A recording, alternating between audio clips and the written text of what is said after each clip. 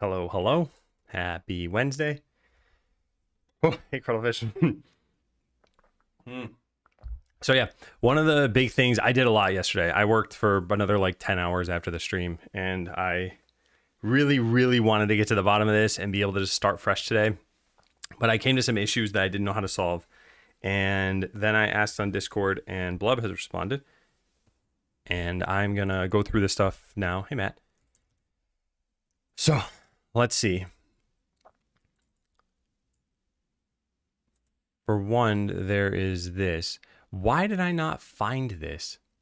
I searched for C# instance bridge.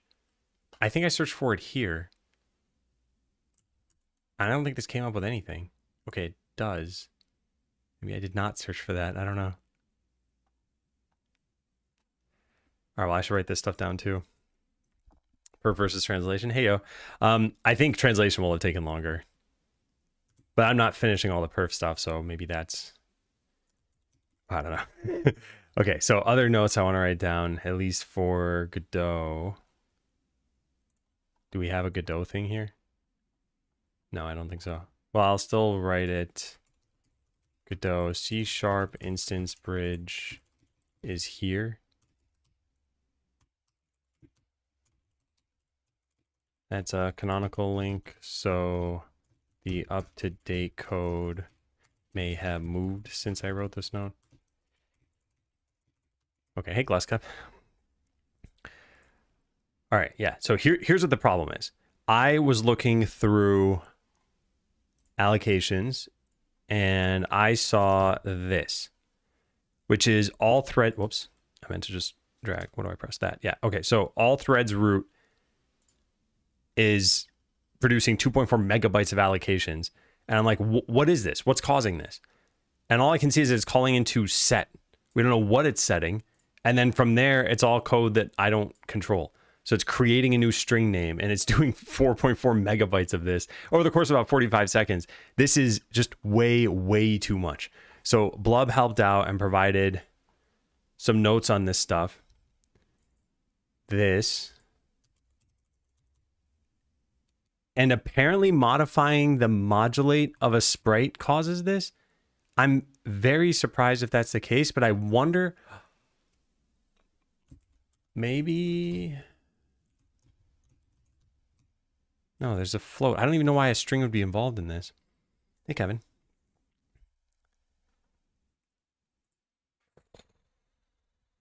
Yeah, I don't understand this bit. Why would this cause string allocations?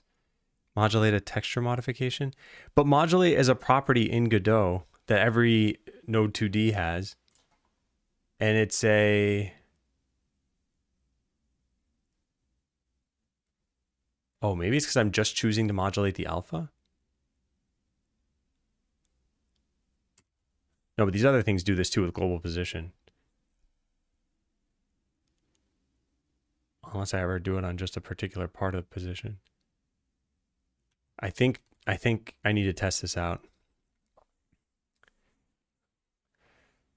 Look at this set and get functions. They allocate a .NET string name from the native name. Isn't this just a bug in their thing? Set. Yeah, here it is.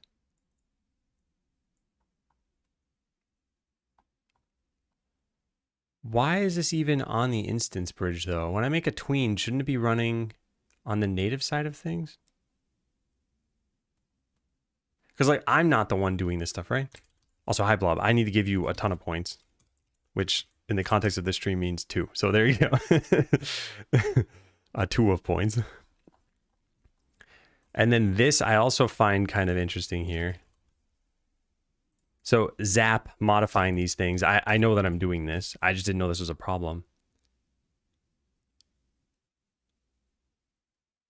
We're changing the region, I think, inside of an animation player.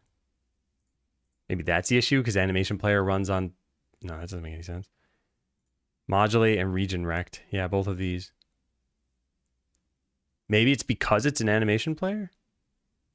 Oh my god, if that's the case, but then why are these other things happening? Hold on. Floating text. Floating text doesn't do it through an animation player. No, yeah, it doesn't. Okay. Hey, TJ.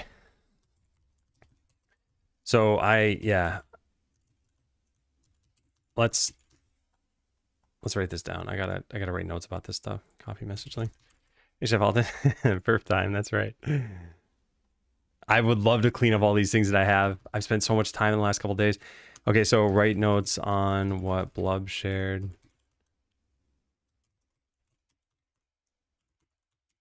So right here, C# instance bridge set is indeed allocating a string name. And then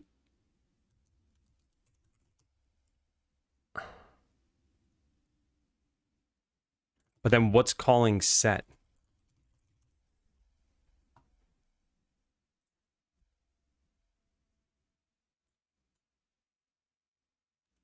Because in the case of floating text, we do modulate alpha. Yeah, here. So just a tween is good enough for this to happen. So then I should test this on the title screen by just tweening something over and over.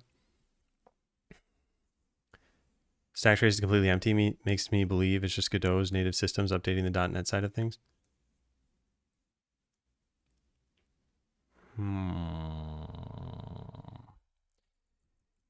Yeah, this is the current puzzle for sure.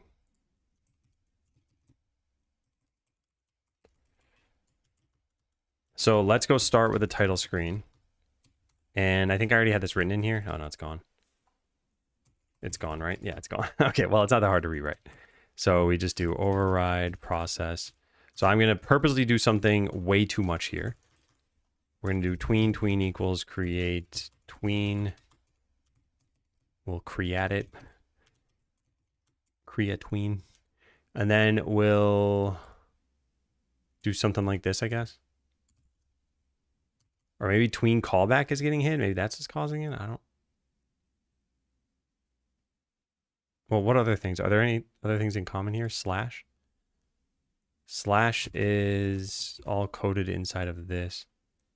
It's just modulate, and there's no callback. Well, no. There is a callback, right? Yeah, there is. I wonder if this just has to do with animation players with callbacks. That'd be kind of crazy. Does Battler do that too? Battler has disappears when dead. Modulate alpha. No, we would probably just use fade functions. Fade out, yeah, here we go. And there's a finish thing. Yeah, oh my god, what if it's just that? Are the other ones all the same? Oh my goodness, if that's the case, then I don't know how we're supposed to fix this exactly. Global position of an item, that's certainly true too. And then this, yeah. Hey, Hef. Okay, so theory. This is due to using tweens with callbacks. I don't know how we'd avoid having a callback for that. Hey, Irad, thank you so much for the Italian translation. I want to publicly celebrate a little bit here. Irad got to 100%. So we just need Spanish, and then we're good to launch in 5 non-English languages, I think. Yeah, I'm definitely triggering this, but I don't understand why it's causing such an impact. And that's what I want to go find out. So let's go try this. We're going to change the alpha of, I mean, not the whole title screen. Let's just change it to the dialogger. You won't be able to see anything. All right, well, I guess if you modify this to this, it would work. And if we change the time to that and do something like that. Okay. So yeah, hey, Rainy. So now when I'm on the title screen, it's going to create a bunch of tweens that are going to do this stuff. And I want to go launch this through Rider. Hey, Phil. Spanish should pick up this week. Yeah, thank you, Kevin. Yeah, I think getting it like the sooner the better, obviously. I know you've been busy. I wanted people to be able to test it because we had a bunch of problems with Portuguese where there were checks that were failing, and as a result, you couldn't move forward in the game. And I want to make sure that's not the case. All right, so this is already happening. In fact, we should see memory going up. We do, so it's just tweening. Okay, that's unfortunate. I was kind of hoping it was just with the callback, and then maybe we could come up with a smart way to do this, but it doesn't look like that's going to be the case. All right, now we stop this. And we should still see a bunch of allocations, I guess. And in this case, it comes from create tween. Okay, so wait, maybe it is an animation player thing. No, wait, no, it can't be. Because I don't use an animation player for Battler. I'm so confused by this.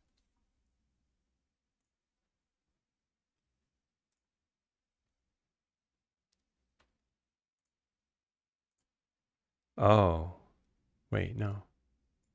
Yeah, all threads root. Okay, so then we are causing this, and it's the exact same amount as what we do here.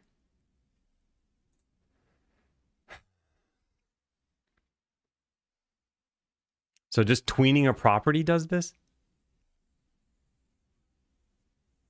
The part I don't get is why does this eventually call into this C# instance bridge? Shouldn't a tween happen on the native side of things?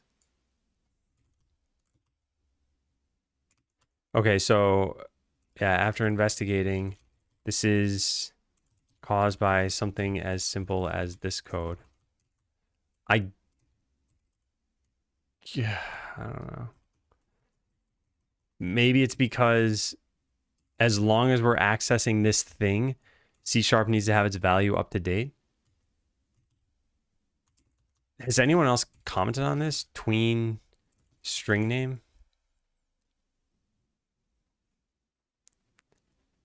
I mean, there are only 8 open issues.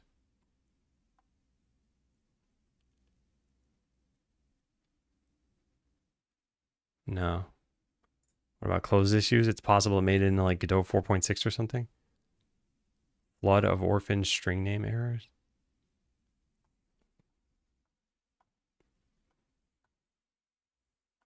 So what is this?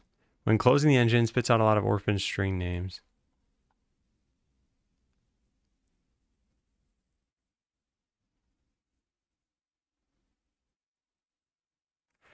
I don't think it's that.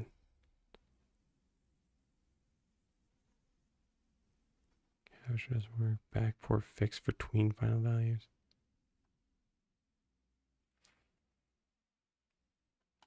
Tweeners are leaking references.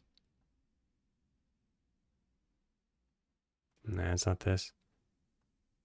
Crashes, tween memory leak. It's not really a leak, is it? And they're using GD script anyway. And this was, yeah. Strange. Hey, Xyletics. Strange. Yeah, why does this happen? Why does this cause this to be hit?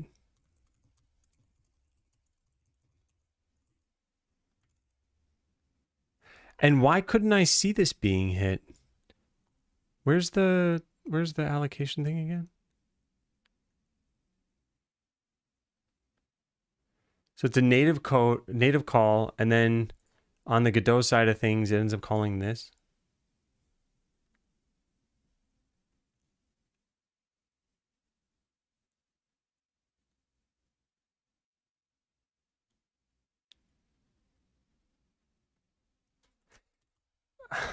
I don't know. I don't know why this doesn't just get fed into the engine and then it all happens there. Let's try one more thing over here. Well, I might want to keep that open. Tween allocation.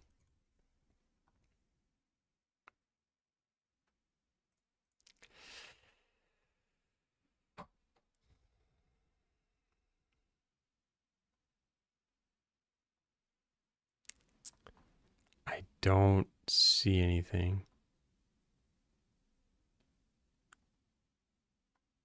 These are all old.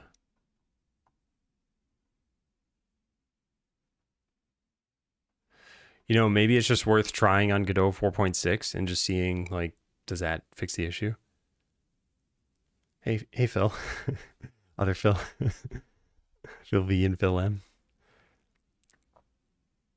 Can I have engine tooling for the next thing? So I don't think you're gonna want to go with Godot and C#. So the thing is, if I can figure this sort of thing out, I think it's actually pretty reasonable to go with C# again because of all the knowledge that I've built up over the 2 years I've been developing this. Hey, BBC.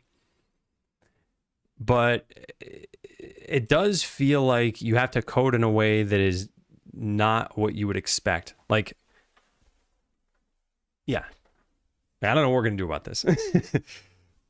Well, it's searching for that function that's getting called. So something that's kind of difficult about this is that all we have here is that it's coming from all threads root, and then it's calling into something, and I can't seem to put a breakpoint here myself, at least not easily. And this thing gets called like constantly by practically everything. So wait, there's a get in there too, right? Yeah, here it is. And this also, yep. Create taking ownership of disposable value. When was this modified? 4 years ago.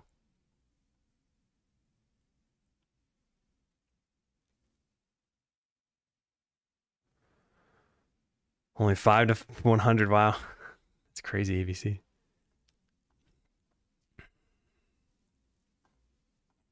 Was this part of a PR?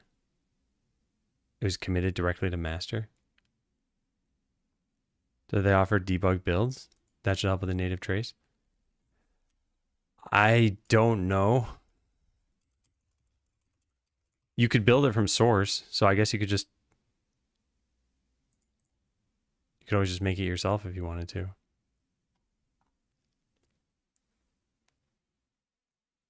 Want to use an optimized build for production as it feels significantly snappier.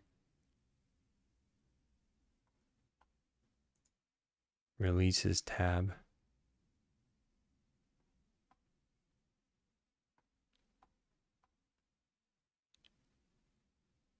Huh. Can't I just make this myself? Hey, Showboat. 4.6 is relatively quick. Guess depends on if there are other breaking changes. Yeah, I could always just make a new project and then just profile that. I have a feeling this probably wasn't changed at all though, because I don't see any issues on it. Yeah, I don't see anyone talking about this. I just don't get it. Like, why has no one else commented on this? Am I using tweens incorrectly? Godot tween performance. I wouldn't probably find it there. An amount of what? No. Okay, allocations. And no one's talking about this. That's the other weird part. Like, wouldn't everyone run into this issue? And they keep saying, like, don't do things on hot pads, but a tween is, you could just create this once and say, like, oh yeah, it runs over 10 seconds. And then, cool, you just created, like, 200 kilobytes of allocations. Oh, I guess in this case it's because, okay, hold on, no, maybe that's wrong. Maybe it's because I'm creating many tweens. One tween probably wouldn't do this. So I should just make this tween run over the course of an hour. I don't know. Let's just type a really large number. And then we do this from ready. And then it probably won't allocate anymore. Yeah, that's my guess. Well, it allocate once, which is not as bad. And then the issue is just that we need to do this stuff constantly, which I still don't have an answer for that. Like the lightning bolts we create, you create up to 10 at a time, or maybe 20 at a time. And they all have their own tween. And yeah. Now we're going to cache tweens. I don't know what we're going to do. I'm very lost. All right, so I took a snapshot. We're going to wait a little bit. It's probably not going to show any allocations now. So it's the making of the tween that does this, I guess. All right, there we go. Still 53 kilobytes. What? Wow, look at that. Now it's just get and set. There's... oh no. All right, let's take another snapshot and see, did that go up from 52 or 53 or whatever I said? Yeah, now it's 150. Oh, this can't be good. This just can't be good. Like, what are you supposed to do if you can't do this? Maybe you don't use tween property. I mean, I don't know what else you'd use here. I guess you could do tween method and then call something yourself, although I don't see how that would be better either.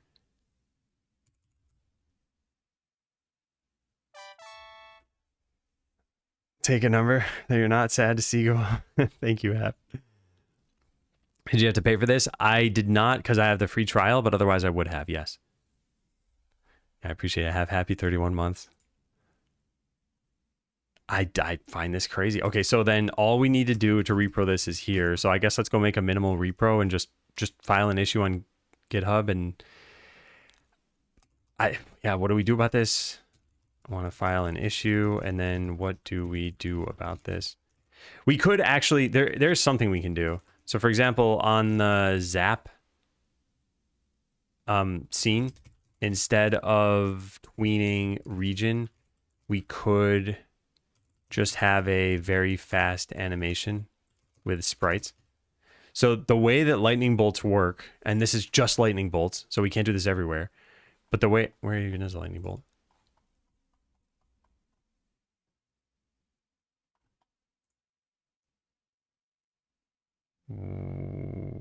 Why don't I see this? Well, anyway, yeah. So the way that the lightning bolt works, you can see the graphic here. We just like squish it, or we do something. I don't know what. It doesn't matter. Anyway, we could just make a sprite of like the squished version, and then the slightly less squished, and then slightly less squished, and then the full version, and then just play it out as an animation. That would fix a bunch of these, but that's only going to affect when the mage is in battle. There are a bunch of other things happening that are not related to the mage that I don't have anything I can do about, because like, how are we doing this with slash? Slash is a modulate, because what, we faded out or faded in? Tween, fade. What? Where do we do this? Oh, is it built into the animation player? It is, yeah, here it is. It's modulate, and it is what exactly? It fades out. Yeah, so I guess technically we do the fading even with an animation as well. These are things that would be horrendous to do on a large scale. Like, I'd be very annoyed. Hey, TCAP. Yeah. Could you please post the link? Creates undisposed objects that pile up. Hey, Franken. Yeah, that... Oh, man. Thank you. This is a year ago, too. Object count going up by 2 every time I swing a sword. Creates an object that needs to be manually disposed of by calling dispose method on its finished signal. Couldn't figure out what the second object remaining was, and the number was now going up by 1. Tween property creates another object of type property tweener that for some reason, even without being stored in a variable, is somehow referenced and does not get disposed either. What fix this is storing the property tweener inside a variable and manually disposing of it as well on the finished signal callback.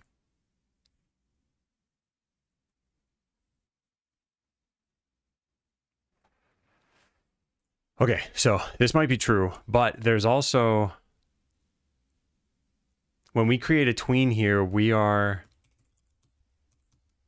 creating like kilobytes of stuff after just one tween. Where'd that thing go here? Okay.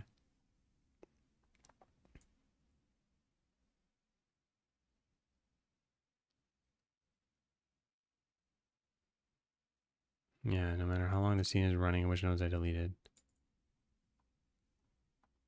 There are only 4 comments here? Okay, in the case where you let the scene run for a while, use a memory profiler to confirm garbage collection was performed.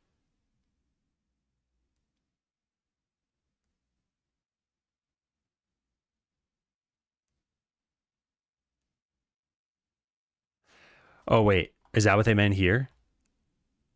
Before manually disposing, I've tried manually calling a garbage collector and wait for pending finalizers, which actually worked and disposed of these. Okay, I don't think I care about this one. Yeah, I think this is not my issue. I don't even think this is an issue. I think this is just the person not understanding how GC works. But here's what we're going to do. We're going to make a new project, and we're going to test it just on that project. Oh, man, this is so frustrating. Okay, let's just open a new window here.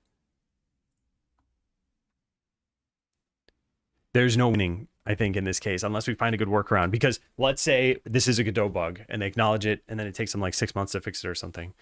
That'd be a problem. And let's say it's not a Godot bug. Well, I guess if it's somehow with me, but all I did is create a tween, so I don't think it's that. Anyway, let's stop blathering and start doing. So we go to this, select tween allocation repro. We don't need git, edit now, sure. All right, as mentioned before, this should be like dead simple to set up. So we're gonna make a scene here and just say in a label, this scene looks intentionally blank. It's tweening an invisible node. Yeah. Okay, now we make an invisible node, node 2D, and we call this like tweened node. Great. So you can't see this, it doesn't matter. We call this main.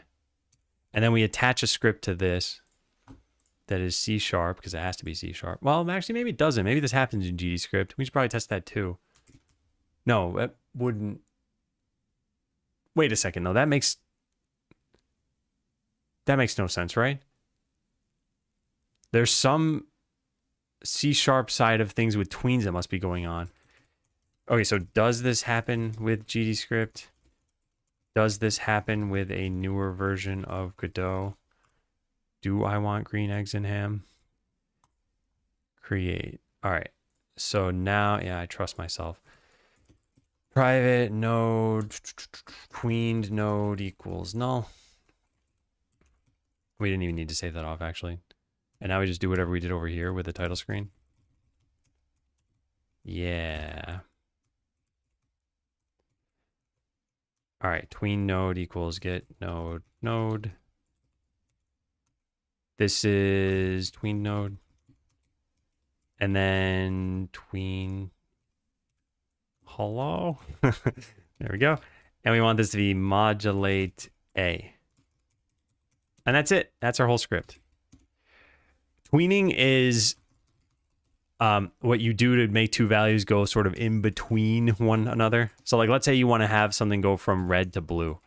You would make a tween saying go from red to blue, and then you'd specify its animation curve. So here's like, you could say like, this is the blueness of this. Do you want to go there linearly? Do you want to go there really fast at first and then slow down? Do you want to go there really slow at first and then speed up? So this is your like easing curve. And then, yeah, all the tween is going to do is be like, okay, here's red. I can't write this. And here's blue. Just imagine that this actually made sense. And yeah, then it's just going to go from this to this and you're done. That's all a tween is going to do. Hey, Monty. Switch to a different tweening library just to avoid allocations. Not sure if it's related to your issue. Here's the example.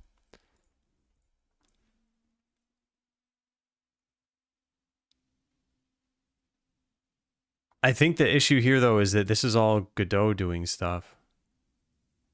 So it's probably similar, but yeah, I still need to look into this for Godot. Took 20 months to get fixed, yeah. Okay, so we go run this, but I need to run it from, well, I guess I don't need to run it from anything in particular. I can just click this, select current, and then attach to it using .memory. Okie dokes. So now I got to find this. Give me a sec. Found it. Start. All right, so here's our profiler. We just click get snapshot and then wait like 50 seconds or 15 seconds. And then click it again. What's weird is I don't see heap generation going up. I don't see anything going up right now. Man, it'd be weird if this didn't happen here for some reason. Which this is why you make minimal repros. That's weird. There's no view memory allocations. I guess because there were none. What? Maybe in this case, the reason why is because I have a script on the tweened node. In this case, it's Dialogger. And maybe we do look at the modulate here. Because what am I changing? I'm changing the modulate alpha of this thing. Yeah, that might be why. Okay. Okay, if that's the reason, one, yes, this is probably a bug, and two, this is probably really easy to fix. Hold on. Yeah, because here's what I'm saying. We have a script on Sprite. I think this is probably the issue. I think it's when you tween a node with a C# script, that script needs to be told about the updates to the parameters, or else it tries to access any of those and it's going to be wrong. And then all we need to do is move this to a different node. And I mean, technically we need to do this everywhere, which would be very annoying. And we can't always do it probably. God, this is kind of stupid. Hey, I'll Twitch that.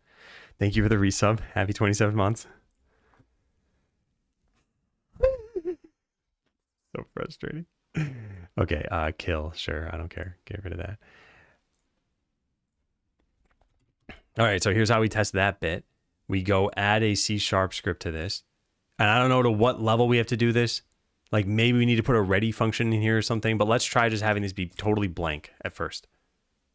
So that on its own should be good enough. Oh, I closed .memory altogether. I didn't mean to close that. I just meant to close that one thing. Does this have a different splash screen every time you open it? Huh. So we're looking for, there it is, tween allocation repro. Got it. Now we get a snapshot. And one of these numbers is going up, right? Yeah, this one. Well, well, well. This is... No, wait.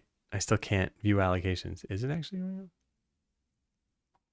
Okay, maybe I do need ready in there or something. Let's get another snapshot.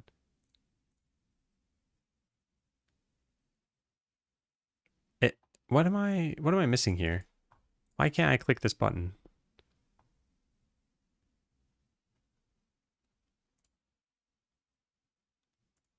Huh. I mean, I can click this snapshot. Yeah, it's right here. That's weird. This is the workflow I've been doing this whole time. Yeah, strange. And it is going up in memory? No, not necessarily. Why is memory allocations not clickable? Okay, maybe I should just do this through Rider. In which case I would need to launch through this. So probably make a new solution or something. Or just open a solution. Do you know multiple windows of Rider open? Maybe that's not how that works. Maybe you just open two solutions and it does make another one. Open code, Godot. What do I call this? Tween. There should be a solution file here. There it is. Trust and open. Yes. So like in a new window. Yeah, there we go. Okay, so I want to make this program run through here. I don't need this open. It doesn't have a configuration by default. How? Oh, maybe because it came from launch.json and we had one on the other project. Hey, Sound of Gaming. Thanks. Yeah. Glad you liked it. All right, we're just gonna copy paste everything out of here because it should work pretty much the same way. Working directory .NET 8. Can you change this?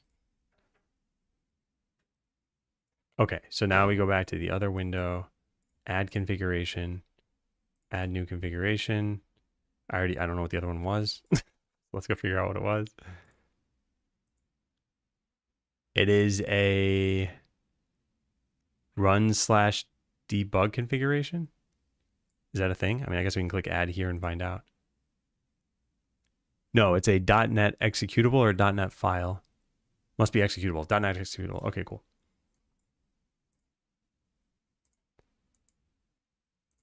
.NET executable. Okay, now we paste in these things. So Godot is going to be the same. The path to the game is going to be different. Maybe just dot. And the working directory is presumably going to be this. There. Okay, let's try that and let's try running it. Just see if it even runs the application. It probably won't. Error. Mono location is not specified in settings correctly and cannot be discovered automatically. Please check mono settings under file settings, build, execution, deployment, tool set, and build. File settings. It's not going to tell me that anymore. Tool set and build. Here it is. Mono executable path. Is this set for the other thing? Tool set and build?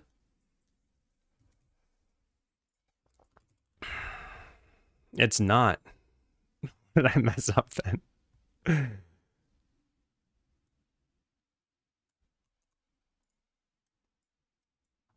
I didn't set the runtime on the profile.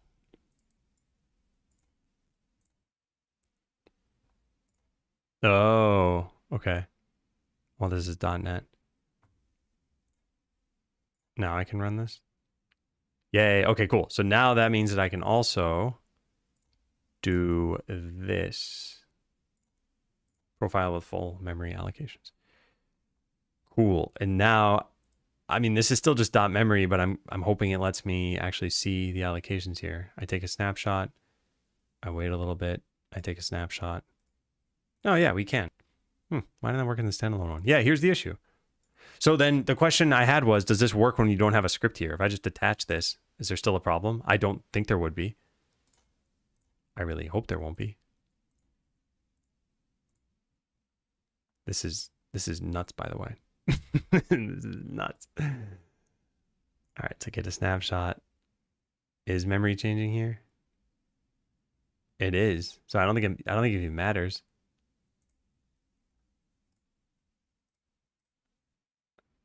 No, it's not. Okay, so that's the problem. If you tween a node that has a C# script, it'll just allocate things forever. Oh my God. All right, we got to file a bug on this. Oh wait, no, first we need to try with a newer version of Godot. Do I have the newer version of Godot still? I might have deleted it. I think this is it. Repro alert, sound the repro bells. Yeah, this looks like the new one. How do we find out?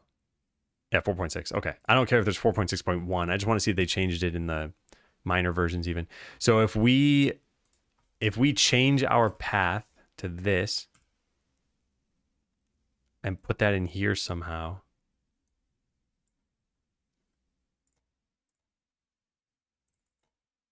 So this was Mac OS / Godot, but we have to have the contents of it. So Godot. Oh, this isn't the mono version? Wait, hold on. What? Really? Okay, close out everything we have running here because I am. Yeah, this is probably the regular version. I don't remember looking at that. I just remember looking at the numbers. Yeah, this is not the mono version. Okay, we got to go get the mono version for sure. Godot. Download latest.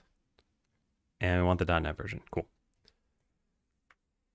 Never expected Godot to have this many foot guns. Well, this is nuts. This, I think, is just a bug, maybe. No, it can't be just a bug. This has to just be how C# works, and that this is just not going to be easy. All right, so now we need that, and then we need this at the end, /content /macOS. Okay, good. So now here's the new version. We could actually even have the thing print out the version, but let's just try this first and see what happens. It changed the working directory. Oh, come on.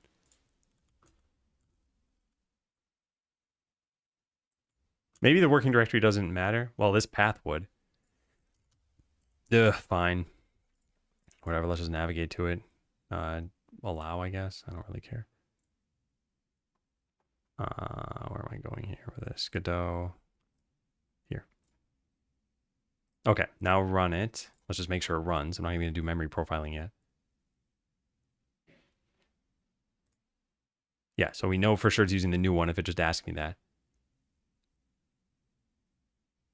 Cool, great, awesome. Now we do this and this. Now the real question is, if this fixes it, do we upgrade 27 days before launch? I don't know. No, it looks like it's going up. Well, it might be. It might be very slow. It should be happening once per frame, I would guess. All right, let's take another snapshot. Wait, no, this isn't the test. I didn't ever put the script back on. I need to put the script back on.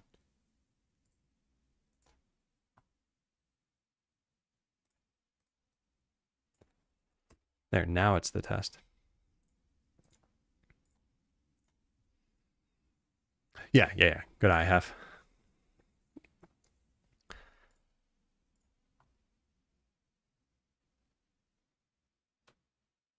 I mean, memory looks like it's pretty stable. It's not a problem in the newer Godot.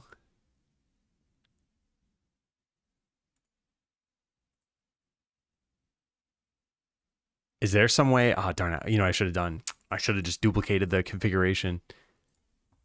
Well, we're going to do this so that we can swap between the two Godot versions. This button should do it, right?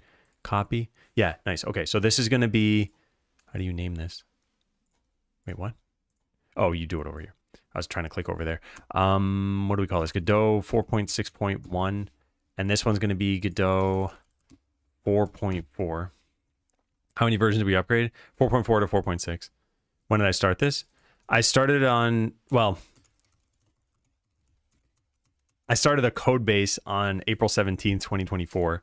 But yeah, they're just stream days that I'm measuring, not calendar days.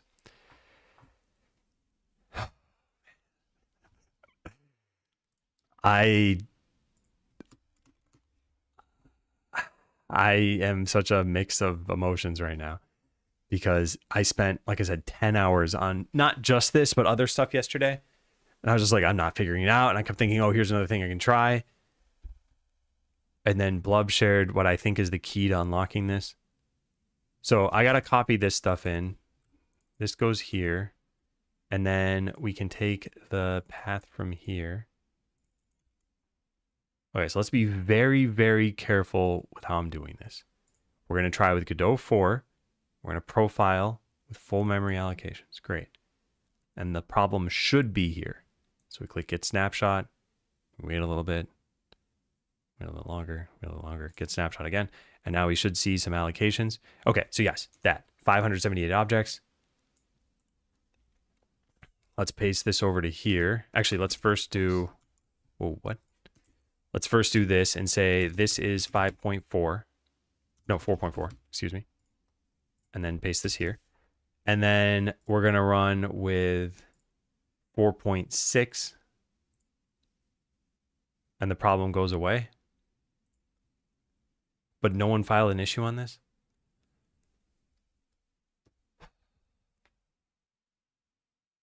All right, wait a little bit longer. Just want to make sure. Yeah.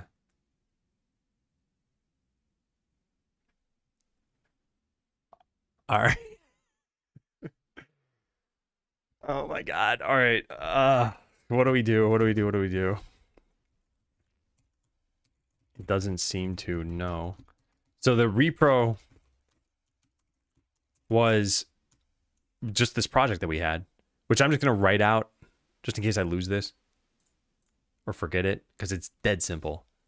By write out, I mean take a picture. The root just creates just does this. So you got to upgrade Godot? Very likely, yes. And I'm actually really curious now. What happens if we upgrade Godot and we try running this on the Steam Deck? Because we were making megabytes of allocations that are apparently just going to disappear with me upgrading Godot. But we're probably going to create some other problems. Hey, Kappa. All right, so where is it? Here? Yeah, this. So this is all I need to do. I'm just going to copy the whole thing. This is not the best way to save code, but I have so much to do right now. Whoops. Calculator. And then the tweened node has to have a C# script, but it's just empty. Right? It is? Yes, empty.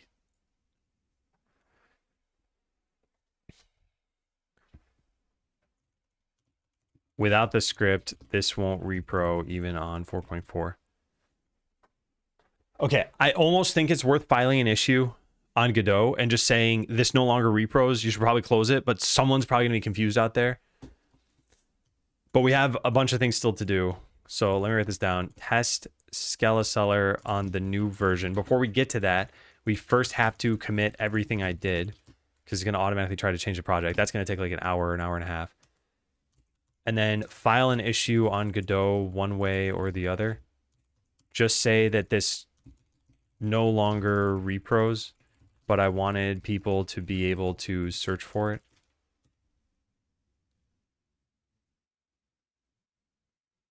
And then if we stick, oh yeah, try the new version on the Steam Deck and see if that helps the frame rate. Try the new version locally to see if it indeed lowered the number of allocations. Wait a second though. How? Shouldn't we be able to look through the code and find out why this isn't doing that anymore? I guess it would come from... It'd probably be really hard to find. Because of all the bindings and stuff that they do. Okay. Would that matter? Will what matter? Finding the code? It's just nice to see like, oh yeah, that's what fixed this, and I could point to that. It doesn't necessarily matter. The other thing, if we do switch Skeleseller to the new version of Godot, we have to make sure everything still works.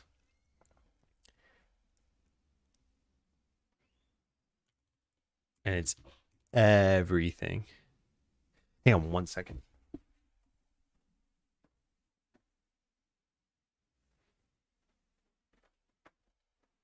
Okay, sorry. My wife is bringing the cat to the vet, and our cat does not like to get in the carrier. So we got some medication for her, and I hear my wife leaving now, which I think means that she got the cat into the carrier. But my wife was incredibly anxious about this because she's like, what if I can't get the cat to the vet? So that's why I just wanted to see, did that seem to work? It's a good discovery. Getting a lot on your shoulders. Yeah. And at this time, and man, was this in the changelog somewhere? Godot 4.5 changelog? It might have been in 4.5 and it might have been in 4.6. We could probably test it more easily. Yeah, let's just go download 4.5 because that'll make it so I don't need to look through 2 changelogs. It's much easier to just go download a different version. This is what today's going to be about, by the way. That's why I said mixture of emotions. Like, I'm happy to have found at least what I found so far. I'm a little frantic. All right, previous version. We want 4.5 stable mono. 4.5.2 is RC1. So let's go to 4.5.1 stable. Download this. And I want Mac net.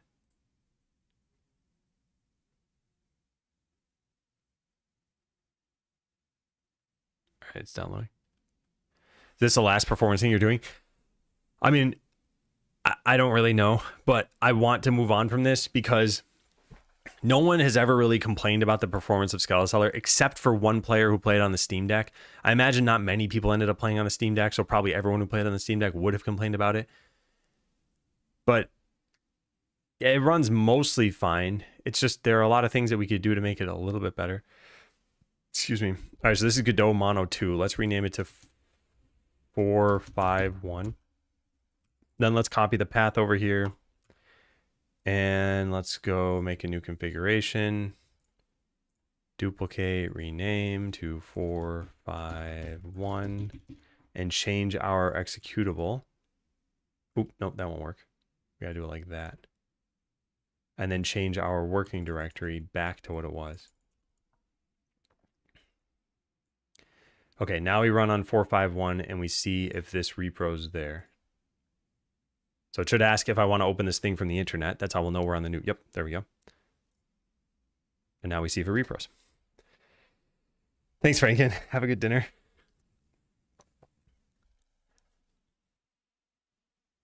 All right, does it repro here? So get snapshot number 1. I see, well, I saw that changing. It's probably just garbage collecting. All right, let's click again. It does not. So they fixed it in 4.5. So we should write this down here too. This reproed in 4.4, but not in 4.5 or 4.6. Change ID to Rider. I did start using Rider for this profiling stuff. I don't know if I'll change for good. I emailed JetBrains and asked if they'd be okay sponsoring my stream, and they have not responded yet. And I kind of wonder if I got the wrong email or if they just don't check it very frequently. But yeah, welcome in. I don't know, maybe that. Whew. Okay, so doesn't repro in 4.5. Let's go look at the 4.5 changelog. Godot 4.5 changelog. And I've looked through all of these. So it might not be something they bubbled up to the top because they do all this sort of thing. And then they have a list at the bottom. Where's the list at the bottom? Oh my goodness, they made this page huge. No, they don't have the list at the bottom. Where's the full changelog? All right, well, let's just search for tween. No. And C sharp.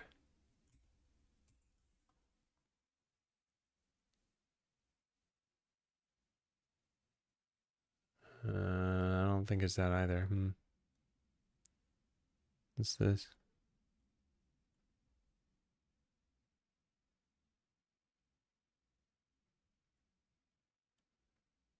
No, here. You found it? Avoid unnecessary string name allocations.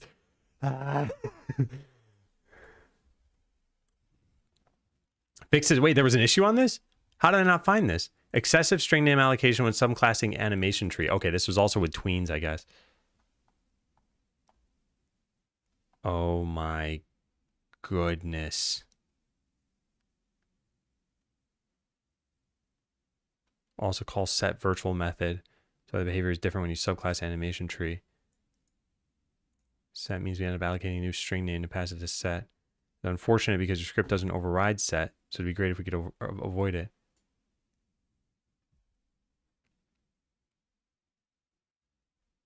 Oh my god.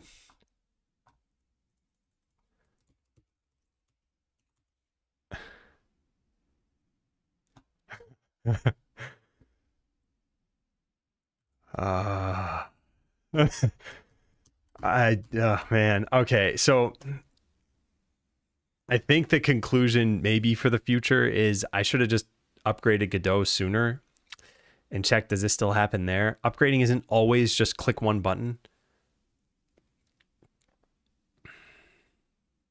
It still happens when you override getting set. Yeah, but it's getting set on what exactly? On a specific property?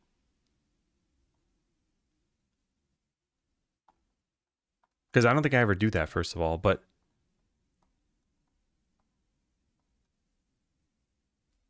yeah, I don't, on the script.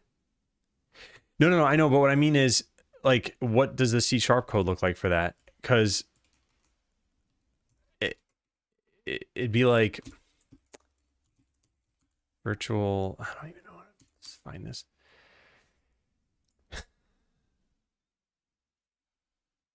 Like, there's no set method I can override, right? Oh, there is. Oh, wow, I did not know that existed. Okay, yeah, I never do this. I thought it was set for a specific property, but it's set for anything. Yeah. Okay. I gotta write all this stuff down. Wow, crazy. Okay, so we don't need to file an issue, but we should probably write in the existing Godot issue about this. This PR fixed it. And what did this PR go into? Well, that didn't work. What did I do wrong? There we go. What did this go into? 4.5, yeah. And yeah, at the end of all this, write notes on all of this.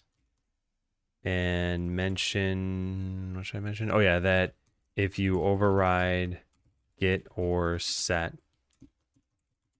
like so, this will still happen. You can probably get around that by tweening nodes that don't override it. Game has 1,000 C# files and not once we've overridden these. Yeah. We won't have a problem in Skeleseller, but we did have a problem just using 4.4. So I want to write something probably now about this. Fixes this. Yeah, did anyone comment on tweens here?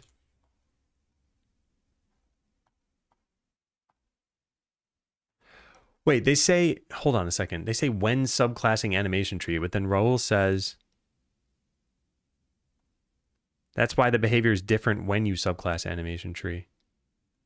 We don't have to subclass animation tree.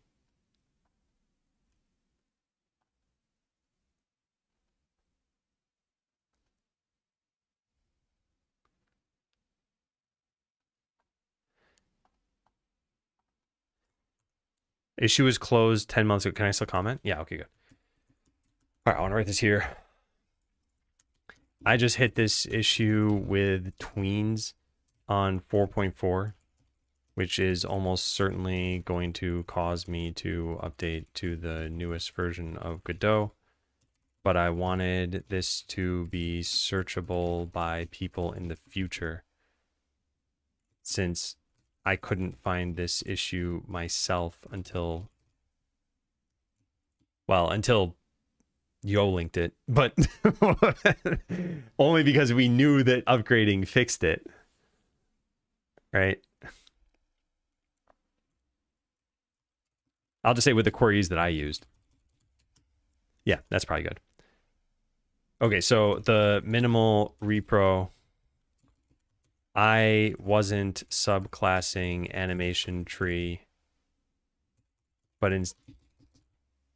instead simply making a tween. The repro is incredibly simple. Can you attach zip files to just an average comment? It doesn't have to be in the root, right? You can just put them anywhere. Because I can just go include the project. Yeah, delete this.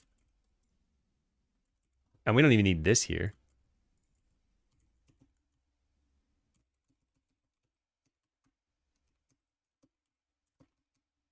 There, that's the full repro. Hey, Rami. Such a relief. I feel like I just went to battle. Well, we're not out of the woods yet. Because for all I know, I'm going to do this stuff and then realize, oh, upgrading Godot caused a bunch of other problems. I think we're just going to jump right to 4.6. I don't know if that's a stupid idea. Looking at the change, it affects anything that has bool, get, or set. Yeah, it should be anything that overrode it, right? I guess technically it's anything that, like you said, has it. But yeah, none of our scripts have that sort of thing. So compress this. Tween allocation repro. Make a single tween that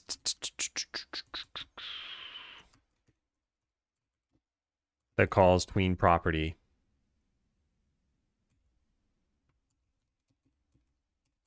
Make a node with a C# script on that node. Here's the .zip. Here's the minimal repro. Again, I want to be clear that this was already fixed by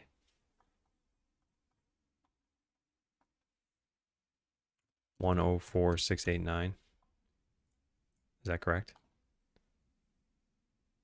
Yeah.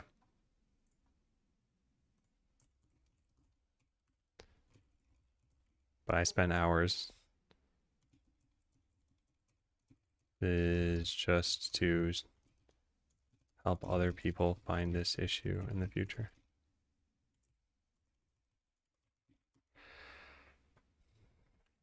Well, I should also probably be pretty clear about the exact version of Godot I'm using. There.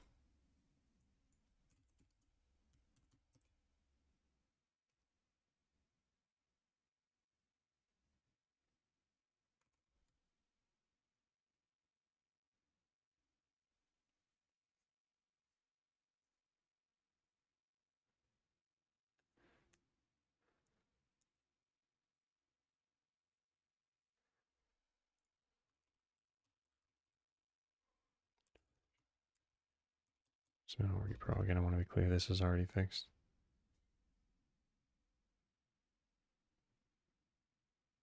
Okay.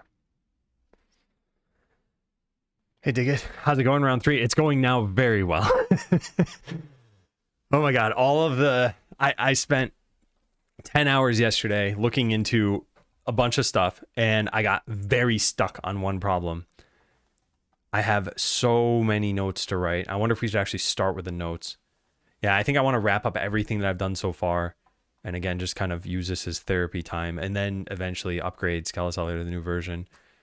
Now, the other thing, if we do upgrade, if I do switch to the new version, I have to make sure everything still works. Also, I would be able to address everything in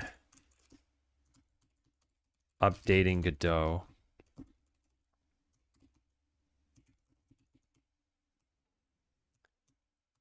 This is crazy. This is just crazy, crazy, crazy, crazy. Man, this is always how development has gone, and every single time I think I'm not going to find a solution this time. I'm done. I'm cooked. It's over. Pack it in, everybody. We're moving on. Every time. And then every time there's a little ray of light cracking through the cave.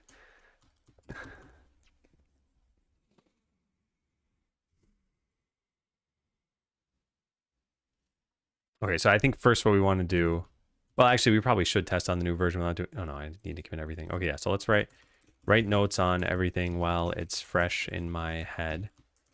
I want to write about all threads root, all of the perf stuff, and maybe that I should try updating Godot as a, like early on to see if the issue is resolved. I didn't know where this is coming from. I think the issue is that I didn't even know the minimal repro here. And then I also want to write what Blub shared about how to modify external .NET code. Although I didn't see that was on Mac. Blub shared this. And I looked at the releases really fast. And I just saw Windows stuff. Win. Then there's this. I don't know what this is, though. But maybe that would let me use it? I don't know. I didn't see anything about Mac over here or Linux. In fact, are there issues on this?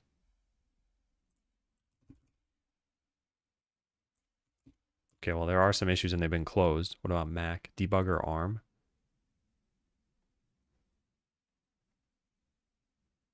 Windows.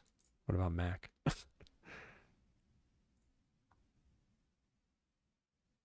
Is it possible to build and run on Mac? What's the answer? Currently, it is not possible.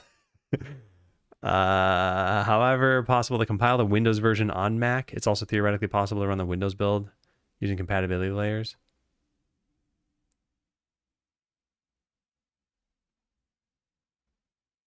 Okay, yeah, doesn't look like it runs on Mac. I'll just copy paste this there. It doesn't run on Mac OS though.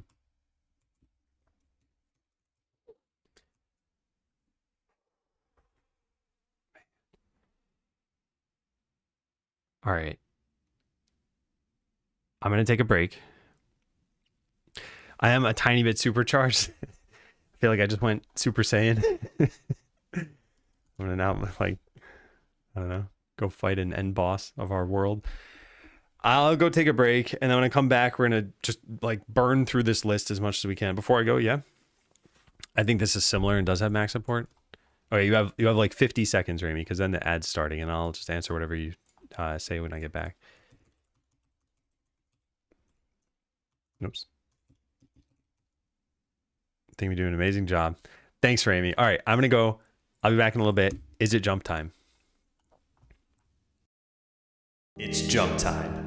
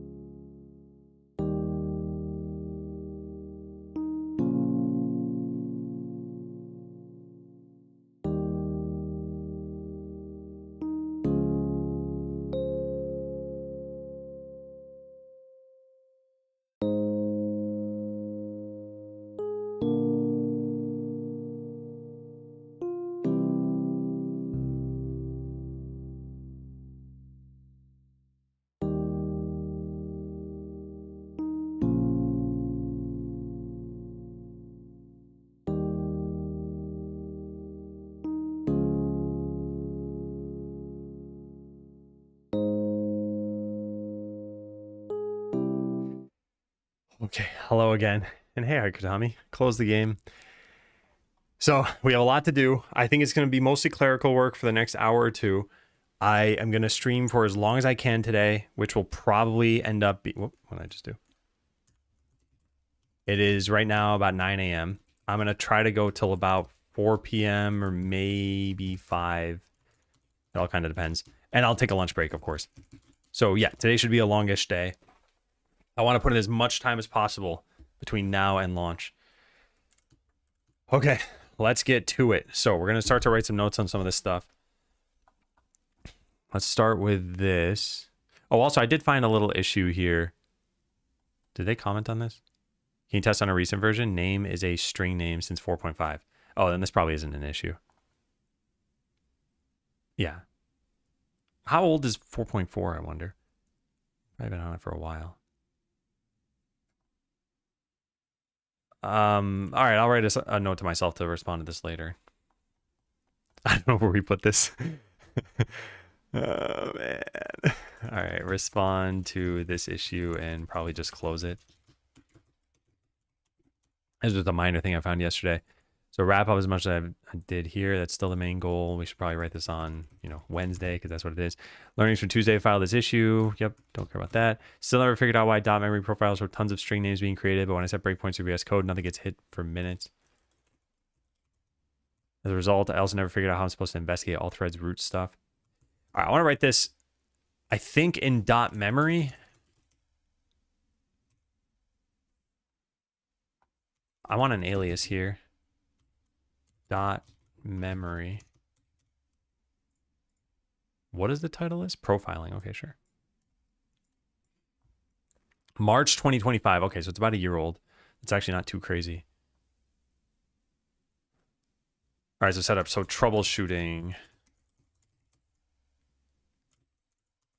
All threads root shows up in the allocations. So in this case, it means that it was, where'd my picture go?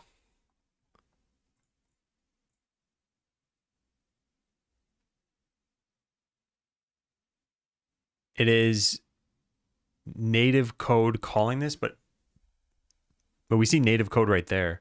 And even when I did this, in one of these analyses,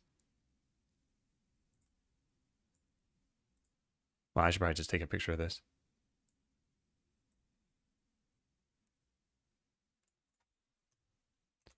Yeah, let's just take a picture of that.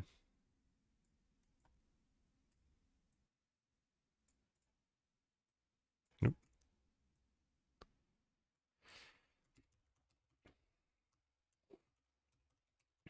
For example, here's when I was profiling my game in Godot. You can't expand all threads root. So even though my code was indirectly causing it, I was unable to get any details from dot memory itself. Maybe a fallback name for when the stack trace can't be found. Yeah, I'm guessing that's what it is, or it's some static context. Like, as far as I can tell, this is some static context or GC root. And yeah. Essentially just saying you won't get more information through this. In my specific case, it was, where's that? Here, unmanaged callers only.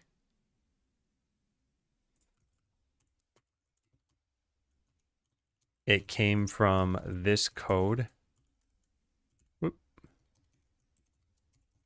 which says, which has the attribute, I think they're called attributes, unmanaged callers only. As such, I think it's kind of weird that it doesn't say native code called this, though. I think some static thing in the game engine in Godot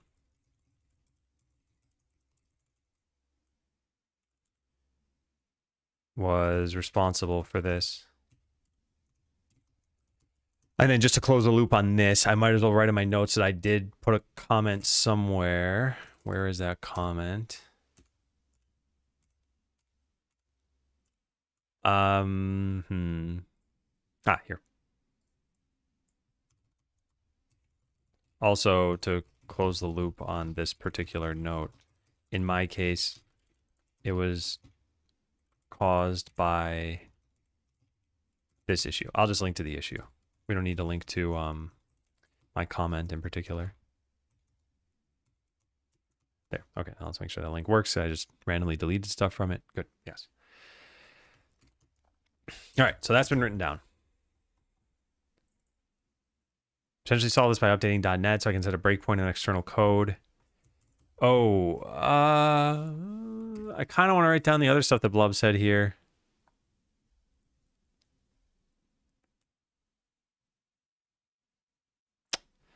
Yeah, because in that screenshot, we have calls to set. And then Blub was able to log some things.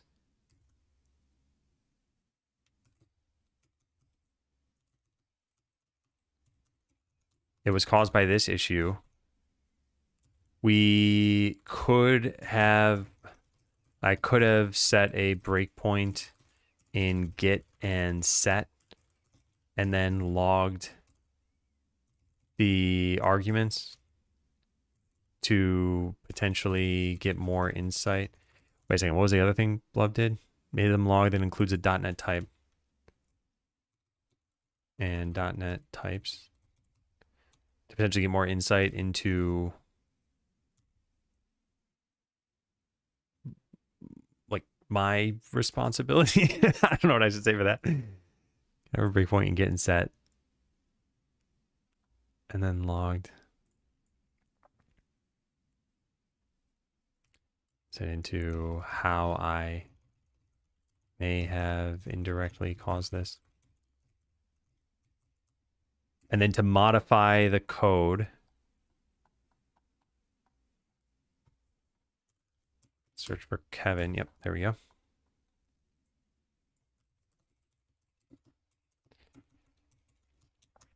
To modify external code, you can use dnspy on Windows. Or maybe ilspy.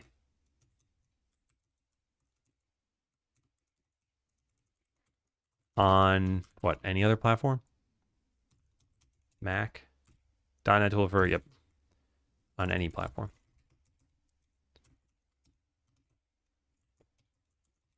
E.g. to add like print statements. I don't think ilspy supports editing. Oh.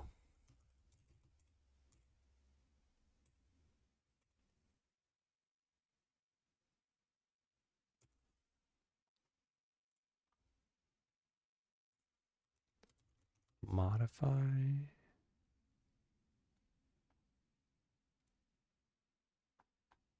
I don't want to actually test this now. I just want to put links to stuff. So I don't want to do like the full research on this particular note.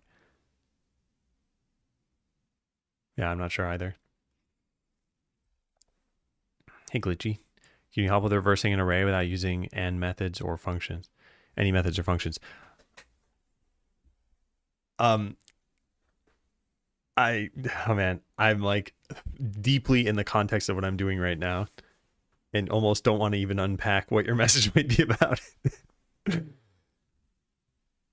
Hey, Pickle. Yeah. Oh man, it does feel good. Supports creating a solution with a decompiled code.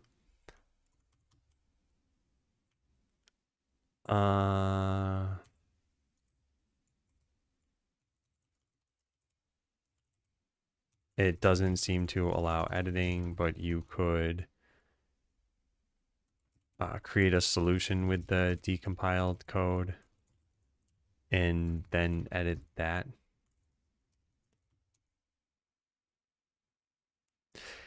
Wait a second. Wait a second. I didn't need to do any of that, did I? I could have hang on a second. Godot string names. If we go to the no, it's not in here. It's in the C# bridge, which I couldn't get to. No, maybe I could. I don't know. I can't just do this to get there though. But yeah, whatever. It doesn't matter. Hey, Goose. Why would you decompile if you have source? Yeah, I guess that's true. We could have just...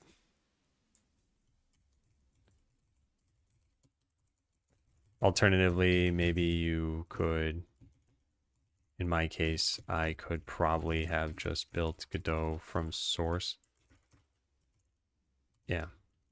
And modified the functions directly. I guess that's just more work. Inspect each call. Yeah, but this gets hit so many times that I wouldn't be able to quickly print out like 2,000 things. Now, in Rider, I'm pretty sure they are very powerful at using breakpoints such that you can print things when you hit them and not just necessarily have like a condition or something. So if I go into any function, I don't know, adventurer. Oh, I'm in the wrong thing. I don't care about this. Yeah, over here. If I go to adventurer over here, adventurer, sure, and then we click a breakpoint. Why can't I set breakpoints? Hello? There we go. I'm just not doing it in code. Yeah, so there's more. And then if you, yeah, look at this, evaluate and log. So this is really, really nice in JetBrains products. You can not only have a condition, you can stop execution, but you could just be like, oh, you know what, just print out whatever the number is or the name or something. So yeah, could maybe have done that. Okay, so have we written everything about that? Update on net, system, investigating this caused by this. Why does it cause that to be hit? Objects. Why has no one commented on this? Yeah, see, this was a valid question. People had commented on it. I just couldn't find it. And this is also why, this is like a tip if you're taking any personal notes, but also if you're sharing something on the internet, you might search for something like we have adventurers in this game. But maybe in the future, I don't remember that I called them adventurers. So I type like KW and I type like battler or something like that. Or I don't know, character. And now when you're searching for this note, I mean, this is pretty obvious, but now you could find it with adventurer or battler or character. Yeah, this is nothing special. It's just literally searching for text with the right number of T's. And that's all my comment was intended to do on that issue, which is just like, hey, the word tween never showed up here until I commented. And I was looking for tweens because I didn't know anything about this animation tree thing. And I might have searched for string name allocation, but I probably would have been like, oh, that's not my issue.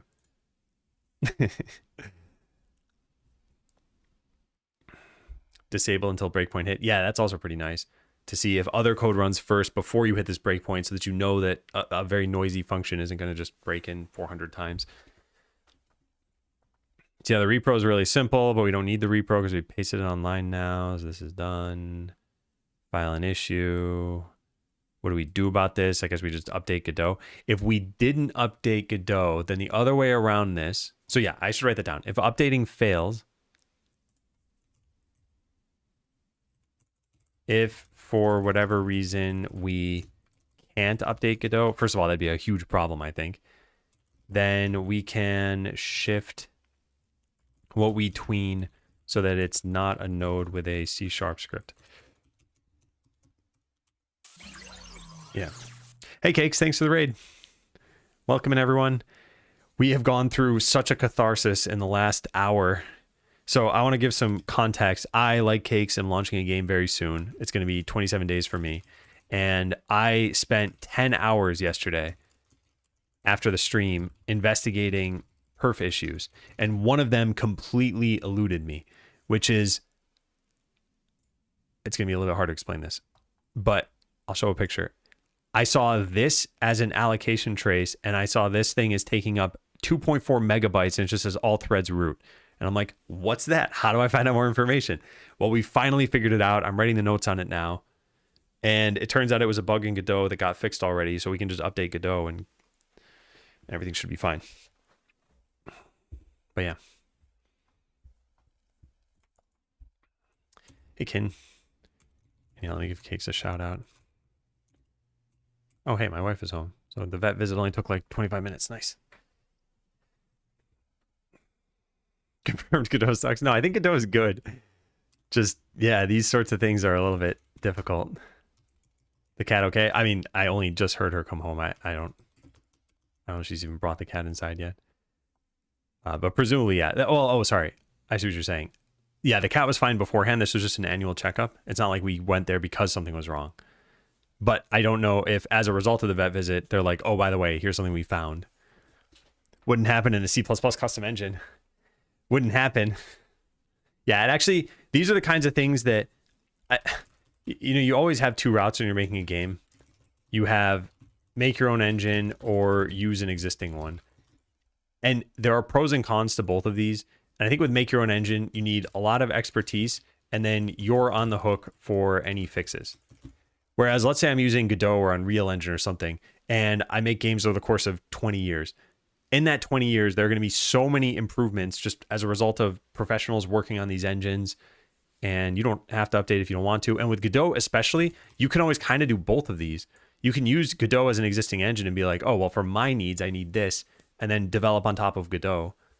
Might be harder than just making your own engine. I don't know.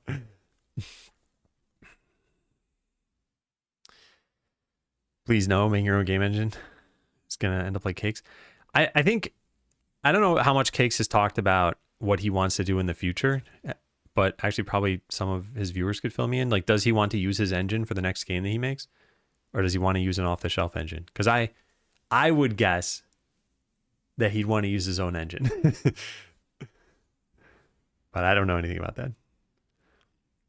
User framework is the middle path. Yeah, it's kind of like the make your own engine thing. I guess it all depends on how from scratch you want it to be. You want to use Raylib?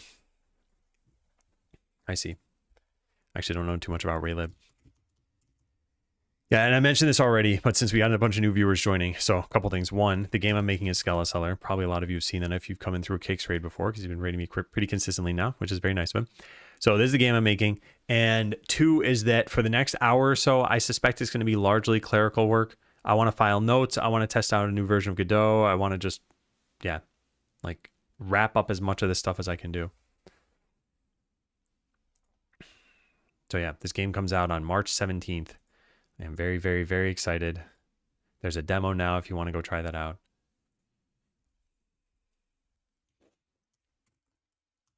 Okay, got that. Okay, all threads root we're done with. All of the perf stuff is next. Maybe I should try updating Godot. I think the issue is I didn't even know the minimal repro. I think just all the perf stuff. Then I wrote this stuff down. So now we need the perf notes. There's quite a lot here. C# and Godot. We don't have any one-liners on here. Basics. I mean, it's not really a basic note. Other one-line notes. Oh, C# instance bridge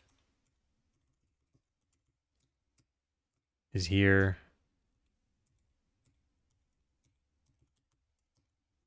Do I actually want to? Oh, by the way, I got an email. That mouse I was talking about, the SwiftPoint mouse, they're coming out with a Z3 in a week. So I might order that because this looks pretty interesting and I'm curious what they did with the new version. But yeah, I returned the Corsair mouse that I got. So I should get my money back from that. And now I'm using my old mouse still, which I love, but they've discontinued it. I want to get a cool new mouse. Okay, so I want to click this link and see, will this ever come in handy again?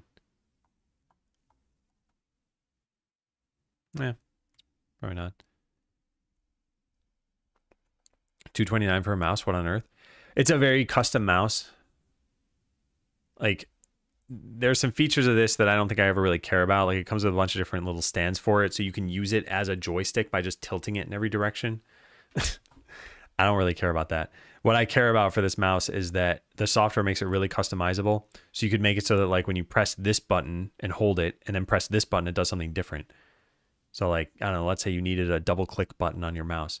You could do it so that you, yeah, I don't know, maybe like, yeah, hold this, press that. But yeah. For those who have not seen the mouse that I use, it's one of the ones with 12 buttons on the side, and it's all set up for Mac stuff. So there's a lot of window movement and tabs and closing tabs and arrow navigation and everything else. All right, perf, rate notes on this. I don't think we need extra nodes. I think we've already got those now. Don't fetch nodes every frame, cache them. I think this should probably turn into a folder, C# and Godot. Let's reveal in navigation. Because there's going to be a lot of stuff that's only for C#, right? It's gonna break all the links. If anyone has any links to my notes, they're gonna move. Because right now, if you type Godot in C#, you find the path is this. Oh, in fact, that's already different, right? Because I don't think I have an intermediate Godot folder anymore. No, I think I already deleted that. All right, well, I guess if I'm already deleting stuff, I might as well just fix things now. So let's make a new folder and call this C#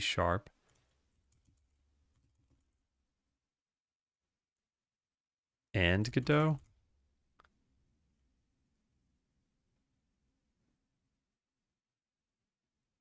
No, maybe just C#. I don't think you can have a £sign in the... Yeah, you can't. It's kind of weird.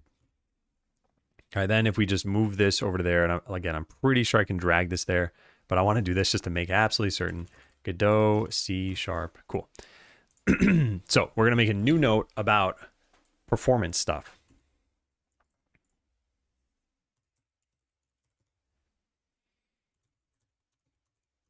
Or maybe optimizations.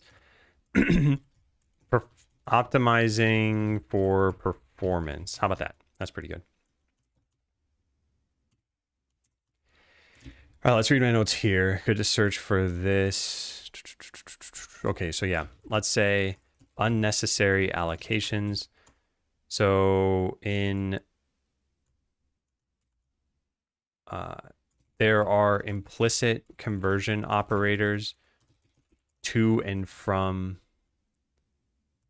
I guess, like between some string related classes for ease of use. However, this can result in hidden allocations. For example, can we find this somewhere? Can I search for string name? Shouldn't there be a C# version of this?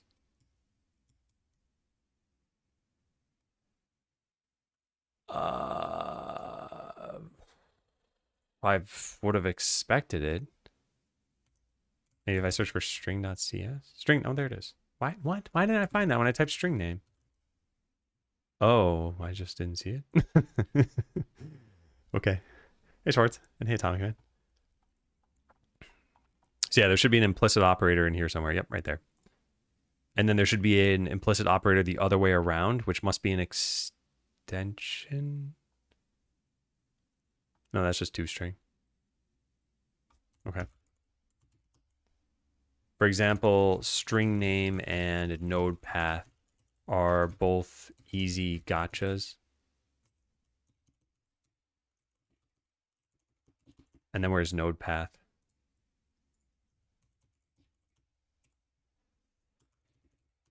Implicit from a string, yeah.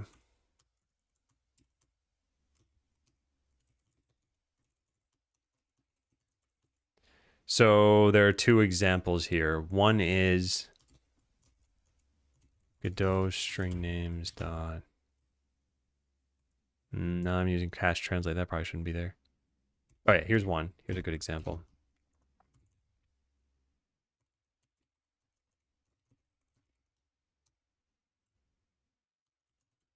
This will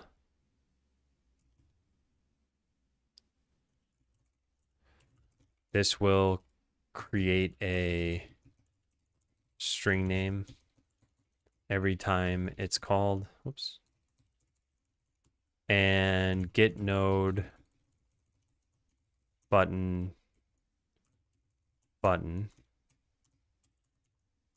This will create a node path every time. Well, no, I shouldn't say create, allocate.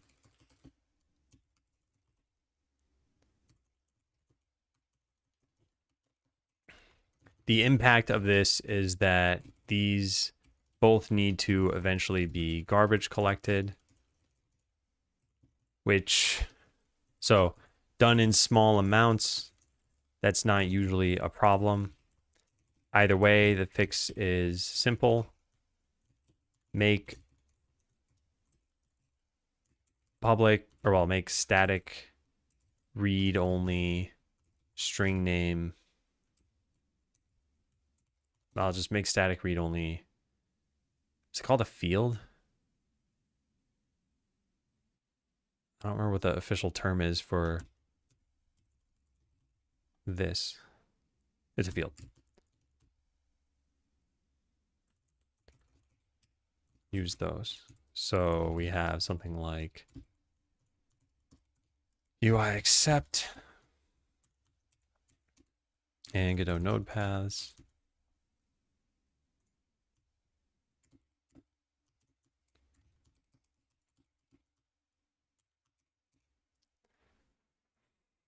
You just call me Atomic? Will do.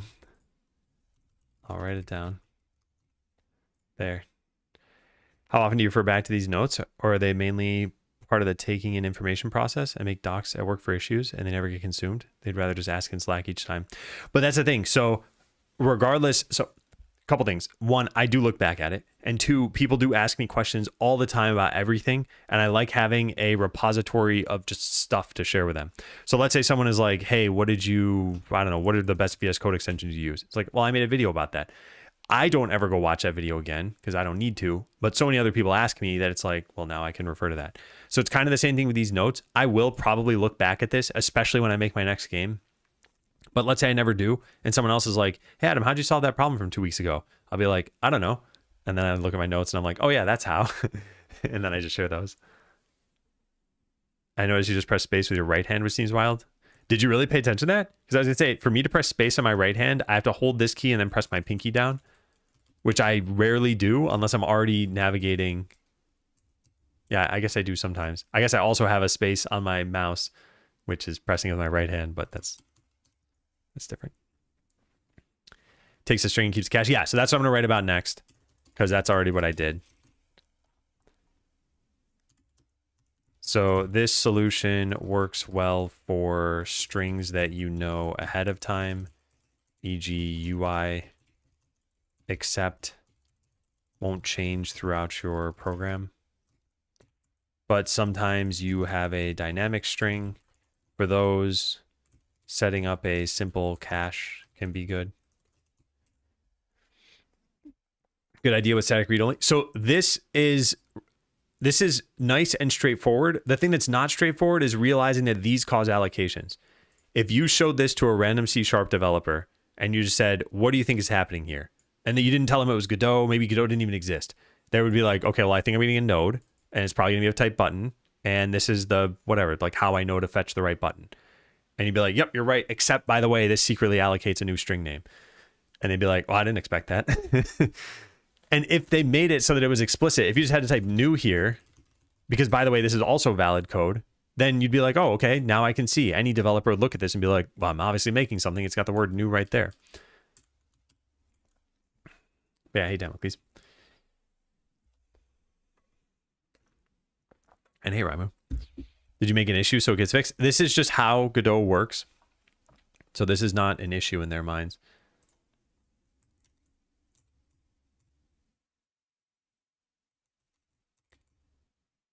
Yeah. All right, so a cache can be good.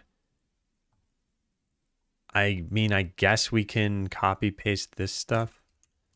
I don't want this node to be gigantic just because of this one thing. So we can delete all the comments because that's kind of part of the node, I guess. Similar to the above.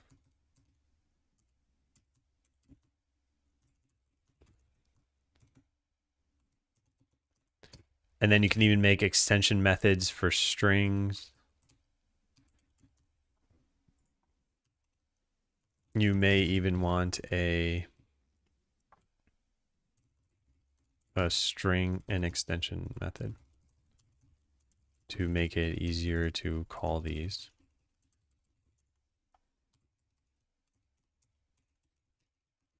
Later. So you can do something like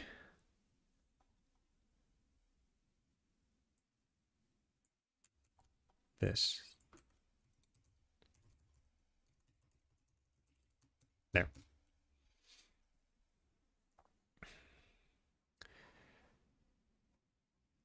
Remembering code doesn't run once, but 60 times a second. It's not the result of, say, clicking a button.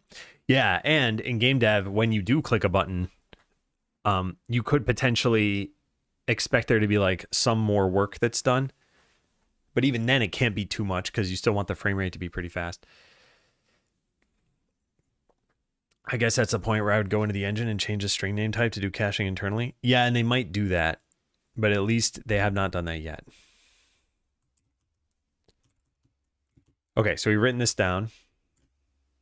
Oh, yeah, and then this. If you're... I suggest using dot memory.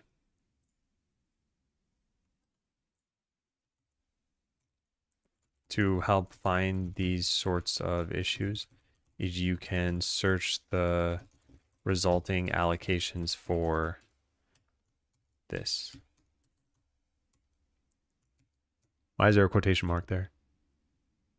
Oh, because I accidentally copy pasted a quotation mark. Search resulting allocations for that. And then what do I want to say?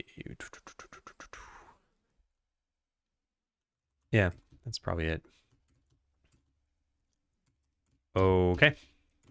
Don't fetch nodes every frame, cache them. What did I mean by that?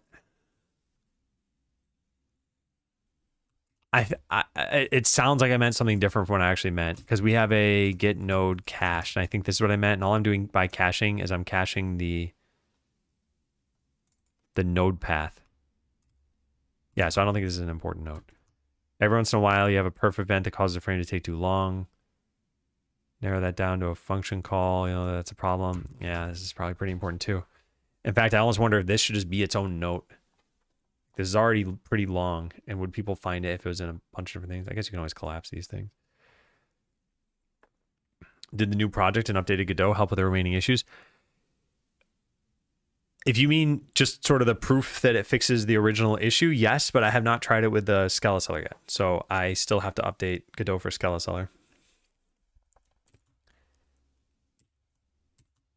So investigating stutters / spikes. Okay, so here, if your game occasionally drops from its normal frame rate, here are some tips that can help. One, see if it's due to garbage collection. And I'm going to write this even though hopefully people already know about this, but allocations aren't actually a problem. Usually it's cleaning them up that's the problem.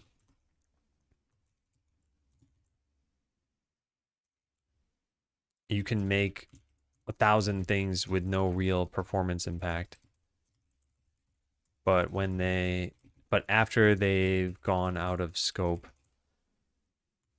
or after there are no references, GC will eventually run. To investigate these issues, try .memory. Okay, so that's one. What's the other thing on my clipboard? Oh, yeah.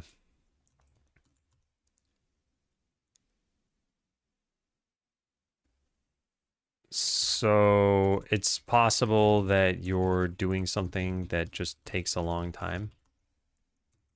Isolating this to particular... Yeah, using any sort of sampling profiler will probably make it difficult to isolate unless there's a timeline that you can narrow down your action to. For example, suppose you perform an action in your game which takes 10 milliseconds extra inadvertently.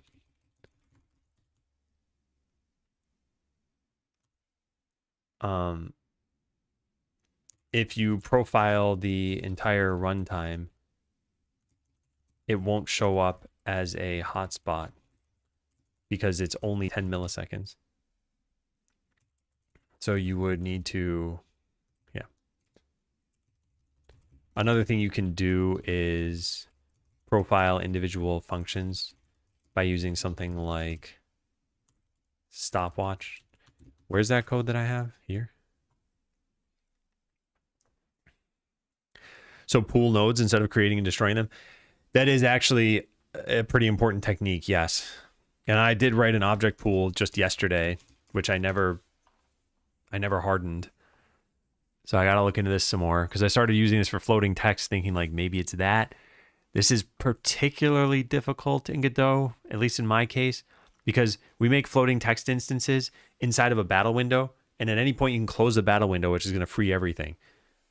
Or it's going to dispose everything. So I need to make sure that the disposed objects get deleted from the object pool, whereas normally they just get returned to the object pool. Do you only use C# in Godot? If so, what's been your experience? Would you recommend learning C#? Currently, I only use it in Godot, yes. And what's been my experience? It's been pretty good. I think there are a lot of gotchas with Godot, but not a lot of gotchas necessarily with C#. So let's say you're doing C# for application development and not necessarily game development. Like, yeah, I think it's probably pretty reasonable. Would I recommend learning it? I think so. So it's tough because I think this is one of those cases where you could have a double standard and it's not unreasonable. You could say like for other people, I suggest X, and for myself, I use Y, and it's not necessarily wrong. I will probably use C# and Godot for my next game as well. But for new people, and I don't know what your coding experience is, but if you're new to development or game development, I'd say probably start with GDScript if you're using Godot. And then just see where that gets you, because it's probably just going to be a much easier experience. There are still gotchas there too. Yeah, I think for starting out, it's probably much faster for you.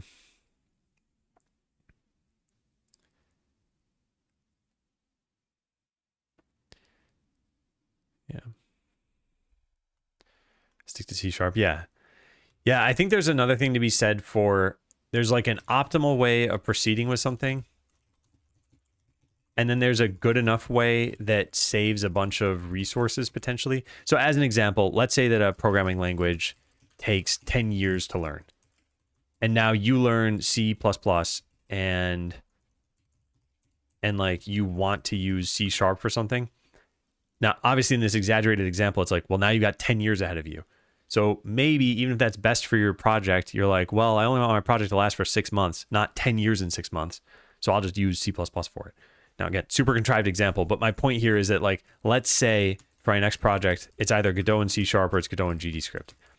I have already dealt with a bunch of the C# problems. So even if it weren't still the best case, which it might be, I still think it's probably better than like relearning all these gotchas with GDScript.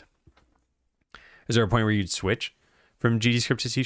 I think where I'd switch is in one of a few cases. Either one, you're having issues with GDScript. Two, you are like in between games. So you made a prototype in GDScript and now you want to try C# or something like that. Or what else? Yeah, I think it's kind of just that. And it's kind of weird because it's like a problem-driven cause. Like, oh, hey, the performance isn't good enough. Okay, let's change languages. The nice thing is you can always mix the two. So let's say you have something in GDScript that's a little bit slow. You can just use C# for that. Hey, Don. Been a web dev for 20 years now and used Claude the first time yesterday. Then gave me a full working text-based browser RPG within 1 hour. That would have cost me at least 24 coding hours. Yeah. It's quite a jump.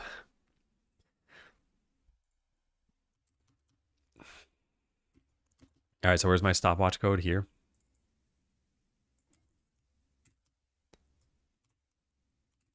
Is the W capitalized? No.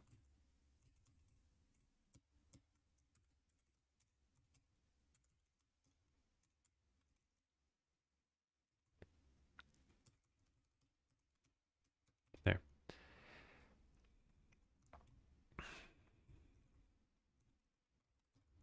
Okay, looks good. What next? Good idea to measure stutters in the game just by checking if delta is greater than 0.03 or so in process, then render that count on screen. Yeah, that's what Cradlefish suggested. I think it is pretty good. So, CPU garbage collection. Let's just paste this in.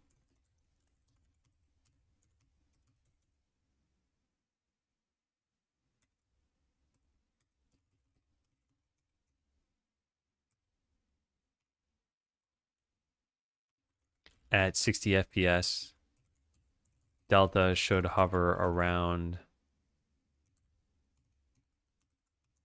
0.016. Yeah.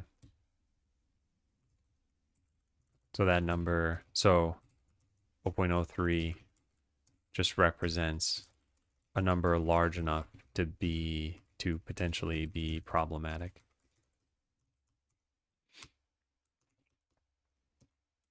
Okay, what's this now? Why did I take a picture of this?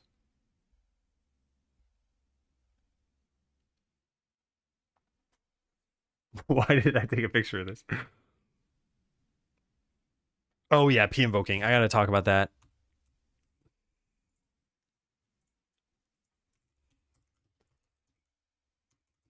Marshalling. So practically anything you do involving Godot from C# requires marshalling. I think they even have a thing on this, Godot marshalling C#, because I'd rather just link to their stuff.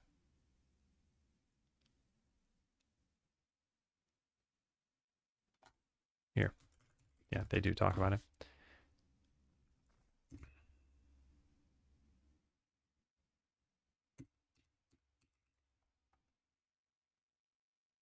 Yeah, I talk about it a little bit.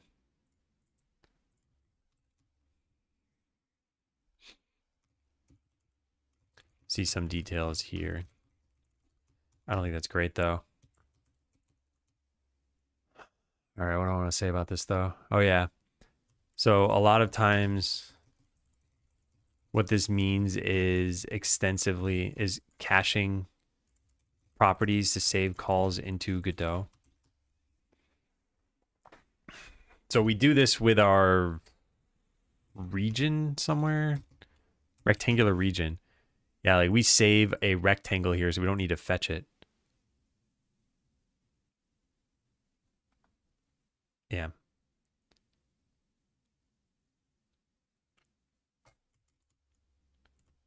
As a very simple example, this is why you save nodes, but even calling whether or not something's visible, even something like some node.visible will need to marshal into Godot. So if you can keep your own bool is visible and reference that, it'll be much faster.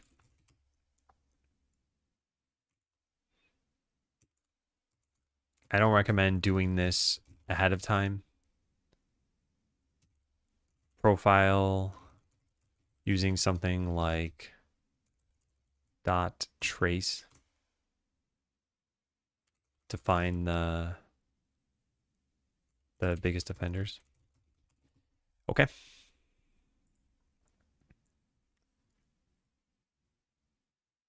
Okay, we got that written down. These may be helpful.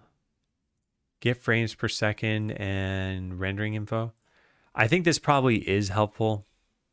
Turns average frames rendered every second. Okay, let's just print this out. I've never actually tried this. Do we have process still? Yeah, we do. All right, I just want to print this out. gd.print get frames. This is an engine.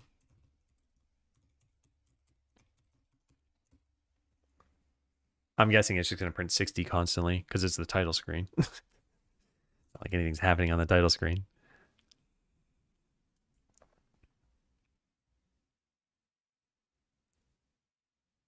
Yeah, it's an average, so when it was loading the game, it was low. 59? Why would there be a drop on the title screen? I'm actually, is this, it's a double. Huh. Why isn't it printing with decimal places?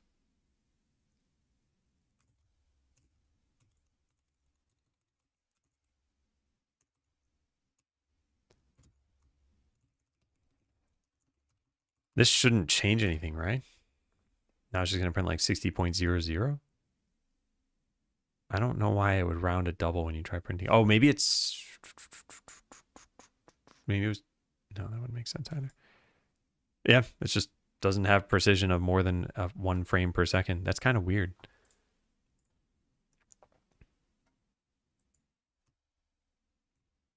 I mean, I guess a frame is a discrete thing, but then why not just have this return an integer? Oh well, whatever.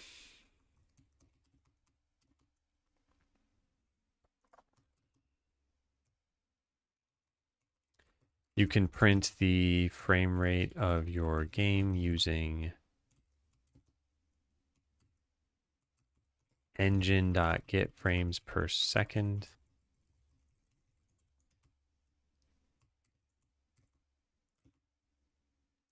Well, you can't print it like that. You can get... It prints at 61.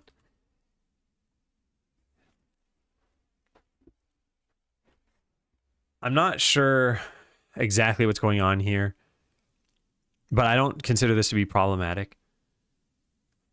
But yeah, I don't have an explanation without looking into the code for why I would print 61 when VSync is on. It's probably not keeping a very large average, and it's probably not doing floating point math on this. So it's rounding at some point. Or maybe, yeah. Log frame size. I could. I'm just writing some notes for right now. There was another function next to that though, right? For getting, yeah, frames drawn. Returns total number of frames drawn since the engine started. Okay. I'm not sure the optimizing for marshalling issues is worthwhile. Doesn't seem like it had a noticeable impact.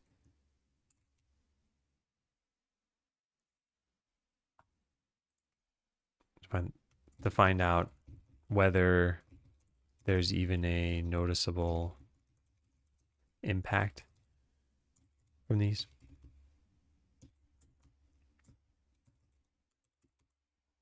Okay, so I wrote a note about sampling profilers. I want to look into this with .trace as well, because I don't think I've tried that. So how do I do this? Profile with sampling. And I just want to be on the title screen and see what happens.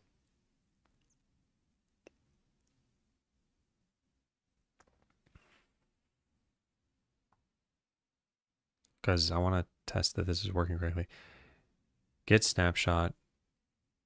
Start recording. Get snapshot. Okay. Now let's take a look at this one.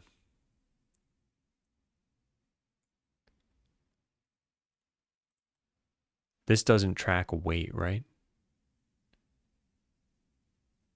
No, it doesn't. Yeah. But if we don't use... All right, so let's take a picture of this.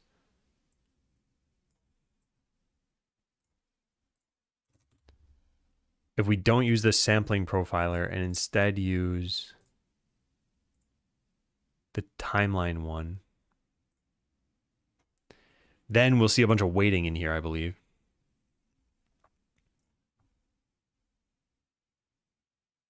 There. Now open snapshot.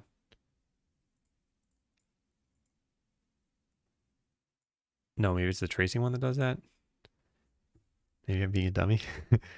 Another note in my notepad here. Not sure if this is something you can do anything about. On 1440p and scale the display, when opening the game, the menu was so small, I could almost not read some of the text. What operating system are you on? Because we have, for Windows, an automatic scaling thing in the game. Yeah, Windows. Okay, let me take a look at that. Where does that happen? First run, first settings, first time. I never remember what this is. Local settings. First, here it is. Okay, figure out content scale. If OS is Windows and scale is less than the scale value and Y is greater than, oh, we check if it's greater than 1440. So on 1440, yeah, you get a scale of 1 in the game. Did it look better when it was set to 2x game scale in the game? I should probably test that on my Windows machine.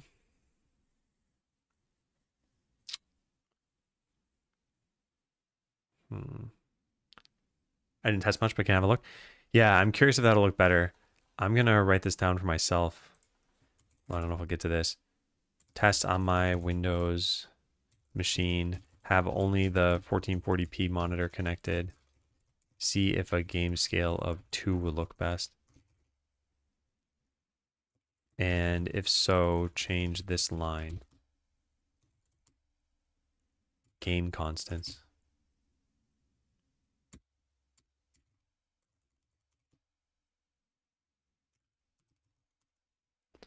Yeah, here it is.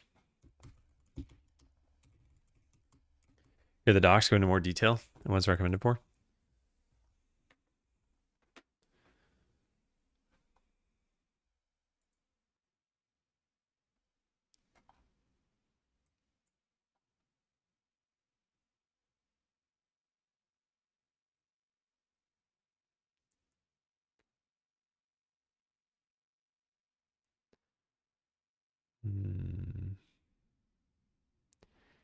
I think the tracing thing.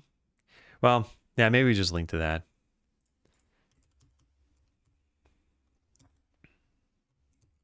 Use a sampling profiler like .NET Trace to measure your performance. You'll only ever find the longest running code, but it may not actually be problematic code. For example, if you sampled an application that simply did integer math, one of those lines is going to take might take 50% of the total runtime. That doesn't mean it's a problem. No, it's not that. It doesn't sample weighting, right? Let me write this down before I forget. But let me also go use the tracing one. Why is it not working? There. Tracing. Because now I think it will actually tell me when it's waiting.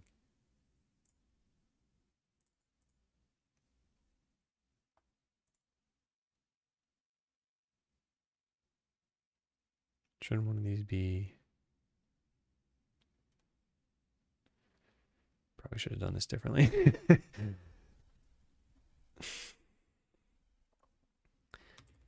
yeah, I'm pretty sure at least about this.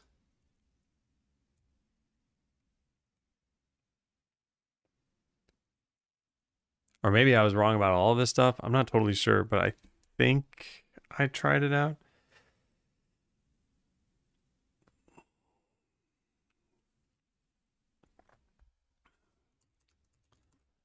If using .trace, look at the different kinds of samplers, or not samplers, profiling.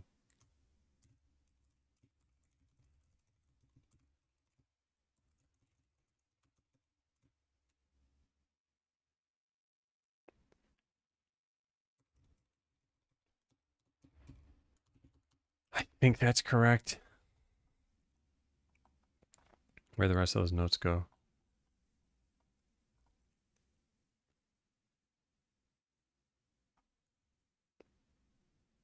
Yeah. You should always see 100% utilization when sampling. even for an empty loop.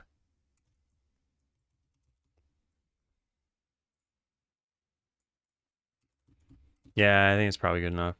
All right, what else do we have? Missed at.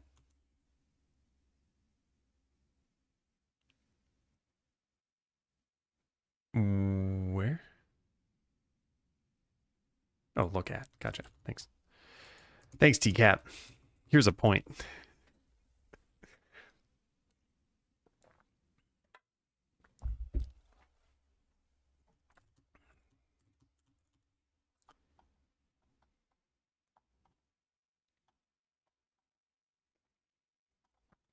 Where the rest of these notes go? Here. All right, I should just move these to the top of the list because I shouldn't have to keep scrolling to go find these. So that's all done. If you include other assemblies, this issue may be relevant.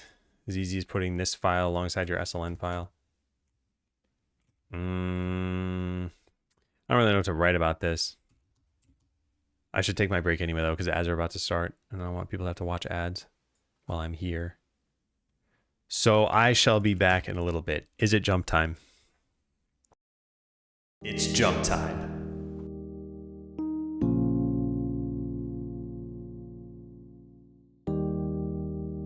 By the way, for anyone not hit by ads, you can type join in Twitch chat and play this.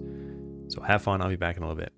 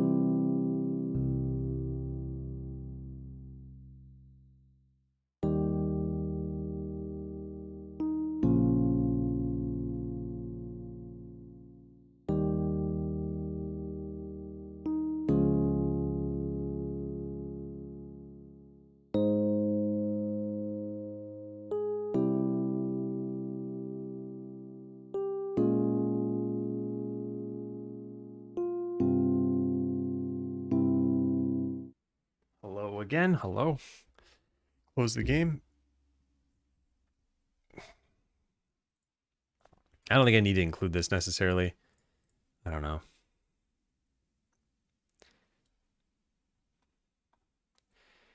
Yeah, I might as well just copy it.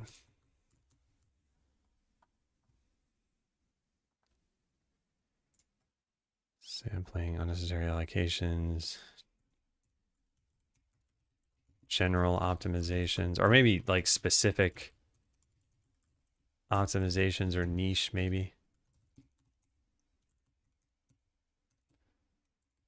From your C# solution. This issue may be relevant.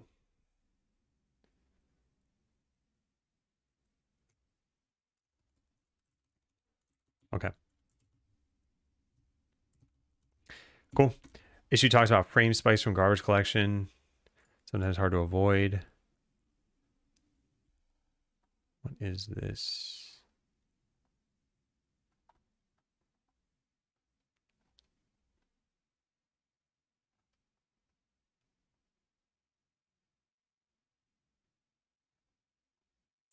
String name conversion.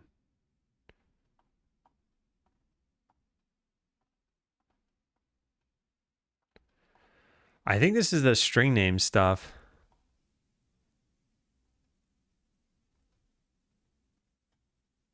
Yeah, in which case they're working on some fixes for this. This is still open, yeah.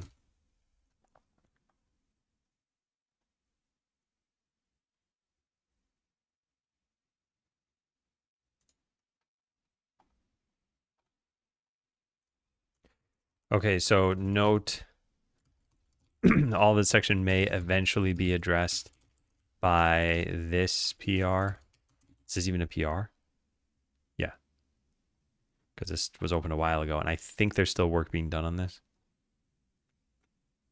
Yeah. Okay.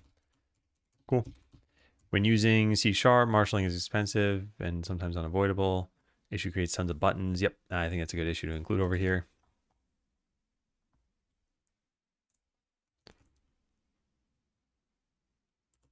See this issue for some concrete numbers in a minimal repro.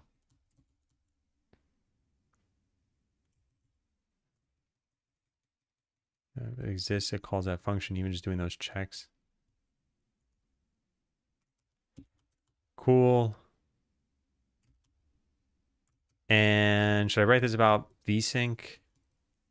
The process will expand, because this is back when I was using the sampling profiler, I think.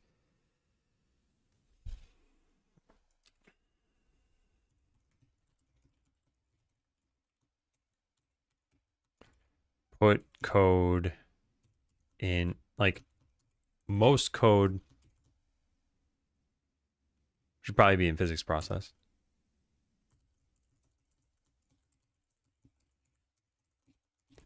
Physics process. And for most single player games, you'll probably pick one tick count for everyone, but they can obviously run at whatever frame rate they want. As a result, users or like players on monitors that are, say, 144 hertz. What's like a common, if I just go to Amazon and I type in like gaming monitor, what's currently being sold? 165, 180, 100, 100. What's that one? 240. Yeah, okay, I'll just write down 200 or 240 or something.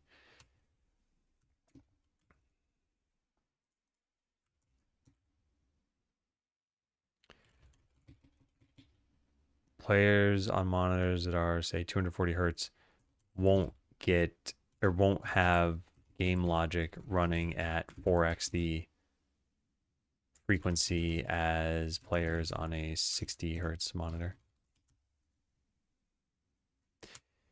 Don't forget engine at physics ticks per second. Yeah, I could write that here. Yeah.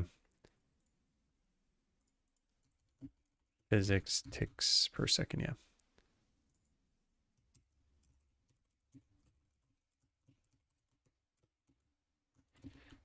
Okay.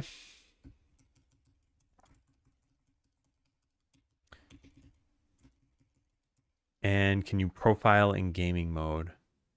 I think I wrote this down in some sort of Steam Deck note. Did I?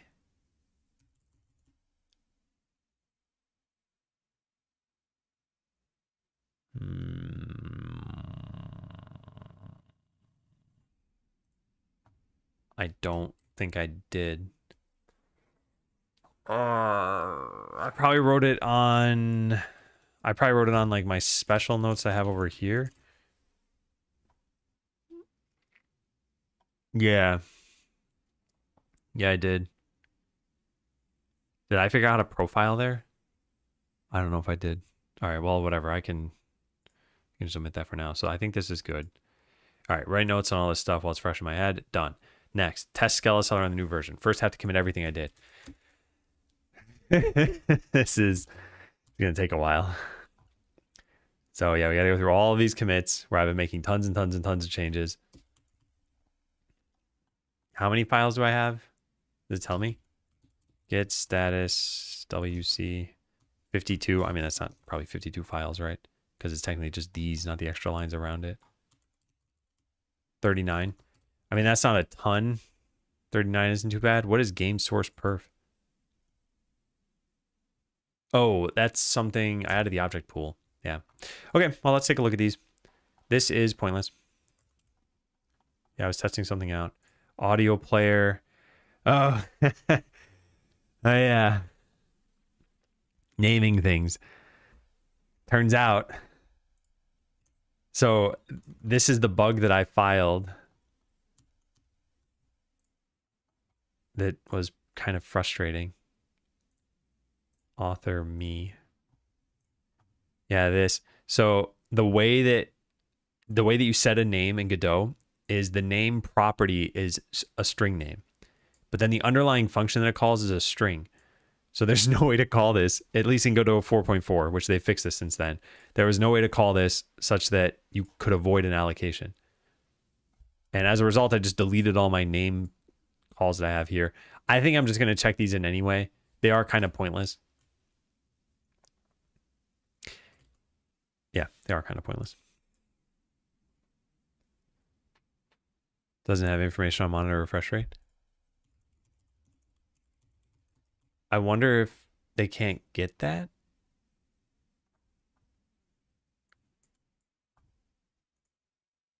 Video card, VR headsets. Primary display resolution. Yeah, I don't see it here either. Oh, other settings. No. Yeah, I don't know. Oh, hey, language. Oh, I didn't know that was here. Can you sort this? You can't sort this?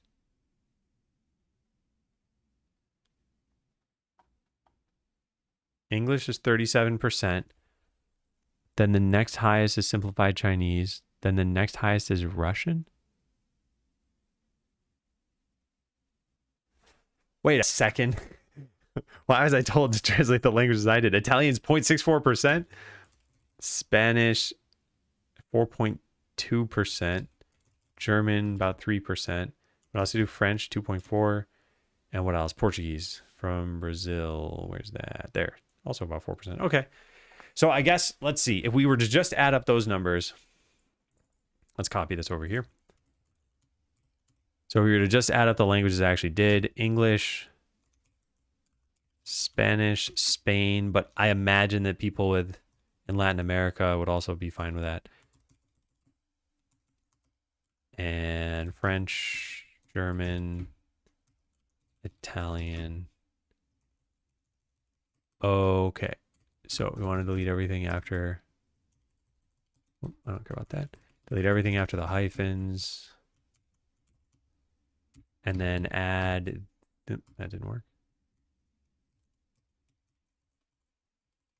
All right, let's just delete these. What do I care? 3. Got it. Cool. Okay, so add these numbers.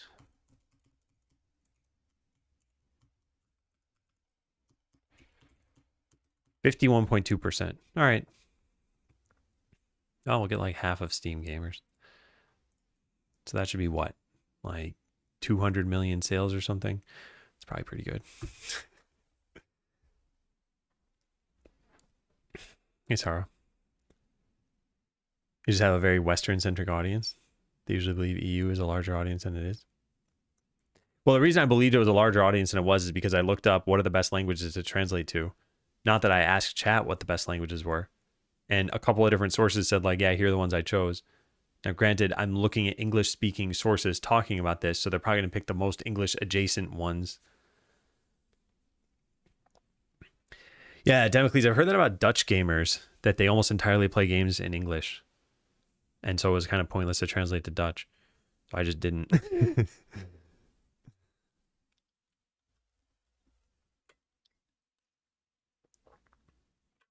China and Russia is a better return on investment? Yeah. Yeah. Honestly, even just China would be better than all of FIGs, right?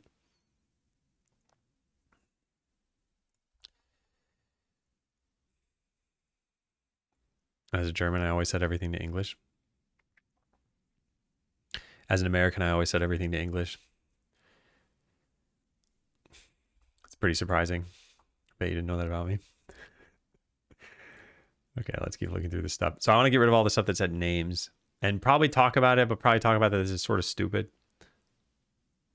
Yeah. This was frustrating. I don't know if we can get by without setting the name on this thing. 99% of the stuff I play, read, or watch is English. Yeah. Remember, there is some selection bias. If you're here and you speak another language, it means that you're totally okay consuming content in English. Or that you got here from Cakes is Raid, which he streams in English too.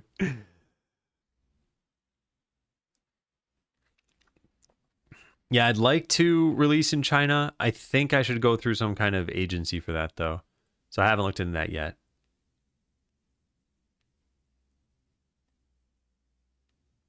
Looking at your split, it mimics the Steam split of language use in general. Of my split? Of like viewers? Because my viewers are always in the top 3 countries are always US, UK, and Germany. And I can't order these 2 because they sometimes swap, but US is always first. Let's see what it is as of late. Yeah, here. Everyone always loves looking at this chart. So this is in the last 30 days. Yeah, last 30 days. Now there is some amount of bias here because I think I was doing morning streams for a while, which are more conducive to people in Europe than my afternoon streams. So it actually should have probably skewed the numbers more toward the European side.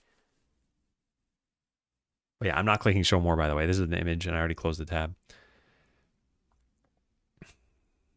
Not your viewers, your players. Oh, I see. Yeah. Those pesky Europeans. Yeah, so Germany's winning right now. Then UK, then Canada. Then Poland, surprisingly. Huh. Well, I welcome all viewers. Well, except for those dang Americans. Always watching me.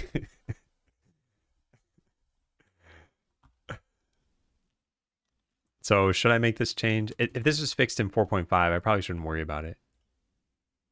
Where'd that issue go? How do I keep losing this? Oh, here it is. Name is a string name. So if we just change this to a string name, we should be okay. In fact, I will probably do that because I don't want to cause any random side effects here. So we just go change this to a string name. And now why? Oh, right, because it can't be that. It's static read only. Okay, great. Yeah, we're deleting a bunch of names from this stuff.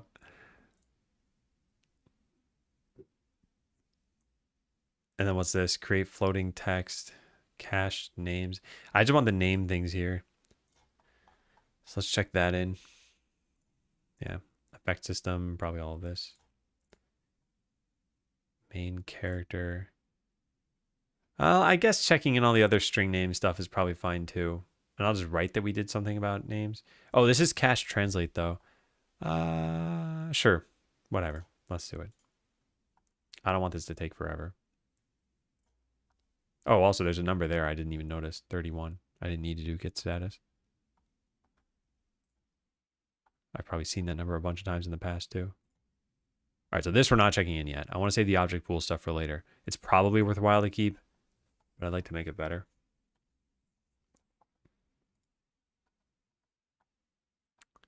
And battle screen. Fishing pond, yeah. Yeah, a lot of this stuff. I don't think I touch any of this. I think we put this back to normal. Suppose, yeah, so we don't touch any of this for right now. Music system now no longer has a name. No name. Cool. Well, this isn't taking as long as I thought. Kind of zipping through this. What is this? The title screen thing that I did? Revert, revert. That should just disappear now. Oh, wait, we need to press save first. Yep, there it goes. All right, what are you? I don't think I care about you, but I will keep you there. This is good. This is good. This is good. Man, I like messed up so many different little things here. I'm looking forward to trying this again. I'm American. I haven't shared where I'm from in America, but where I live is Washington State.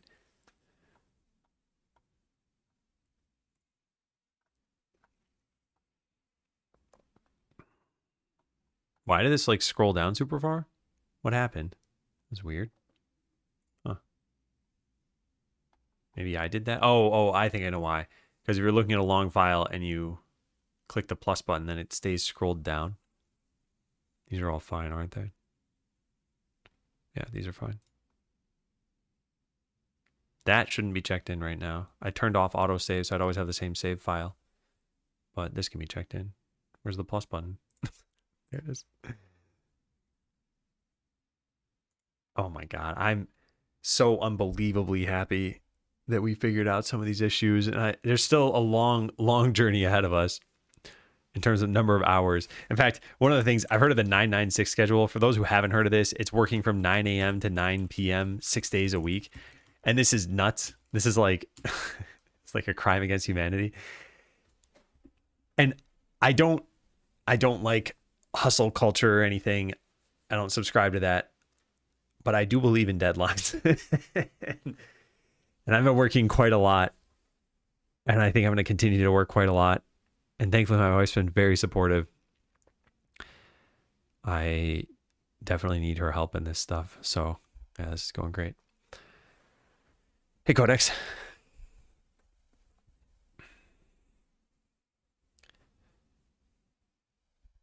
All right, this shouldn't be here like this. Oh, and I really hope I didn't miss any of these. Oh, wait, no, we could just find all of them by searching for quotation mark .to Godot, right? Yes, that is a mistake, and that's a mistake. But I was doing this stuff very fast, and neither one of these things has been checked in, so I'll just go fix them now. Oh, wait, they're both in item machine? That can't be right. Oh, no, there's treasure chest as well. And I didn't check that in, did I? No, I did not. Good. So, Godot string names, this should be pretty simple. Or we could just keep that in there. What do I want to do with that? I guess I don't really care either way. Yeah, I don't really care either way. I'll put this one locally. Because what are the odds we have another one of these that needs the same thing? Private, static, read-only, string name, produce animation. Now, where does this go? Unused static should appear before non-static. Okay, yep. It would really help me to just memorize this. I can just do it the whole time. I thought Rider would do that, which I know I'm not using Rider right now. There we go. That should be a string name. It is. Good. Okay, so then that can probably be checked in. Yep. Then lever. Now string names. Sounds good. town should not be checked in. Battle panel tab looks good. Treasure chest, not good.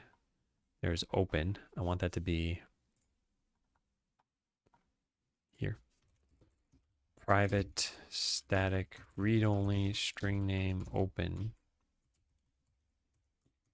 We don't need 2 Godot on here. We're not going to cache this.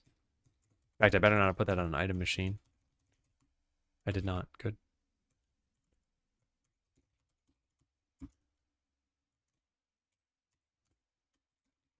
Good, good, good. All right, let's keep looking through this.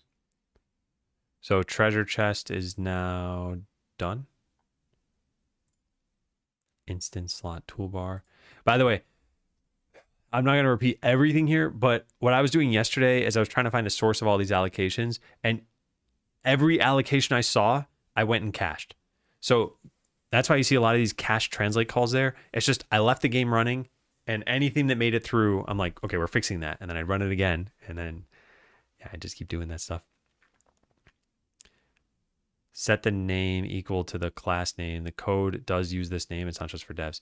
Yeah, and this call is set name, which is kind of,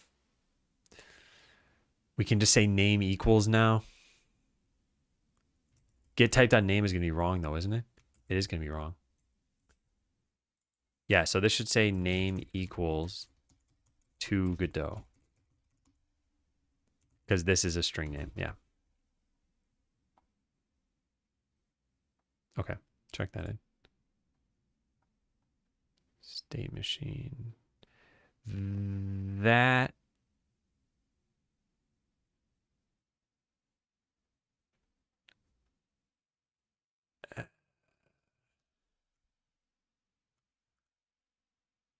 is this wrong? Param variant. Oh man. I think this might need to be a string name. Yeah, I'll just write this down though on my list. State.transition may need to be a string name.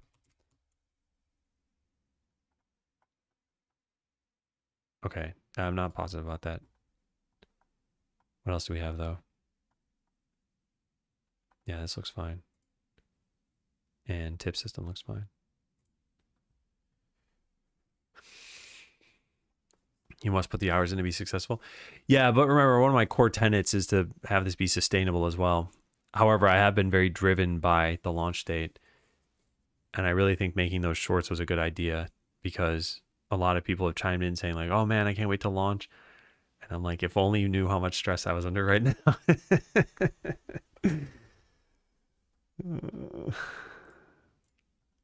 All right, so we have object pool remaining. We have autosave turned off. And we have some code commented out in town. But otherwise, I think this is looking pretty good. Let's try running it.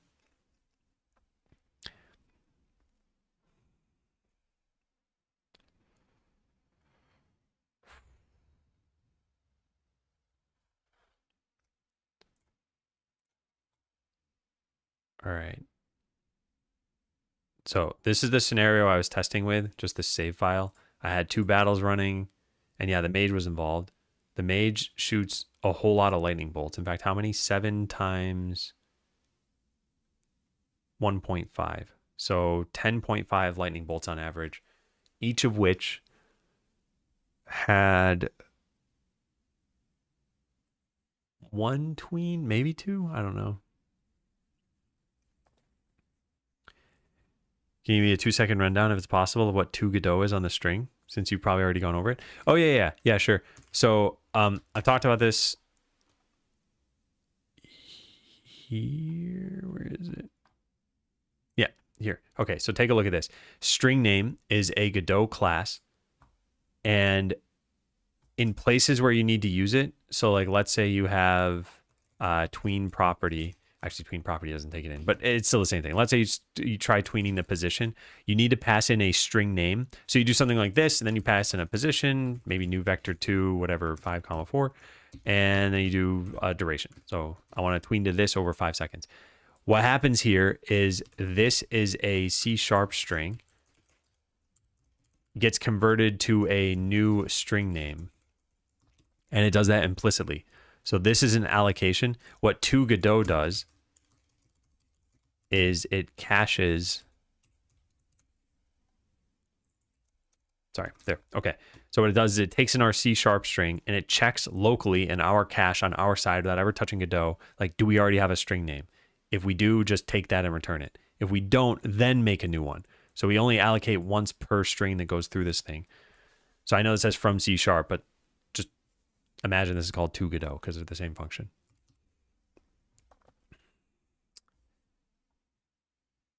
Okay, so what was I looking at here? Yeah, so I think we close out of that.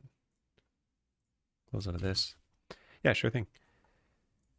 Okay, so fix up a bunch of string name instances.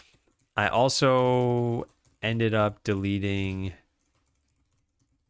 places where I set name, but that was because of this issue that I filed, which was fixed in 4.5. So maybe this was a bit hasty. But why what? Hey, clinical.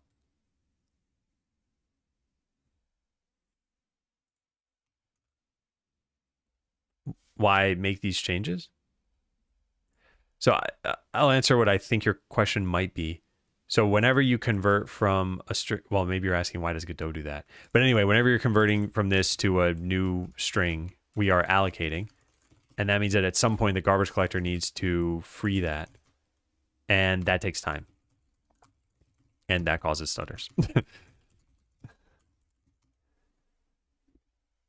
Why does Godot do it? Because they track certain variants on their side and run their entire engine using like their types. Why does Godot cache? It says for performance, but I don't see how that helps. Because we're bypassing an allocation. Also, it's not Godot doing the caching, it's us doing the caching. So if you're saying why is this cache here? If you think about it, any cache, when you try fetching from it, is avoiding you doing the code in the curly braces here. So for example, maybe there's a cache of like front page Reddit posts. So you check to see like, do I know what those front page posts are? If so, okay, cool, just return them. If not, it's like, okay, go fetch them from the database. That fetching from the database or whatever, what we're doing in this case is making a new thing, is somehow resource intensive. Either it takes time, it takes CPU, it takes RAM, could be anything, but it's like something you want to avoid to just get this thing now. Godot skips memory allocation and garbage collection. It skips memory allocation if there's the string in the cache already. But the garbage collection still happens if this ever goes out of scope. And in this case, it doesn't, but we have a translation cache as well. And in that case, it does. And that's when you go from a language to another language. So let's say you have the English string stored. Well, in English, it'd just be hello, I guess, right? But then you switch to French. Now the cache is going to be this. And then when you switch back, it should clear out the cache so that you don't get French strings in the UI. An update loop that was just appending a letter to a string. Yeah, concatenating strings is an allocation. Yep. Okie dokie. So we're going to commit all that. Now the question is, do I want to keep this object pool? I would need to clean this up a little bit more.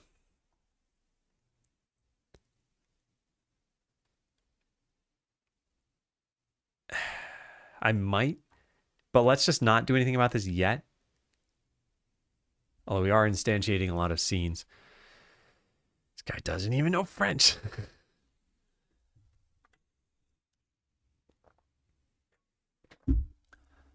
Let's save it off in a separate file for now. Yeah, I'll just go save this in temp. I'll make a new folder here and call it object pool code. So here's object pool itself. And then floating text, we'll go save over there too. And that's all I use there. So for now, let's just delete those things. Discard all three.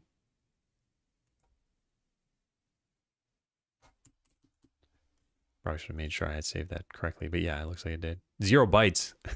Oh God, why is it 0 bytes? They're not 0 bytes. Why does it say that there? What? 0 bytes? What? What is going on right now? I'm incredibly confused by that. Temp object pooling. Okay, I don't understand.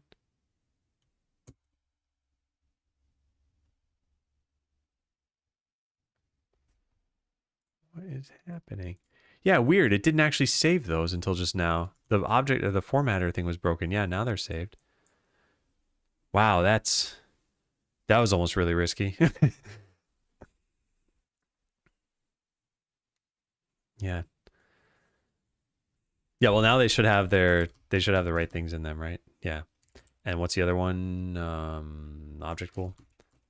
Yeah. Whoops. Cool. Okay, so don't care about any of that stuff now. And now I just have two things which I should probably just delete. Yeah.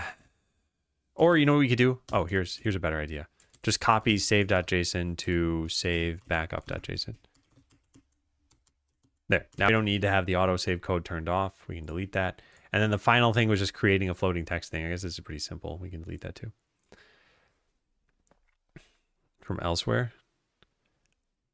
I just opened a new buffer and, or no, I didn't even open a new buffer. I just hit save as and then chose a location.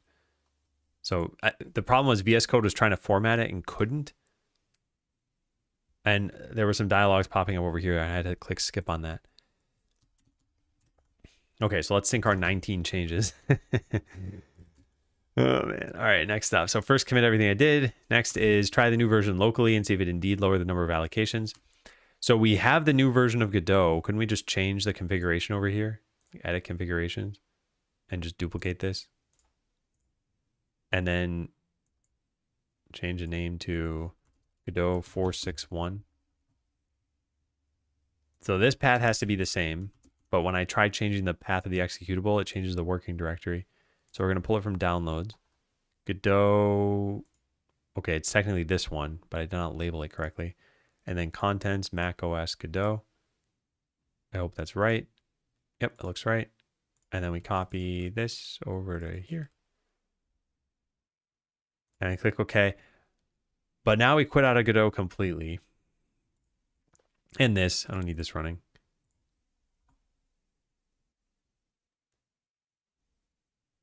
And none of this stuff. Goodbye, Godot. Okay, great.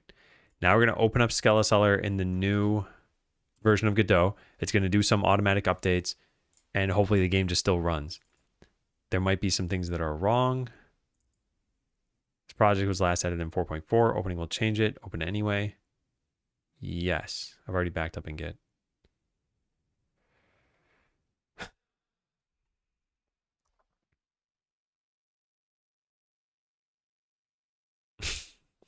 What an appropriate scene to have loaded into. Lightning striking. All right, so what'd this do? We have compatibility. Default parent skeleton and mesh. This shouldn't matter. We don't use 3D. Stretch mode is set to 0. Okay, that's fine. The version changed and this just moved. Okay, so in terms of project changes, there's almost nothing. Then this changed, of course. But can we just run it? I'm not even going to profile yet. We're just going to see, does it work? What if the game is like 400 FPS now? It won't be, but it would be kind of funny. I am actually a little bit curious if we turn off VSync. What is the title screen running at? Yeah, 120. This is probably the best case scenario we could get because the title screen isn't doing anything. In fact, I'm not sure why not it's not running faster.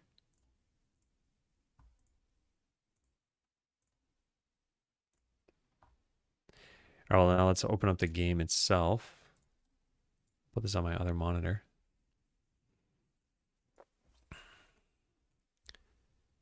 Yeah, still about 120. Oh, doesn't matter. Don't care about that. All right, so quit. And now we run from here. So I want to look at allocations. I'm going to try the same scenario I was doing yesterday. Yesterday when I ran it, I saw about 5 megabytes being used over the course of 45 seconds. So now when we run it, I'm going to put this on the other monitor. And we don't need this open anymore. Okay, so get snapshot. I'm just going to let this run for a bit. I took the snapshot at the 20-second mark. So yeah, at the 60-second mark, I'll stop it. So we're just going to watch the game play out for a little bit. It's going to be the same battles, a bunch of items going to waste. We're at the 40-second mark, so we got 20 more seconds. I just want to have enough time to generate some allocations here. And I do see it's going up pretty rapidly, so that does worry me. And that's close enough. Let's take a snapshot and go take a look. I'm going to pause the game so it doesn't save. Oh, why did this get really tiny?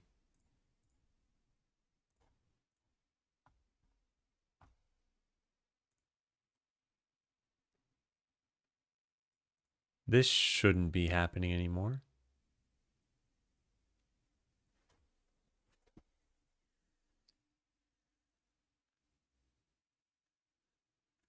That's the whole reason we upgraded. Am I running the right thing?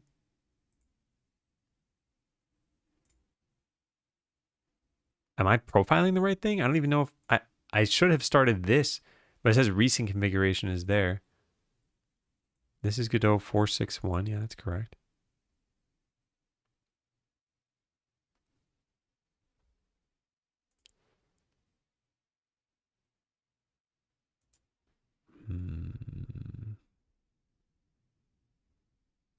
I mean, let's just try again. Yeah, I might have messed this up. I think I did. Okay. I'm pretty sure I did. I think that's what I needed to click. Oh, thank goodness. I hope I didn't just take all those notes for nothing. Okay, so we take our first snapshot. I won't wait as long this time. I mean, I do want to see what it's like over 40 seconds. Oh, wow, look at this. Oh, no. Okay, now we are allocating stuff. Allocating quite a lot of stuff, but those could be projectiles and everything. Now let's take our snapshot and take a look at what's going on. Yeah, now it's not at the top anymore. All right. And yeah, these are problems I know about, but these are my problems I just need to fix at some point. They're not easy to fix, but they're, like I said, they're all in my domain. So I don't need to worry about that. Yeah, this all looks fine. What is this? What is this? String name dot toString. Why is this happening? Convert string to manage. Where are you coming from? Create tween?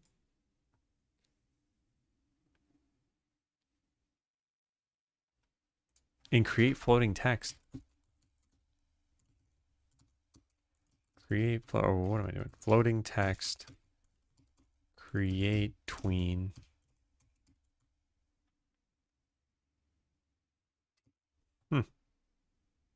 Maybe just making a tween does that.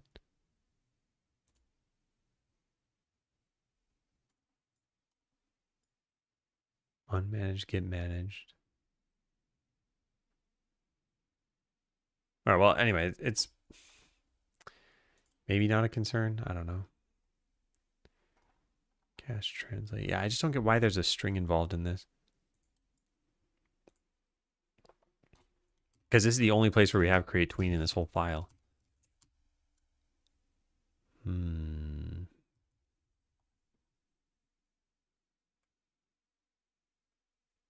okay, well, whatever, I guess.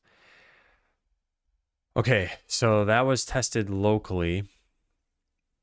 It's still running. I didn't even pause, did I? No, I didn't. So if we take another snapshot and then look at the allocations there. Now this is over the course of minutes, right? Because I just left it running. And yeah, we're making quite a lot of objects, like 10 megabytes from just iterating over these lists. But as mentioned, this is all my fault. Yeah.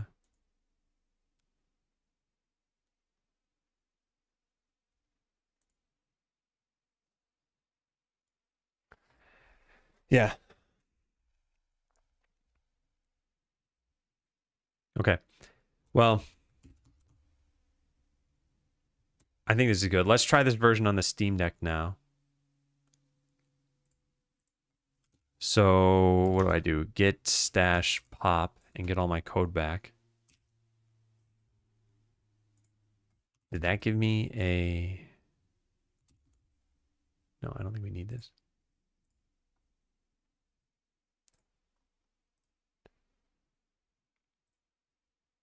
Okay, so how do I do this? I need export templates for 4.6. Do I have them? Well, I have a lot of them installed, but not 4.6. All right, let's get them. It shouldn't take very long. And then we just need to run the release tool. Yeah.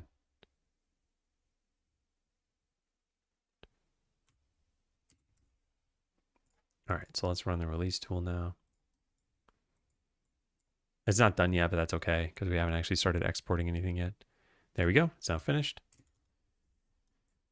So it tries logging me in. Does it work? Yes, it does. We click release. We do 0.9.2. Okay, let me find the Steam Deck.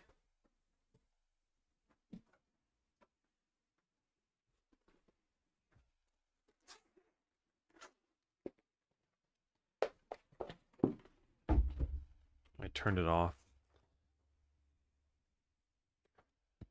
So I should probably clean the dust off the screen. Wow, good as new. Do you want to upload to Steam? Yes.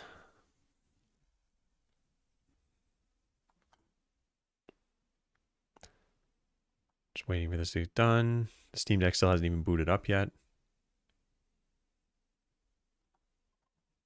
There it goes. Let me put this on the Steam Deck testing thing. Done with that. Now we go into Steam and click this button. Should see the update thing pop up. Good. All right. This is it. Kind of the moment of truth. There's still some improvements I can make. So for those who haven't seen me do this before, I have the Steam Deck in my hand, and at the top here is an FPS counter that is not showing on the screen over here. But as I move my cursor on the Steam Deck, you're seeing it on the Mac screen as well. So what we're going to do is continue the game that we had over here and just take a look at how often does it stutter. Oh, and there is the stutter count at the top there. So let's just reset that really fast. So we have 3 battles going.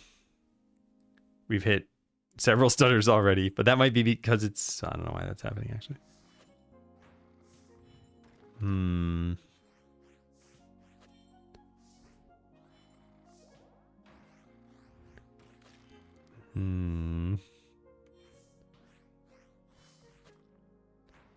Actually not too bad. There are definitely stutters. And some of these things can be improved. Did we export with 4.6? That's a good question. I don't even know. How do you determine it in code? Just checks to see if a frame took longer than 0.3. Yeah, no wait. Sorry, then 30 milliseconds. You do it with placebo. Yeah. I'm pretty sure this is wrong, and I'm very glad that he asked. Yeah, I am using the wrong one. Kevin. All right, I'm giving you a point for that. Because that was very stupid of me. Wow, I'm like, oh, I think it's better. All right, so how do we change this? Release tool. Where do we get the Godot binary from? -- path. Let's just search for that. Yeah, here it is. Godot executable. Get environment variable. Oh, we can just change that? What is this set to? Okay, so echo that. Oops, that's not what I meant to type.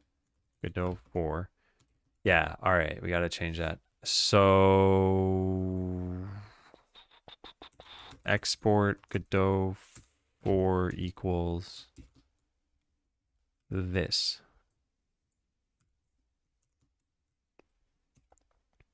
And now run it. Controlling Q. I quit chat.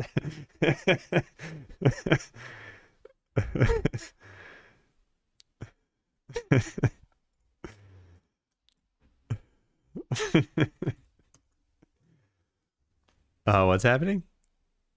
File name property should not be a directory. Oh, whoops. Yeah, that's not how you set this. The directory should be to contents / whatever. But now it's not in my history. It actually probably is in my history. Nope, it's gone. Okay, I'll type it again. Export Godot 4 equals /users /Atom downloads Godot mono app / that stuff. Now we run it. Okay, well, I guess that while this is running, we could still stream it from here and we could just see roughly how many stutters we get over the course of the first minute of running it. In fact, I don't even need to do anything other than just start this, right? No, I need a stopwatch. Hold on. It's not enough to just tap a button. All right, stopwatch. So we reset, we click this and start. So I'm starting it. As soon as I click continue, I'll let this run for, I don't know, 45 seconds. That's enough time for it to do a couple battles probably. Because I got to walk to the portal first.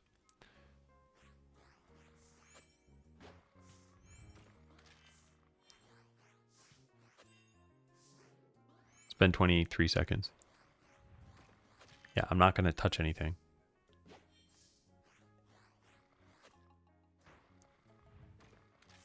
Yeah, let's wait for 45 seconds. See what it gets up to.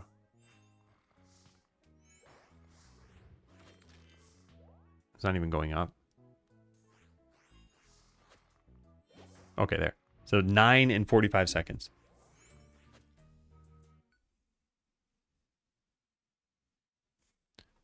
Are those windows part of the game or just for profiling? Yeah, they're part of the game. They're the battles that are taking place. So 9 stutters in 45 seconds. This is the before. And the after, we're going to get to. Oh, was that not even doing anything? Oh, whoops. Oh, well. It was the tooltips triggering a good few of them. Yeah, it probably was. The tooltips are not very performant in how I was updating them. And I fixed the treasure room one. That one was really bad. I did a lot of stuff yesterday, actually. I also fixed a bunch of stuff that was happening in battles that could have been faster. Yeah. All right, upload to Steam. This used the right command, right? Yep. It's going good. It's pulling it from downloads.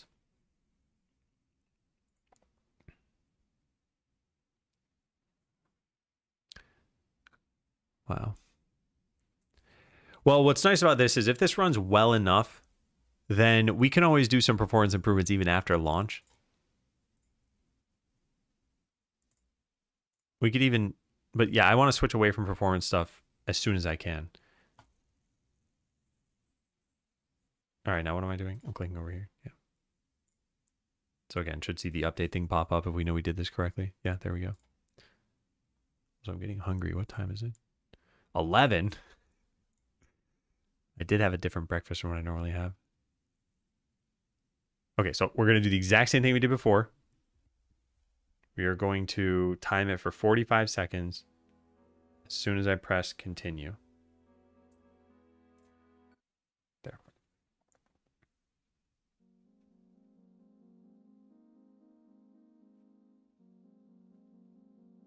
Sinestella. Oh, so that's something. It turns out Abby is a little bit underweight. She needs to gain a pound. Should be very easy. This is why I wanted to bring her to the vet. All right, already it looks like it's better. We're 30 seconds in, but we're only at 4 stutters instead of 9. And it hasn't gone up yet. 35 seconds. 40. And 45. Yeah, wow. Pretty good.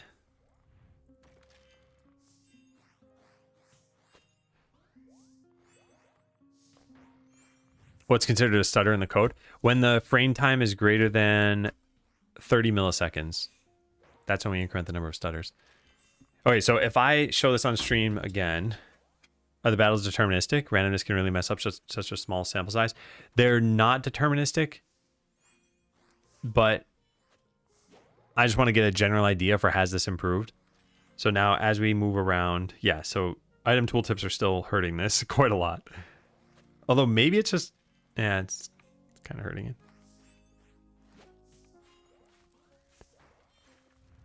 Yeah, it's stuttering there a little bit too. Yeah, it definitely stutters more as I do other stuff.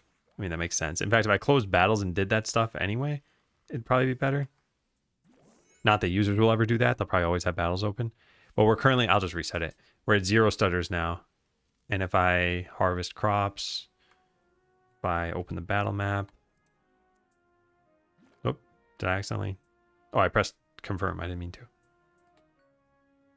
Let's feed the garbage slime. That stuttered? Oh, it's the tooltip that probably stuttered. I think it's showing or hiding it. No, it doesn't seem to be. What if I click this? Something stuttered there.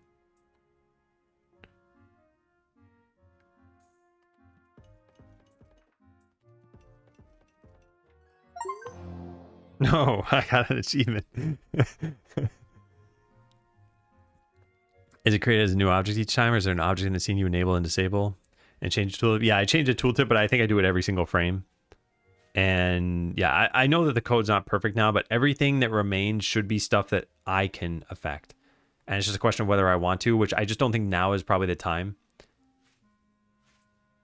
Like we're in an end game scenario here. It's not terrible. Oh, that looks bad. Uh-oh. What did that? Oh, that's not good. Is that a problem on my computer too? This might be by updating Godot. I have not tested for other artifacts like that. That's probably just a problem now in general. Maybe our max size container doesn't work anymore. Let's try running the game locally and normally.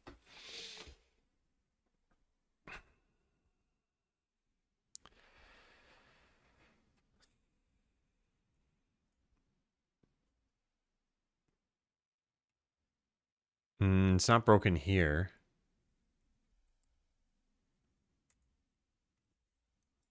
What if I shrink this? No, it's not broken at all.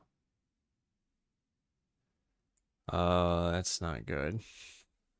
I wonder if that's another one of those things that has to do with like we need to wait a frame for something to resize. Oh no. All right, let's run it again on the Steam Deck. No.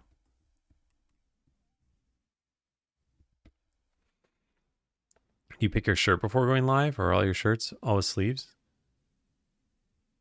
Yeah, I put some amount of time into the sort of branding of my stream persona. I'm a totally different person in real life. Disheveled, tattered t-shirts. No, I just didn't want to look more professional. That's all. Having to wait a frame, etc. Yeah, I want to see what's going on here. Like, all I have to do is start and then click battle map. Yeah, then this happens. I bet if I set this to windowed mode or something, it might get fixed, but I think it would cause other problems. Well, wait, no. This probably has no effect on Steam Deck, right? Although now we can click in the bottom for some reason. I wonder if the engine fixed that too. Huh, interesting.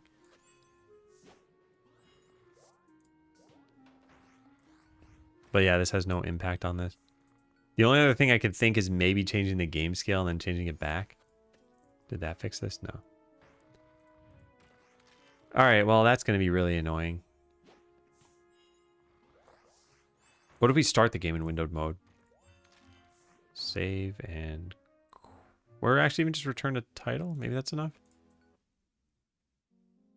Did that do anything? No. Well, let's quit and try again.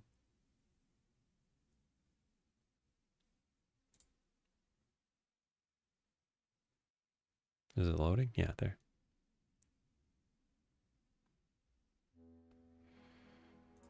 Did that do anything for us? Oh yeah, now we can't click. This is the problem we had before. You gotta have it in full screen. Alright, well, that's too bad. So, yeah, we'll have to figure this out. I mean, on the plus side, it's still usable. It's just really bad.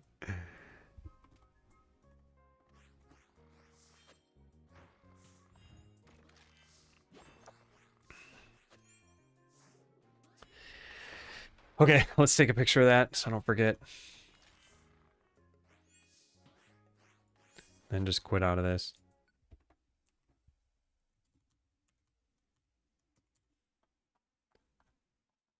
So I'll put this toward the bottom, I guess. Steam Deck looks like this now. Big issue. Yeah, take care, Atomic. It is stressful. Yeah, so we could have gotten around a lot of those allocations by changing the tweens. I do kind of want to try the new engine version for a little bit longer. We should probably like just play the game for a bit. So I'll go take a break. Take a break, then play the game for a bit to see if anything else is broken as a result of upgrading Godot. I don't need to take a break part here, I guess. Okay, I will be back in just a little bit. Is it jump time? It's jump time.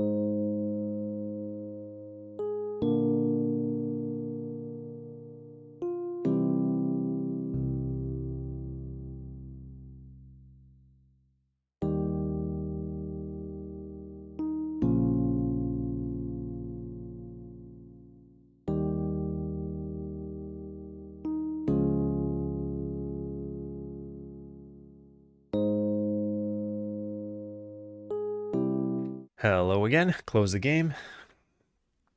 Okay, so where I left off was I want to just play and see if anything else is broken that we can identify on Mac. Let's go through from the very beginning, I guess. So how about we set debug to false? So it's not going to think we're on a debug build. Yeah, let's just try that. So for anyone who has not seen Skeleseller, you're going to see it from the beginning right now. I mean, it's not going to be different from the demo at first. Let me turn this stuff up a little bit. Okay, I'm not going to touch any... Well, I probably should try some of these things, right? Yeah.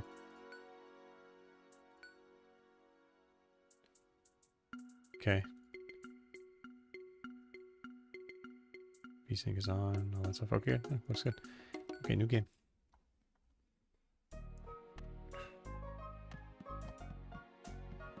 No, there's a stutter right there.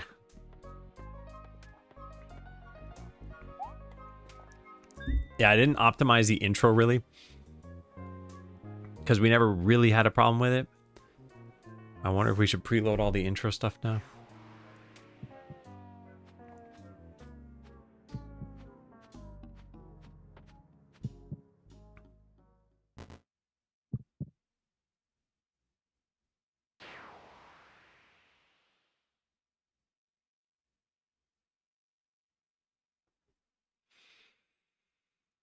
It looks fine so far, other than that one stutter, which who knows what that was.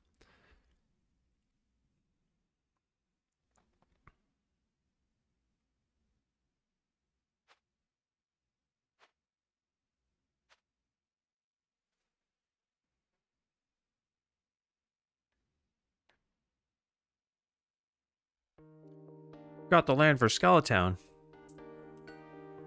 How'd I know he's gonna say that? Oh, we have our stutter count up there too. And it's at 1. Now it's at 2. That's probably not good that it's going up already. I want to see if my tutorial thing still works. We gotta wait 25 seconds. Well, not more than what we already did. It's 25 total, so it should be pretty soon. If I zoom out, we might be able to see them happening. Not yet. There's one. There it is. Look at it go. All right. Yeah, looks like this is fine.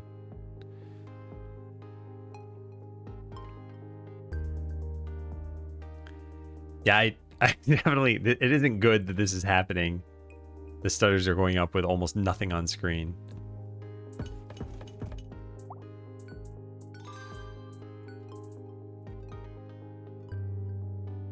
And amount of frame skip, just a frame taking longer than 30 milliseconds.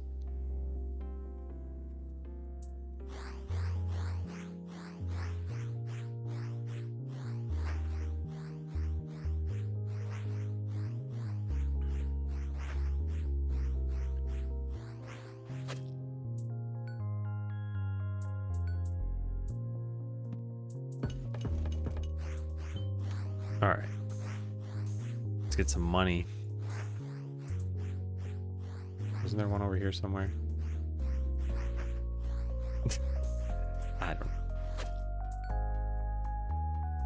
I don't remember where the other one is. There's another brown mushroom you can click. There, yeah.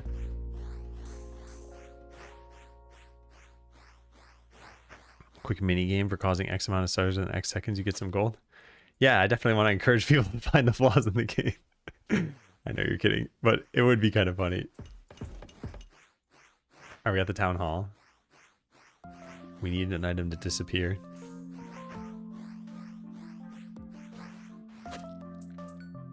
That one's going to, I think, yep, nice.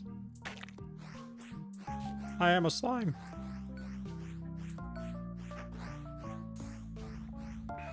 Thanks, slime. Because now we're in the money acquisition phase. Things mostly feel the same. I should probably try out some other things while we're at this. Yeah. I can still move things around. No events seem like they're broken. Camera controls. Yep. I can... Oh, is X not the shortcut for this? It is. Weirdly, that did not work.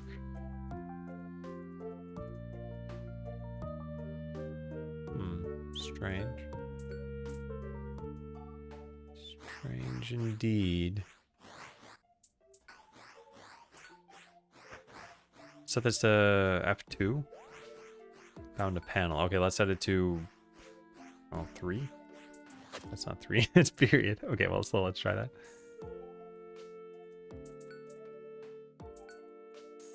And it's not working. Okay, well, the panel hotkey on keyboard doesn't work.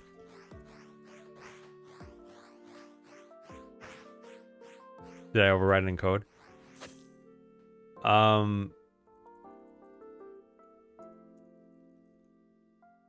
I don't know why that happened. It might just because I pressed escape. I'm not sure. Escape definitely is overridden to do that.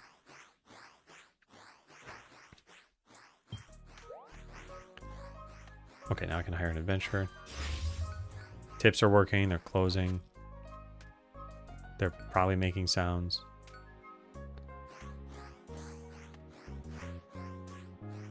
Oh, I don't even have auto battle. Should probably get that.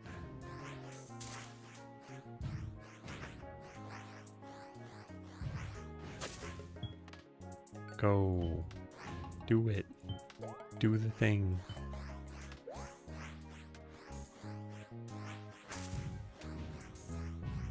Yeah, I want to listen to the sound effect on the notification that pops up next, which should happen when I hit, what, 30 gold? 35?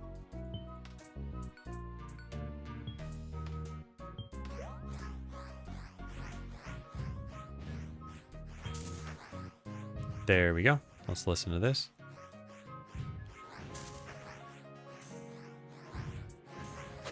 That hasn't popped up. Okay, yeah, that works. All right, go fight there.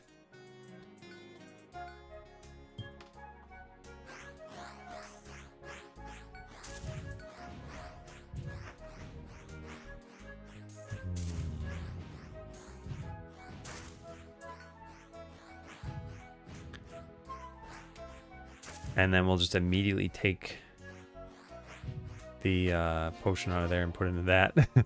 And use that to get our... Get the witch doctor. And then send them all in here. And I want to try a couple of different things.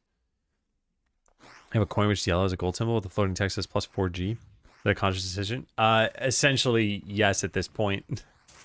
It wasn't originally when we made it. But, yeah. Alright, we're gonna need this. And I should probably get auto battling.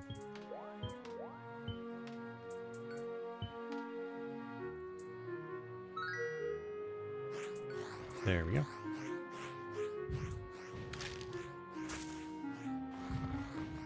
So normally I get the farm. I actually wonder if investing in that early on is not smart.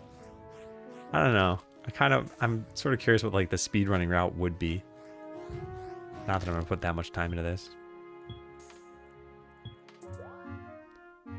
Because yeah, one of these two upgrades is probably really good.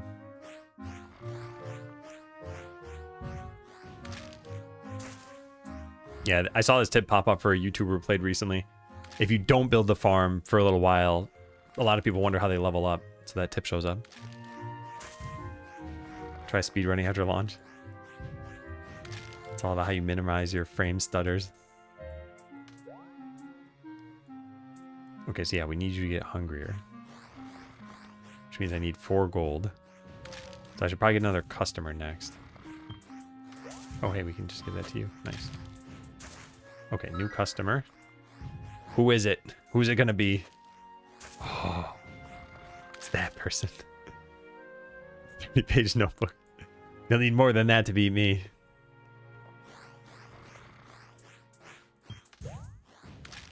Nice.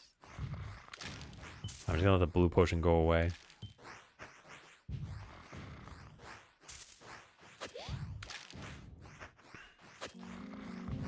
Do I need another customer still? They're probably gonna buy something, right? No, no, no, no, I wanted that. There we go. All right, so more hunger or this? Probably this. And probably the warehouse too. I don't have to juggle items like this.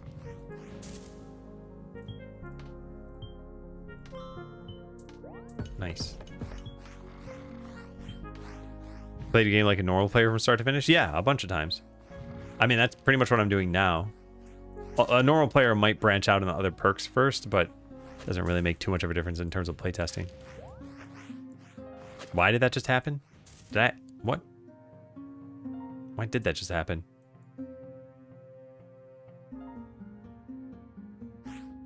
It seems like a bug. Are they going to eat this? I might have accidentally clicked it, but I don't think I did. Oh my god, yeah, okay, that's a bug. Garbage Slime has seek food, even though I never put a point into it. If we just save the game, well, we don't even need to save the game. We can just go look at the... When did that happen? What's it called? Ability ID auto eat. 100. Player abilities. I have none. Yeah, weird. All right, I am a little bit curious about that. I want to investigate that right now. I also want to get this.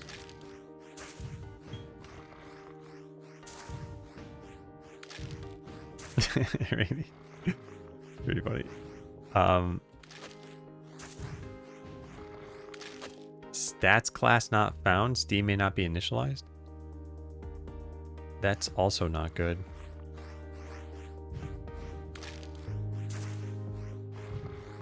Steam didn't get initialized. Do I need to update the version of whatever I'm using of Godot's Steam? Even though the game is running. Maybe it just has the wrong... No, it should be the playtest version, right?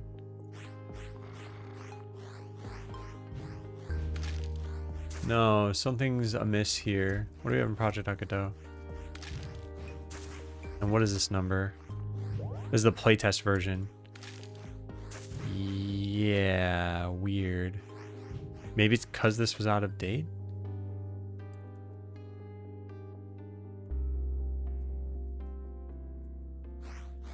It thinks it was running the playtest version. Does it say that when it starts up? No. That's strange. Where do we use this? Oh, only if is Steam build is true. Okay, never mind. That's working fine. It's not a bug. Yeah, this is set to true if you're on a Steam build or if you're on debug, and I turned off debug up here. Yeah, that's not a bug. Okay, but why is the garbage slime thing happening? Does it eat both of these? It does. That's not good. That is not good. Auto eat cooldown. Auto eat cooldown is less than or equal to 0. Try auto eat.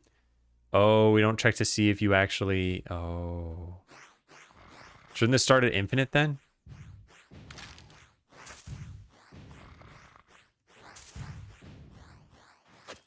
Yeah. Okay, so it's because auto eat cooldown starts at 0. I used to have code that would check the level for this. All right, so let's make some more progress in the game. So I'm not actually doing anything right now. Let's get this, and I don't have enough money. But now the next thing is guaranteed to be a crit. There we go. Oh, take that one. Yeah. Did I make this? Yeah, I did. Welcome in, Pellegrino.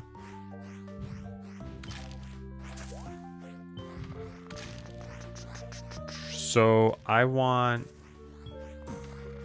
everything. Let's get a couple more bucks, get the tavern, start this quest. That way we can dump all the blue potions. That one too. Yeah. Yeah, thanks.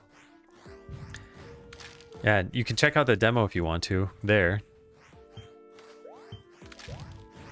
What do I want next? Let's put this in here. That over there.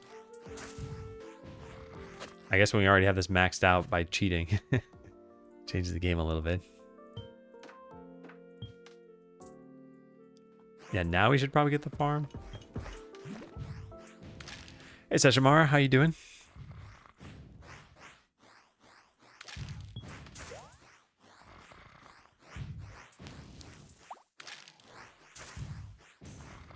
Making some money. Good.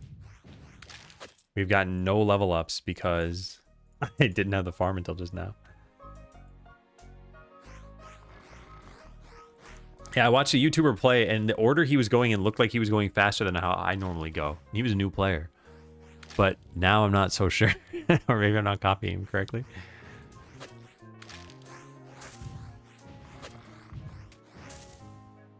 Yeah.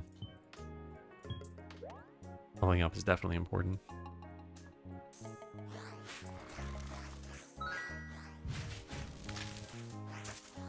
Good. Let's put one more of these in here. Did we get any peppers? No. Well, how long are these battles taking? 17.6 seconds. Okay, we will definitely speed that up.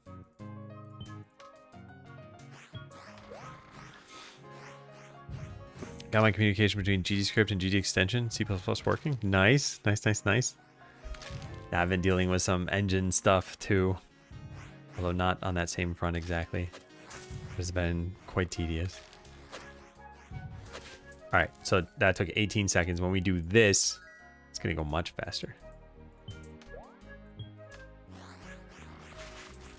Yeah, so it was taking an average of 18 seconds. Just by leveling up the rogue once and giving them a quicker strike, I think it'll take like 15 now. They're just such a good character. Yeah, 15. Pretty good.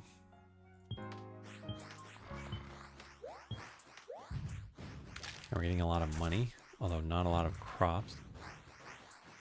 But once I grow these crops, I'll level up the mage. That'll make the battle go even faster.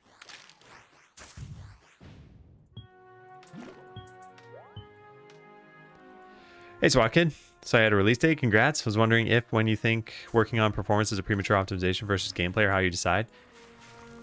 I think it's tough because you can notice a performance problem in something and not be confident about the feature itself, such that it's not worth worrying about performance yet. So for example, imagine you're prototyping a game and it runs at 30 frames per second, but all you're trying to do is find out if it's fun. That's not a performance problem then. Like, yeah, you wouldn't want to launch in that state, but your goal is not to have a solid game yet. So I think it's some combination of like, how many players are seeing this and is it degrading the experience at all? So it's probably more toward the end of a feature that you know you're going to keep. Then maybe profiling it might not be bad. But I don't think you need to wait for launch. Okay, so now I want to upgrade this. And I want to... Okay, now they're taking 13 seconds. I think the next best thing is probably hiring the archer. And now we can level up this character. I don't know how much of a difference that actually makes. Let's put it into this. I want to try that out. So it was at 13 seconds. Witch Doctor also got stronger. It's not just that they got a skill point. Some and all their zombies will get stronger naturally. It was about 13 seconds before this. Yeah, how much of a difference does the Witch Doctor make? Seemingly none. Not with that skill, at least. We only need one more blue potion. And I might as well put this over here. Oh, and we can afford a new character now. Nice. And throw them in, and now that'll definitely go faster. 12 seconds. Got a new worker. They'll go harvest these for me.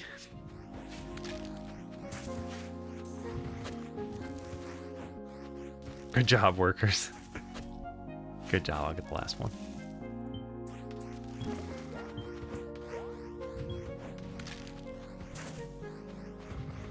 Huh. town hungers for more everything.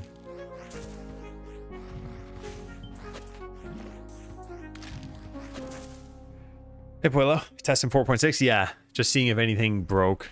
I mean, so far I'm not really seeing anything that's wrong. Well, I found some bugs, but those aren't related to the Godot update. At least not as far as I can tell.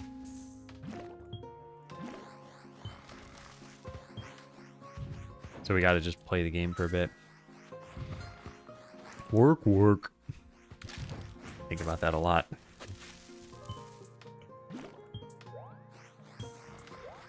And Zug. Hey, Mr. D-Boy, how you doing? Your launch is soon, right? Yeah. Oh, hey, they want a blue potion. Love it when that happens. Free money. Yes, sir. How you feeling? Got to do a day-by-day check-in. All right, now we can finally do this. Although even then... Yeah, upgrading the slime, I think, is a really, really good set of first purchases.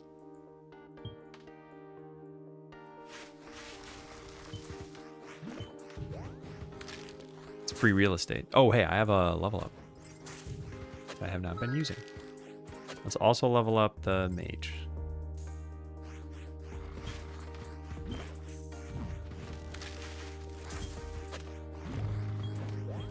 Good.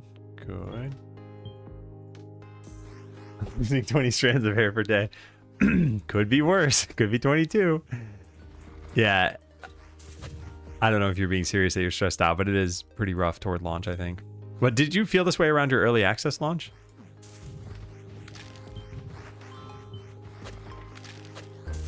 Not saying it really changes the equation too much. Yeah, you did? Yeah. I think launches are just stressful. Oh man, the town really picked up now.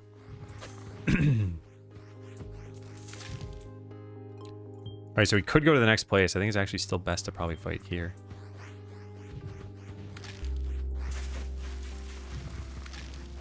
There we go. Put any cloaks up here for now. Put this one down here. Alright, we have a lot of money. I'm gonna max out the garbage slime, I think. Yes, now I need 90 gold for it.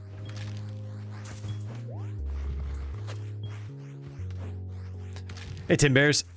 It's going pretty well. We solved a mystery that had to do with a bug in Godot. So I've upgraded Godot now to a newer version, and we're seeing if it broke anything. So I'm actually just playing the game right now, which is pretty fun, especially compared to all the hard work I've been doing. This does not feel like hard work. How much more money did I need for this? How are we doing, Tin Bears? 8 more gold. 8 more gold. Okay. Let's get our 8 gold like that. And then get this. Now they will max out their hunger. So now we should be rolling in money.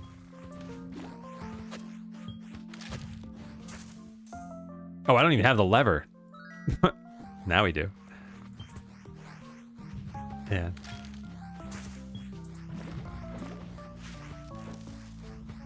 Pretty good.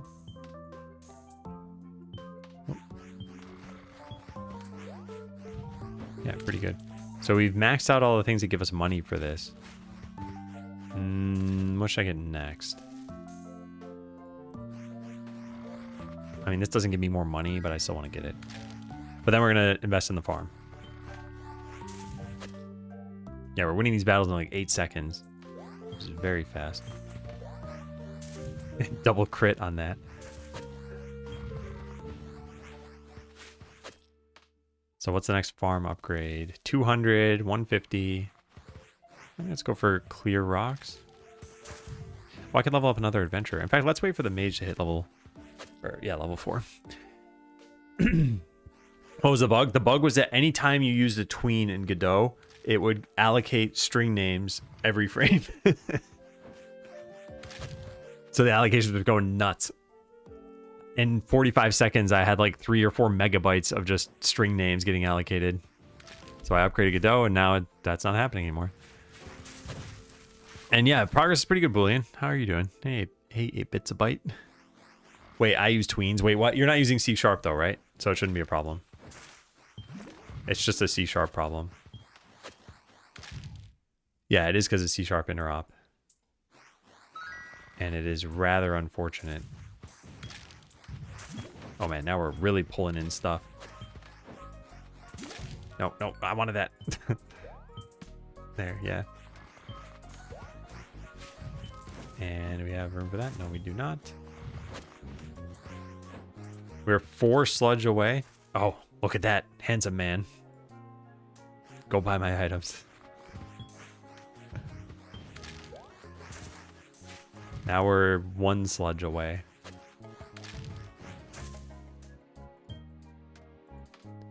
Now we have too many cloaks. Got it. Level up the mage. Make this even faster. Able to not lose too much sanity. Oh yeah, man. I spent 10 hours yesterday looking into that stuff though. So it was quite a long time spent. Okay, yeah, now we're cruising. In fact, now we should probably upgrade these things. I'm just gonna hang out here in the canyon for a while. Let's see what this does for the game. I mean, so far, doing good stuff. Selling a lot of things. Getting tips. So I want to upgrade this next, and then the warehouse. Attempting to upgrade the warehouse first, but probably not the best. There we go.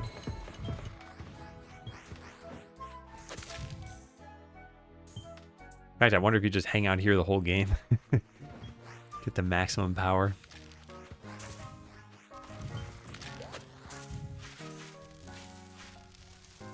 Alright, warehouse is next. That's only 50. Let's just dump one of these in there and get it. Nice. Now we won't lose items, probably.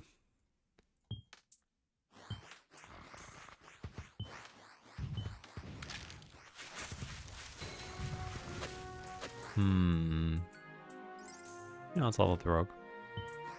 Dump all our blue potions. We don't need those. Then dump the yellow one. Did we see improvement in the deck? Yeah. Yeah, I went from 9 stutters in 45 seconds down to 4. But even on Mac, I'm still seeing some stutters here. But those are things I should be able to fix later. I'm testing now whether Godot 4.6 caused any errors that I see or any like weird issues. And so far, no. Other than on the Steam Deck where I think maybe max size container's broken, but I'm not sure. I haven't investigated yet. But it looks like, let me show you. It looks like, where'd that picture go? It looks like this. There's a bunch of blank space at the top. So I don't know what's causing that. And you see this like glitch in the panel in the background. So yeah. Keeping track of stutters based on getting last frame time. Yeah. Yeah, just actually looking at process and seeing is delta greater than 30 milliseconds. Oh my god, I can't keep up.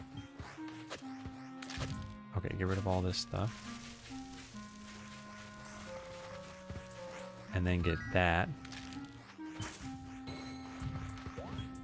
And then dump all the blue potions. Because these don't sell for anything.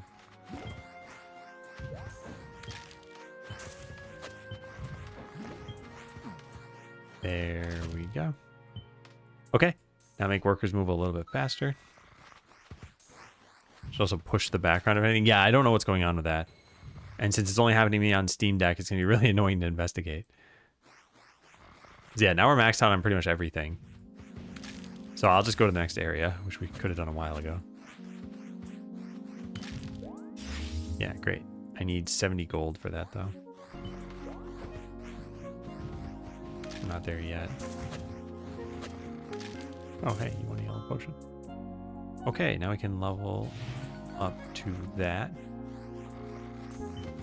Don't let any of these disappear.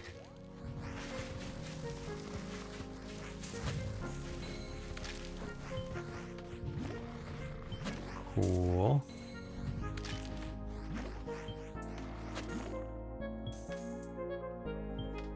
Selling lots of armors. Got some big life potions and boots. Head in here. Can I post my page and show and tell? Yeah, definitely. And hey, Mibsy, yeah, this is the game I made. It's going to launch on March 17th. We are just doing some testing because I have chosen to upgrade Godot right before launch. But it was to solve an even more pressing issue. So yeah, we're just trying to make sure nothing's going wrong here. I should eventually speed up how I'm playing this. Oh, I'm not going to do that just yet. Does that cost... No, it's only 1 gold more. We could make the rogue better. Thanks, Mimsy. Yeah.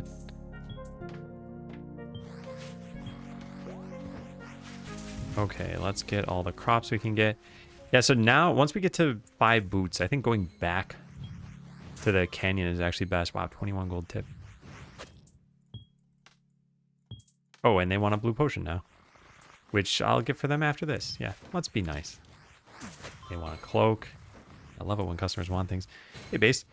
Quick update validations. Are there any UI automation techniques that can be used? Yeah, and we can even automate Godot to some extent. I just haven't put any time into that. Then in this case, I kind of want to just experience is anything else broken too. But yeah, there's something like Selenium, yeah. Okay, so we give them this, and we need our... Oh, we got it. Okay, so now we can start getting big life potions in here. It's kind of a waste of money. But yeah, I think fighting in the canyon is good. Oh, we're not going to even get big life potions. Oh, we have a ton of money. All right. This is what happens when you just ignore the normal game progression. Yeah. Hey, Red Rocks. Got rid of stutters. Not got rid of. And in fact, you can see they're even happening on the Mac. We're at 83 since whenever I last pressed escape. Which has probably been many minutes. But still, that should be 0 ideally. But we got to do a lot more work for that. And I don't plan on doing that work just yet. I plan on just working through the backlog eventually and then coming back to that. But yeah, for now, we're just playing the game for a bit. I'll probably play for another like 20, 30 minutes and then go take a lunch break. I do want to just, like, this is a break from all the craziness that's been going on for me, too. This has been pretty nice. Okay, now let's go fight the dragon. And we'll even level up. Oh, we can't afford that. You know what? Then let's just try with 2 level 4s and the archer. Get him. Probably annoying when you're the one who has to do it. I don't even mind doing the optimization improvements. I just want to be doing other stuff before launch. Like way bigger, higher priority tasks. All right, with this sword that we earn, we're going to sell it right to the slime. And we got 225 gold. So nice. Now they can go fight in there. They'll probably win that. And now what can we get? We can get this. Wait, what else can we get? We can get the weapon shop, which I think we earn weapons now. They're going to be a while before they win that battle. Oh, and we can hire more adventurers. That's right. I actually want another adventurer. Not yet. Why is he so tiny? I mean, it wasn't too tiny when it was in the bigger window. All right, we need a yellow potion for that person. Oh, wait, they're all going to bring him over there. I don't want that. I don't want that. I want to go over there with that stuff.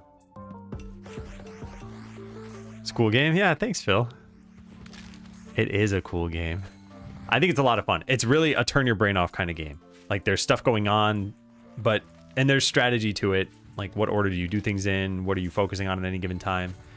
But you don't need to pay very close attention if you don't want to. All right, so now we got to fill this up, and we need to sell this over here. Nice. Both Phils agree. Actually, we have 3 Phils in chat today. Phil V, Phil P, and Phil M. Virtual private network. I don't use Steam as not much stuff supports Mac, but this one will. So might set up Steam. Yeah, and if not, you can always get it from itch if you want to. The demo's there now. Only me counts. Got a hat trick of Phil's over here. You know what they say. You come to the stream, you get your fill. Alright. So we have a ton of money and I'm doing nothing. Let's... What should I upgrade? I actually don't know. Let's upgrade the farm. Completely, yeah. And that'll let us just power level a couple of characters. I should actually probably power level the archer too, right? Nah, just go with the mage. The next upgrade I'm getting is quick harvesting. Yeah, we are quickly running out of space for stuff. We should probably go to the next location. Yeah, fine. Let's bump you up a level. And actually, we could, well, I guess it costs a lot to hire, but I was going to say for 225 gold, we could hire this person as a worker and just leave him in town doing stuff. But yeah, definitely not the best thing. All right, so now we're getting boots that we have otherwise no use for. We probably need customers. I said I'd get this next, so let's do that so I'm not a liar.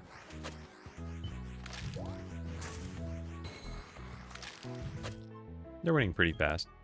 Just doesn't earn a lot of potions. We could also get the enchanters then. Oh, that's full. Now we're out of potions on the farm. We'll put one in there. That's not enough. Nowhere near enough. We'll put another one over there then. It's still not enough.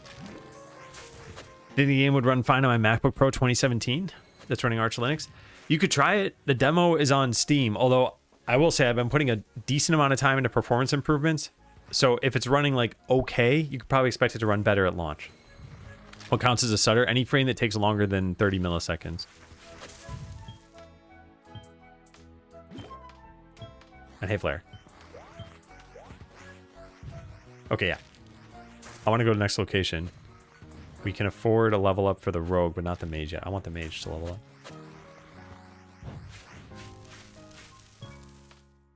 Okay, but they are earning items at a pretty fast pace.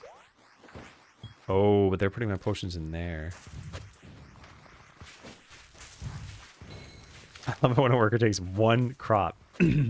That's all they can hold, but it's just funny. They help out a little bit. Yum. Very nice. Hey, Sample, this looks awesome. Thanks. We've had a decent number of people come in and say this looks pretty good. It's good to hear close to launch. This is coming out on March 17th, and I'm honestly doing some playtesting right now. We made a pretty big change earlier. Oops, wait, yeah, that was what I wanted. Okay, I guess I bought the wrong thing, but I bought the right thing. Oh, hey, they want a red potion? Give you a red potion. Okay, next level up is here. Now I'll get the next level of storm intensity. And now I want to get the next worker. So I got to take them out of here.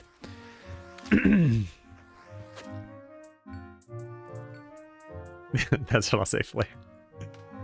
RAM prices went up. Never mind that it's actually a CPU problem.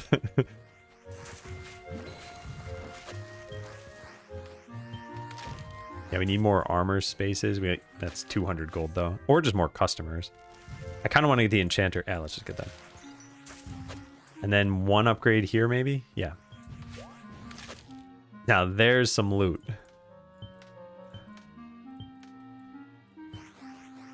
In fact, let's reprioritize here a little bit. And upgrade this. Yeah. I want to put my next 75 into the warehouse. Game is feature complete. Nice, nice, nice, nice. Yeah, I never knew if Skelezeller was feature complete, and then I was like, okay, I think we're good. I didn't really celebrate that as a milestone, though, and I should have. Do we have mana for this? No. Could we get mana for this? No. But almost. Now we might be able to afford it? Yeah. Yeah, I like the different the stages of progression in this game. I think it does move pretty smoothly from one to the next. Now we're out of items. We'll be adding on to the game as time goes on. It all depends on how it does at launch. I don't have any like major plans that I held off on. I wanted the game to be a complete game for launch, so it's not going to be early access or anything. And yeah, we'll see how people like it. Oh, we have lots of spaces open over here. Okay, well, yeah, now we're just churning through loot. Thankfully, I can harvest fast. I had to put the last thing in and looked at my tasks. It's pretty cool, though. Do we have any extra gear? We have this, and we have this. They're winning in 16 seconds. You know, honestly, it's probably best to just level up all the other adventurers, too. Like, how much power does it add? 4? And 4? How much does that? 21? Okay, maybe not. Yeah, plus 15 power is pretty crazy. Yeah, it's going to be $15 with a 15% discount at launch. All right, we only need 4 more of these, so let's just dump them all in here, because then we get another worker, and there's even less for me to have to do here.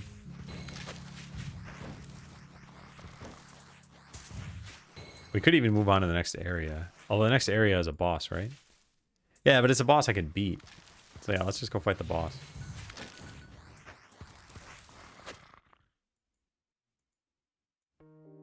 We got our 1 helmet. Yeah, nice. Nice, nice, nice, nice, nice. We got Otis the skeleton now.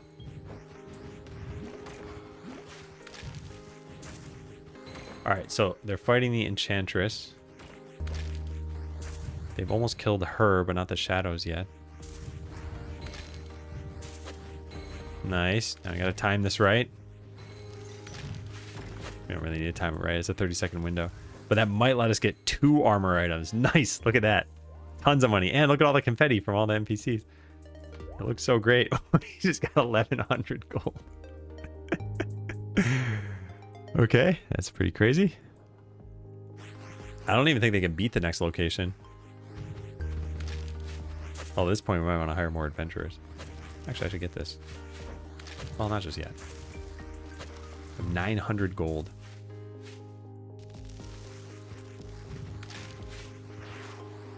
Are they going to win? They might barely. Yeah, I'm not going to keep fighting there. Let's go back to the canyon. And let's open up this quest. And then I want to hire someone. Oh, wow. Everyone's available now. Who do I want to hire? Let's get the Spirit Caller. Yeah. Let's turn this on. Upgrade Loot Magnet. Alright, so we dumped all our money into that.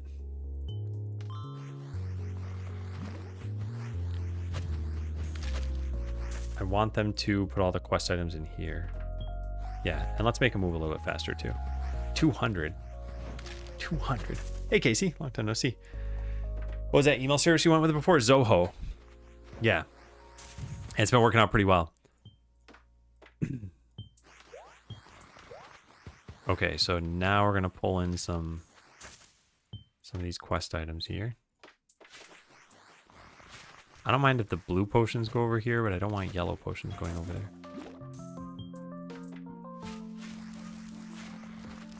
Yeah, they're almost done with this.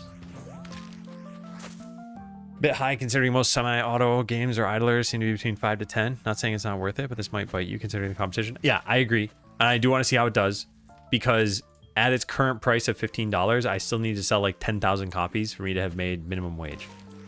So if I price it at 8 and it doesn't sell 20,000 copies, then we have a problem.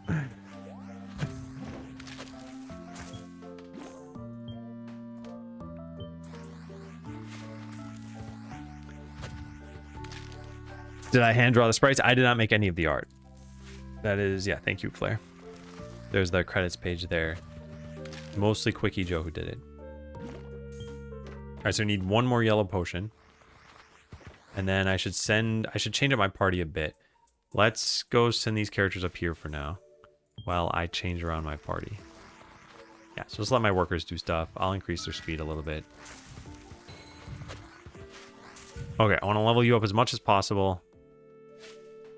We only have 2 points. Let's put it in there. And there. And then I want to swap out the archer for the Spirit Caller and throw you in the final location right now. And then put the archer into the fishing pond.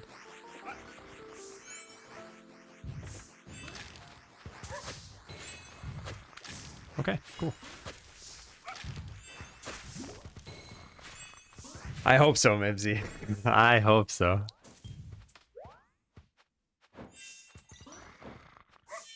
I really hope so. Well, the Witch Doctor died, and the Rogue died. So much for healing. The Mage is still alive, though. Should probably just power up the Witch Doctor a little bit. Let's get Zombie Leader. Okay, you wanted this for a long time, so there you go.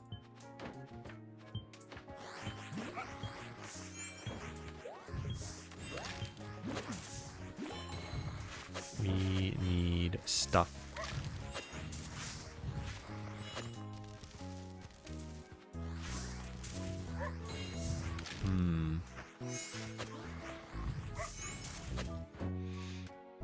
Go game, go.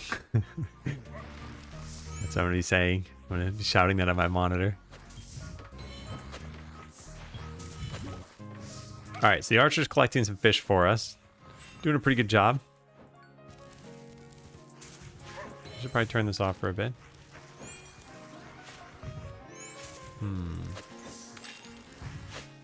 Oh man. Always crazy seeing a loot explosion like that. Yeah. Secondary horizontal fence pieces just south of the magic crystal. You mean like this one? It's because there's a rabbit that lives there? Yeah, what do you have to say to that?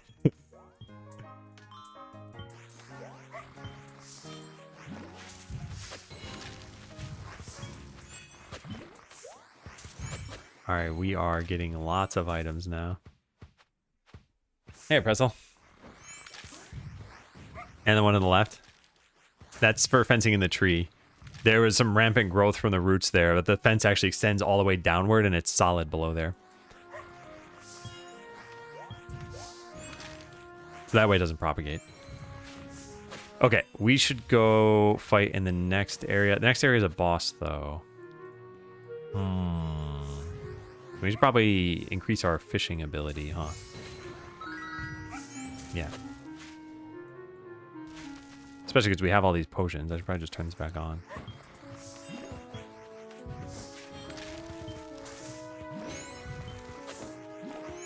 Yeah, now all our skeletons are just waiting over here. That's fine. Oh, I should get more customers next. And we're not using our armor shop at all. That's a fast bot. Hey, President. Oh, people want blue potions? Okay, fine. I'll give you all the blue potions you could ever crave. There's one. 24 gold tip. And here's another one. Also a 24 gold tip. Okay, now they can go back to where they were fighting. And we can dump some of these canes in there. Please give me validation. Oh my god, 40 days! 40 days in a row of Pressel. That's incredible. I don't think anyone's ever reached those numbers before.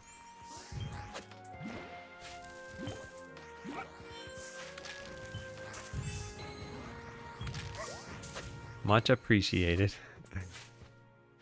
I'm the one who appreciates it. What did I say I was going to upgrade? I said I was going to do something. What was it going to be, though? I don't remember. Probably get this, though. Spicy cook? Spicy cooking. 18. Yeah, that's pretty good. Alright, Archer's going nuts over there. We're actually selling some potions. Let's try to pick what items the customers want. Yeah, I think there are a lot of little things we can do that would rely on the game doing well first before we pursue them. We need boots. Boots come from the deep forest, as everyone knows.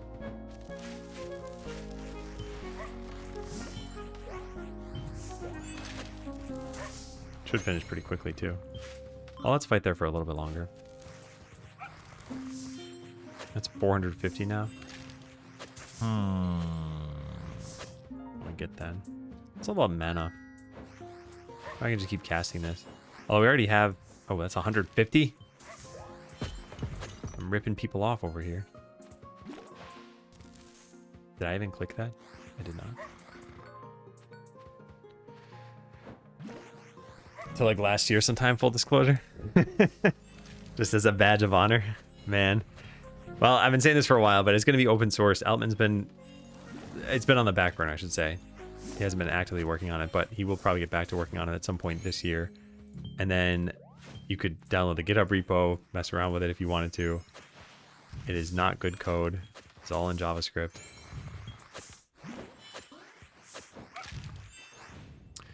No deep forest to get the boots. Just a bunch of rocks.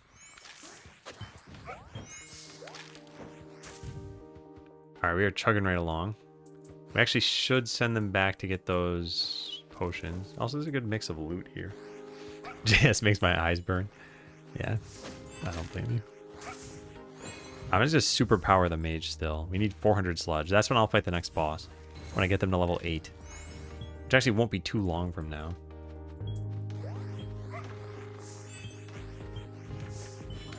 Want this over here. Oh, hey, they actually want a demon helm. Nice. Let's sell some of these. Should probably upgrade how many treasure stands we have in the shops, right? Yeah, because now we're full on loot. This costs... Oh, nice. I can do that. Look at us go. Oh, nice. And we got another worker, too. Pretty cool. Pretty cool. So can they tackle the next boss yet? We're gonna find out. Oh, you know what? Burn is probably really good for that boss.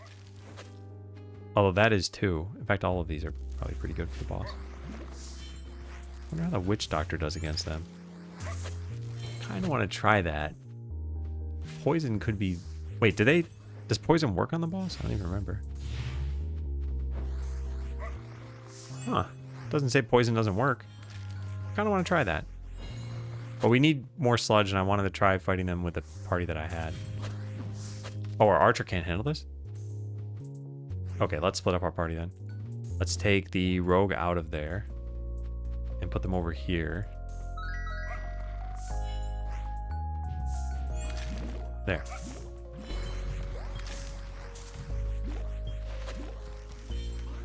Now we just need... Oh, we need a lot of stuff. How do you like Godot? The many things you've missed during development? I think anything has a learning curve when it comes to game dev, and there was definitely one for Godot and a lot of gotchas and even still things I'm struggling with as of even today. So I like it. I will probably use it for the next game, but it's not without its catches. So let me turn down battle sounds. I'm not really getting a lot of potions now. I guess let's take you out of here and go get another pair of boots. Dump these.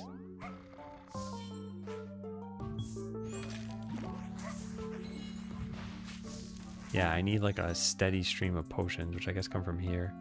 I don't think I beat that. Yeah, I think other engines would have their gotchas too. Yeah. I'm not trying to say it's unique to Godot. Okay, so we're fully stocked on everything. Except for potions. We need potions. And they come from here. We're 8 wow.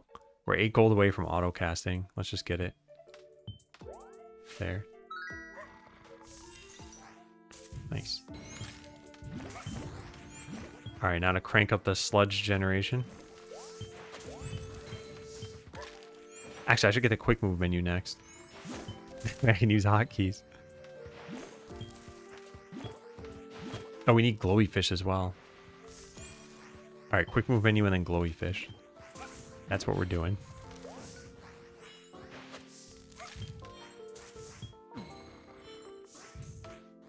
Quick move menu. Got it. And then mana as well. Okay, so let's level this up. Actually, a point in that would probably be really good. In fact, like that would be better. Okay, so now we can quickly sell stuff and put them into the shops. Put them into the extractor. Looking good. So glowy fish is next. Now we can afford it.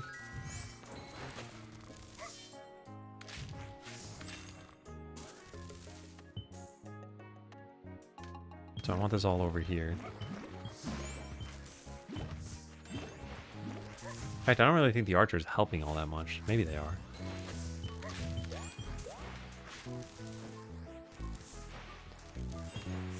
Okay, let's try the boss.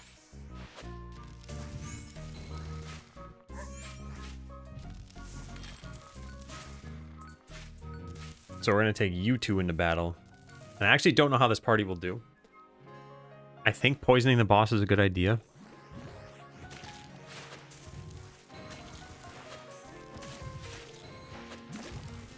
Is it not a guarantee?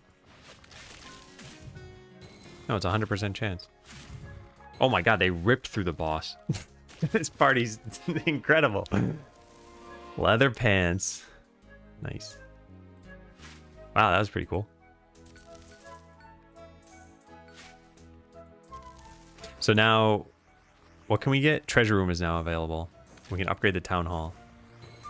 Yeah, both of those are very good things. So let's just focus on money for a bit.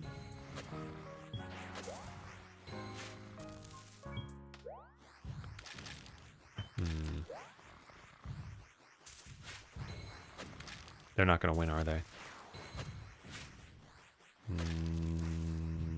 No, unless this is the last wave, it's not. They're not going to win. Alright, well, we still need money. I guess we can put you in the fishing pond.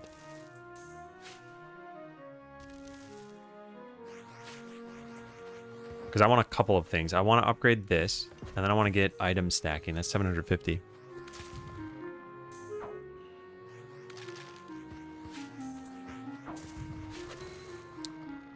Is it running 5,000 FPS? It's not, but the stutters went down on Steam Deck. There are still some issues that I need to fix that I know about. But now we're just playtesting because I needed to upgrade Godot in that time. And I'm testing to see whether the upgrade caused anything to break. Oh, you know what we can do? We can send you into the canyon. You'll probably die there. But we can hire another adventurer. The two of you won't die. Or will you? Probably you will. Let's find out.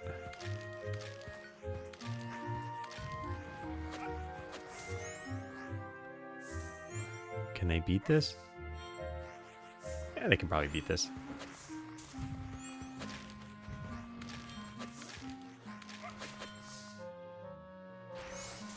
It's gonna take forever.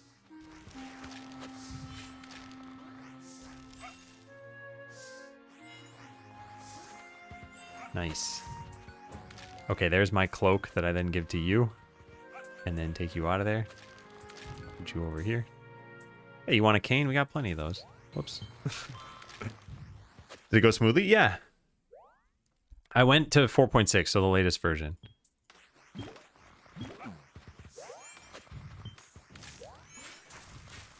What's the benefit of the game through Steam compared to itch? There are achievements on Steam. They're not on itch. Okay, so now we have enough money for this, which is a crazy good upgrade, because now we can stack items. And stack they shall. Yeah, so now workers won't have enough to do, I think. Right after these items go away. Yeah. Because this person will buy 2 at once. Go get them. And Adam has wanted a demon helmet for a while. We don't want to leave Adam waiting.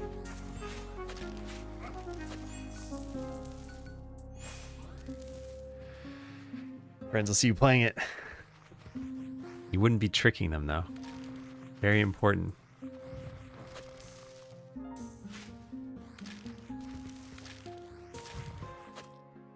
There we go.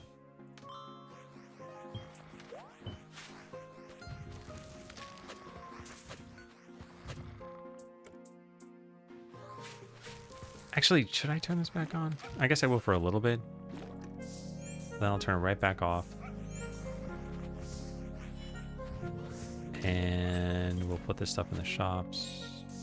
Sell some weapons. We have plenty of those. How much is it for the next item stacking? 2,000. Good gravy. All right, so I think I've tested enough except for the treasure room. So here's what we're going to do. We're going to cheat. Because I don't want to take forever doing this, and I do want to get lunch at some point. So I want to set my money to 40,000. And then we're going to load the game. And with that money, I'll buy a couple of upgrades. I'll get this, this again. That's probably pretty good. Actually, let's get auto purchasing as well. Okay, now turn that on and turn this on. We are rich. Yes, we are. Also get the next level item stacking. You know what? Let's just max out pretty much all these things because we can afford it now. There we go. Might as well max these things out. Yeah. Oh, wow. This stuff's really good. Okay. I'm going to get all those. And that and that. And yeah.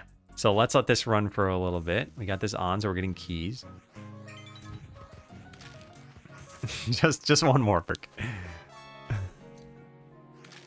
Gamer Nerd, thanks for subbing.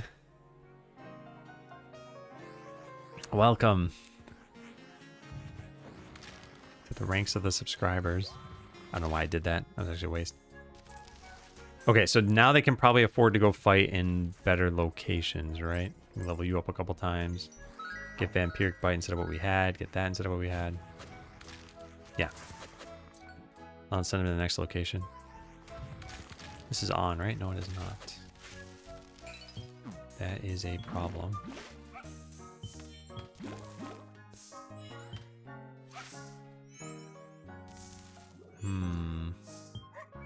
I haven't opened a single treasure chest yet. We need way more armor. Okay, let's see if they can beat this.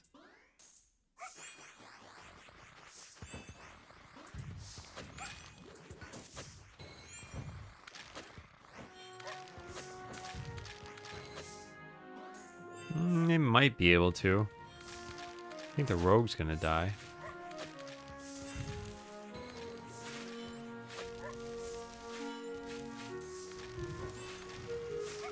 Yep, there goes the rogue. But that's fine. The others will win. And how long did that take? 26 seconds. We got some nice stuff.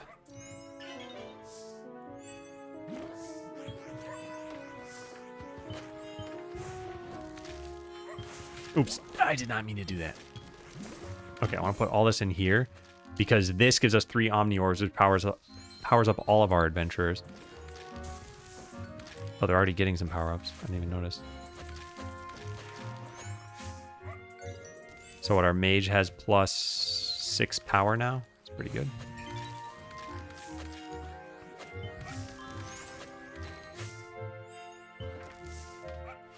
I pressed the right button that time. Which other ones have one of these? This one does. Alright, and now we just crank out the rest of these upgrades. There. Yeah, nice. We're not selling anything in the town because of how long this battle is taking.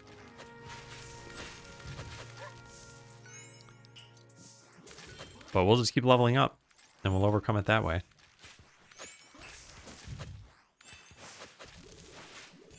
In fact, I wonder if poison actually has some benefit now. Golden keys. Pretty good.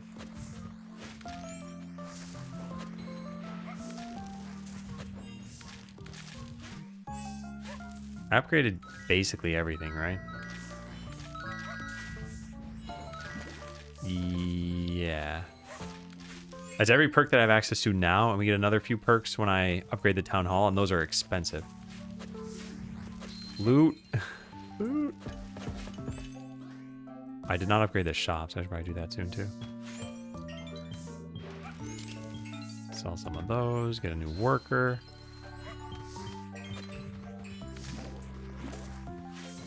Yeah, I'm out of money now. What are you gonna do? I guess turn this off for a bit. Wait, doesn't this make crops grow faster? What does this do? Yeah, crops grow faster. I guess turn this back on then.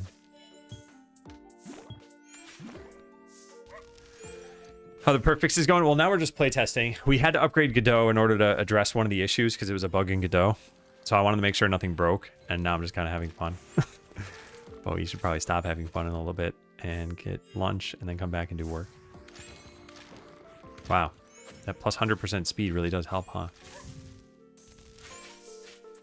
Pretty cool. So I would like to win these battles faster. And that is probably how I do it. Oh, no, but they shouldn't die. Turn that off, turn that on. Yeah, nice. Okay, now that was 22 seconds. I bet they'll win way faster now. Let's see. Well, not way faster, but maybe like 5 or 6 seconds faster. Yeah. So there is strategy. I just need to think about this for a second. So what did that come to? Yeah, 18 seconds. Okay, that's pretty good. It's about 5 seconds. Would you like to get more stutters? No, I would like to get 0. And I know we have some right now.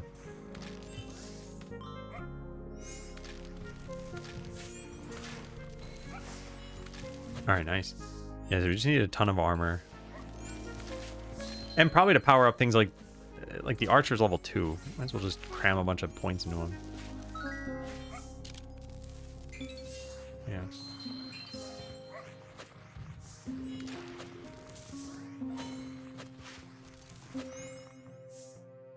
What's the next quest? Oh, we can't do that at all. I wonder if they can beat the next location, though. Did I just find a blue potion? Seriously? Someone wants that. Wow, that was lucky.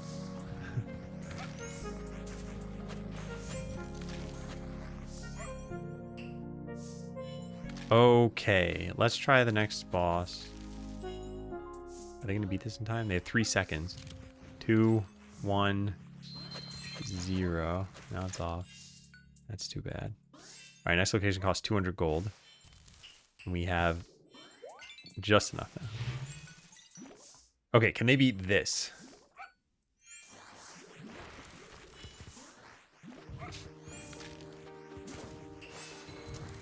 It is not looking good. Yeah, it's not looking good. Okay, well, answer that question. Manual drop a customer? Yeah, I really like that. Alright, well, we've probably tested enough. I do want to do something here. Let's go put Wisdom Sludge at a gigantic number so that we can test the outro of the game eventually. So now we can level up all of our characters.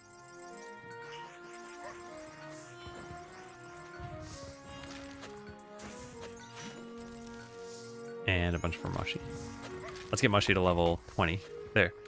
And just put some points into this and this and... No, that's not good.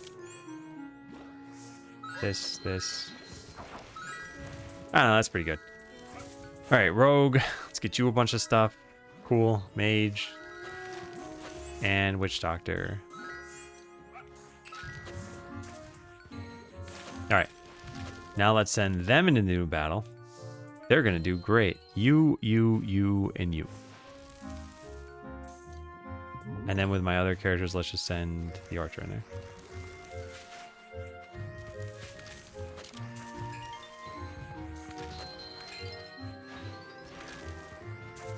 Nice. Alright, now we can fight in the mines, which hopefully we can actually win. Oh, and we can level up the town hall again, but we ran out of money. I mean, if I'm already cheating, I should just cheat my way through the whole game, right? We don't need Sludge anymore. In fact, we don't need this character there. Okay, they're able to beat this.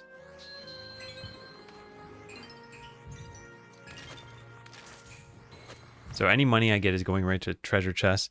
Hey, Dad. Dev can't even beat his own game. Not even cheating. Do we have a reason to get money? I guess we do.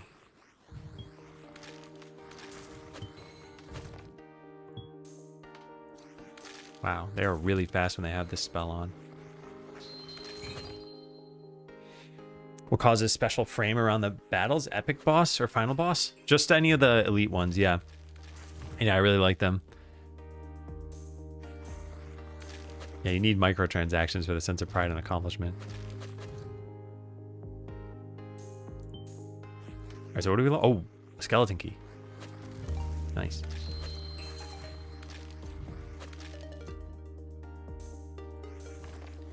Okay, so now let's save again and go just power up one of our characters to a crazy amount. Power from guild supplies. I don't even know who this is. We're gonna set this to 60,000. Then we're gonna find out who that was. Oh wait, that doesn't actually do anything, does it? No, it doesn't. Because we need to set their... Wait, right? Who's level 13 in the game? You. Yeah, that doesn't work. You gotta do some other way. I don't know how.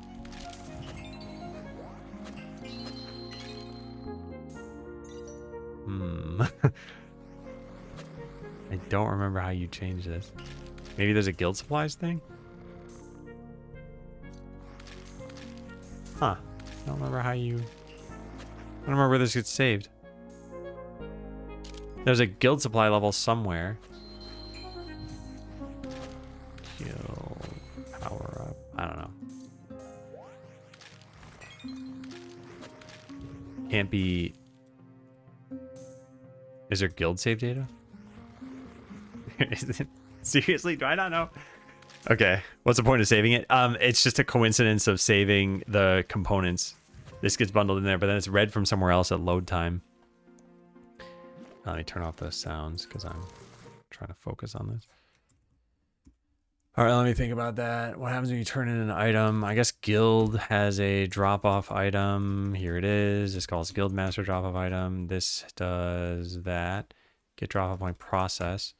Process calls it to this. Process items tracker. Add category. Okay, so we have a process items tracker in here. Ah, there it is. Okay. Yeah, so we just set one of these to like 42,000 and then load the game. And one of you is going to be very strong. There it is.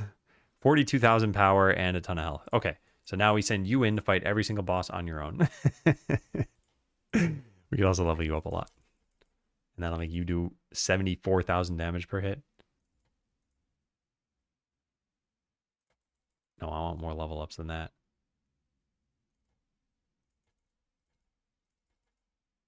Yeah. All right, let's see how crazy that got.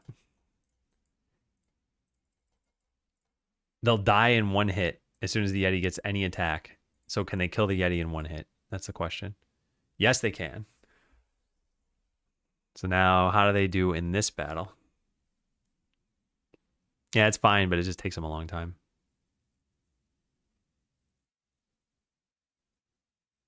They're only doing 123,000 damage. That's nothing. Oh man, I don't have the money to be able to go fight the next boss. And I don't have anything I can sell. I need 400 gold. All right, let's just send you somewhere else then for a second. There. Yeah, when they win this battle again, they'll get a lot of money. Oh, now I have it. I guess we had some leftover items. Well, I'll still let them win this. Oh, no, we didn't have leftover items. It's instant loot from this thing that did it. Oh, well, now we should have enough money to be able to fight everything else. Whoops. That's not what I meant to do. You had 500 gold. The button was disabled. I think I had less than that at the time, but yeah, maybe not. Is this going to take forever? I should really just throw in other adventurers here.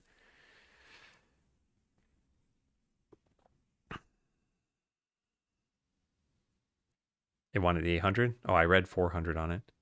Wait, did it want 800? That sounds too high. No, it must have been 400.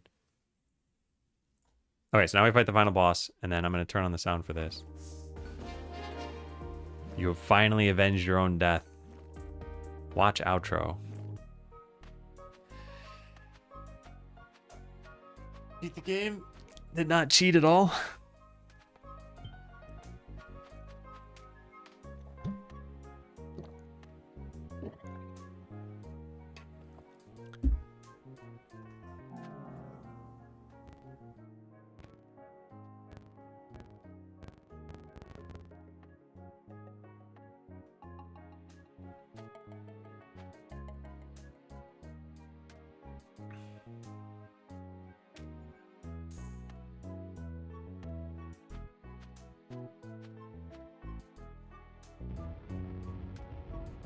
I want everyone to make it a habit, if you're a subscriber of mine, to type that emote when you see someone else streaming this game and they get to that point. Surely an army of 80 subscribers will change the world.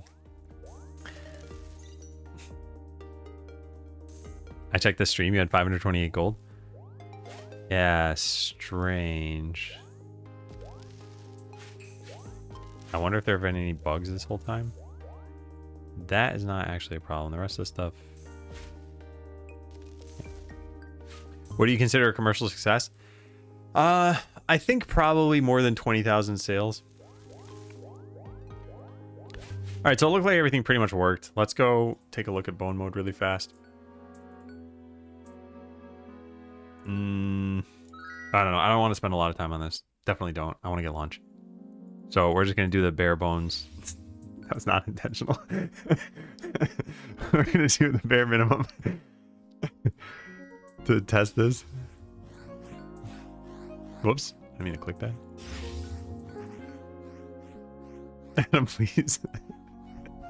Subconscious. Not me. I'm better than that. This is technically not a debug build, so I don't have a way of speeding this up. But we just got to get enough money to... Oh, yeah, this is going to take a long time, isn't it? I guess we just save and do the same thing we did before. cm save.json. Money. 10,000. 10 big ones. Now we can afford everything. There's the farm. And now we need some perks. None of those. That was good. Let's just click random stuff. Yeah. I'm not gonna... I can actually choose these things. Alright. That's probably good.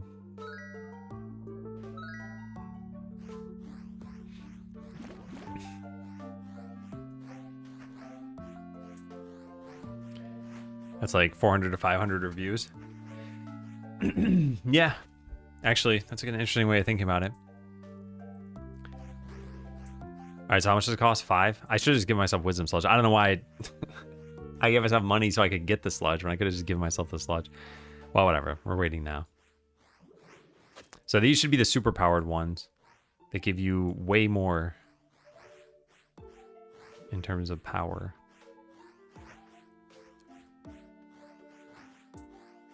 We're just waiting for these. Nothing else. We need that to finish, or these both to finish. There we go. All right, level up.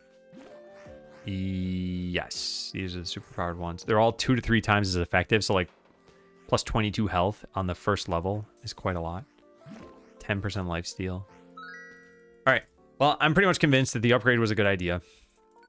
I didn't see any problems. I played for like an hour. I cheated a few times. I loaded the game. I probably didn't test, everything, but yeah, I think that'll be the post-lunch stuff that we do. Post-lunch, finalize the Godot upgrade. Afternoon. This is something for like ping the team about having upgraded Godot to 461. And then we work through the backlog, I guess. There's a lot left to do. Okay, and then work through this list.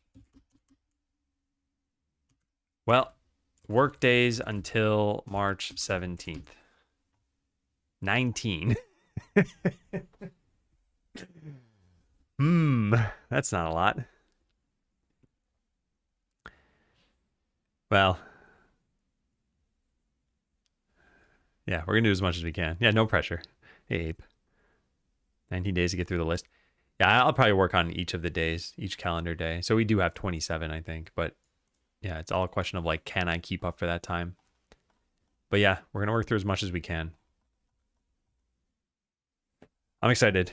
Okay, well, here's the drill. It is 12:30. I will go get lunch. I'll be gone for probably about an hour. And when I come back, we'll stream until maybe like 4 or 5 p.m. It depends on how much progress I'm making. Also, I've worked a lot in the last like 3 days. So maybe I just stop at 4 anyway. But I'll be relaxing this evening. It's game night tonight. So thank you all for watching. I don't raid out at lunch. If you want to join Discord, if you want to play the game yourself, there are the links. And hey, Joss. Bye, everybody. Hope to see you soon.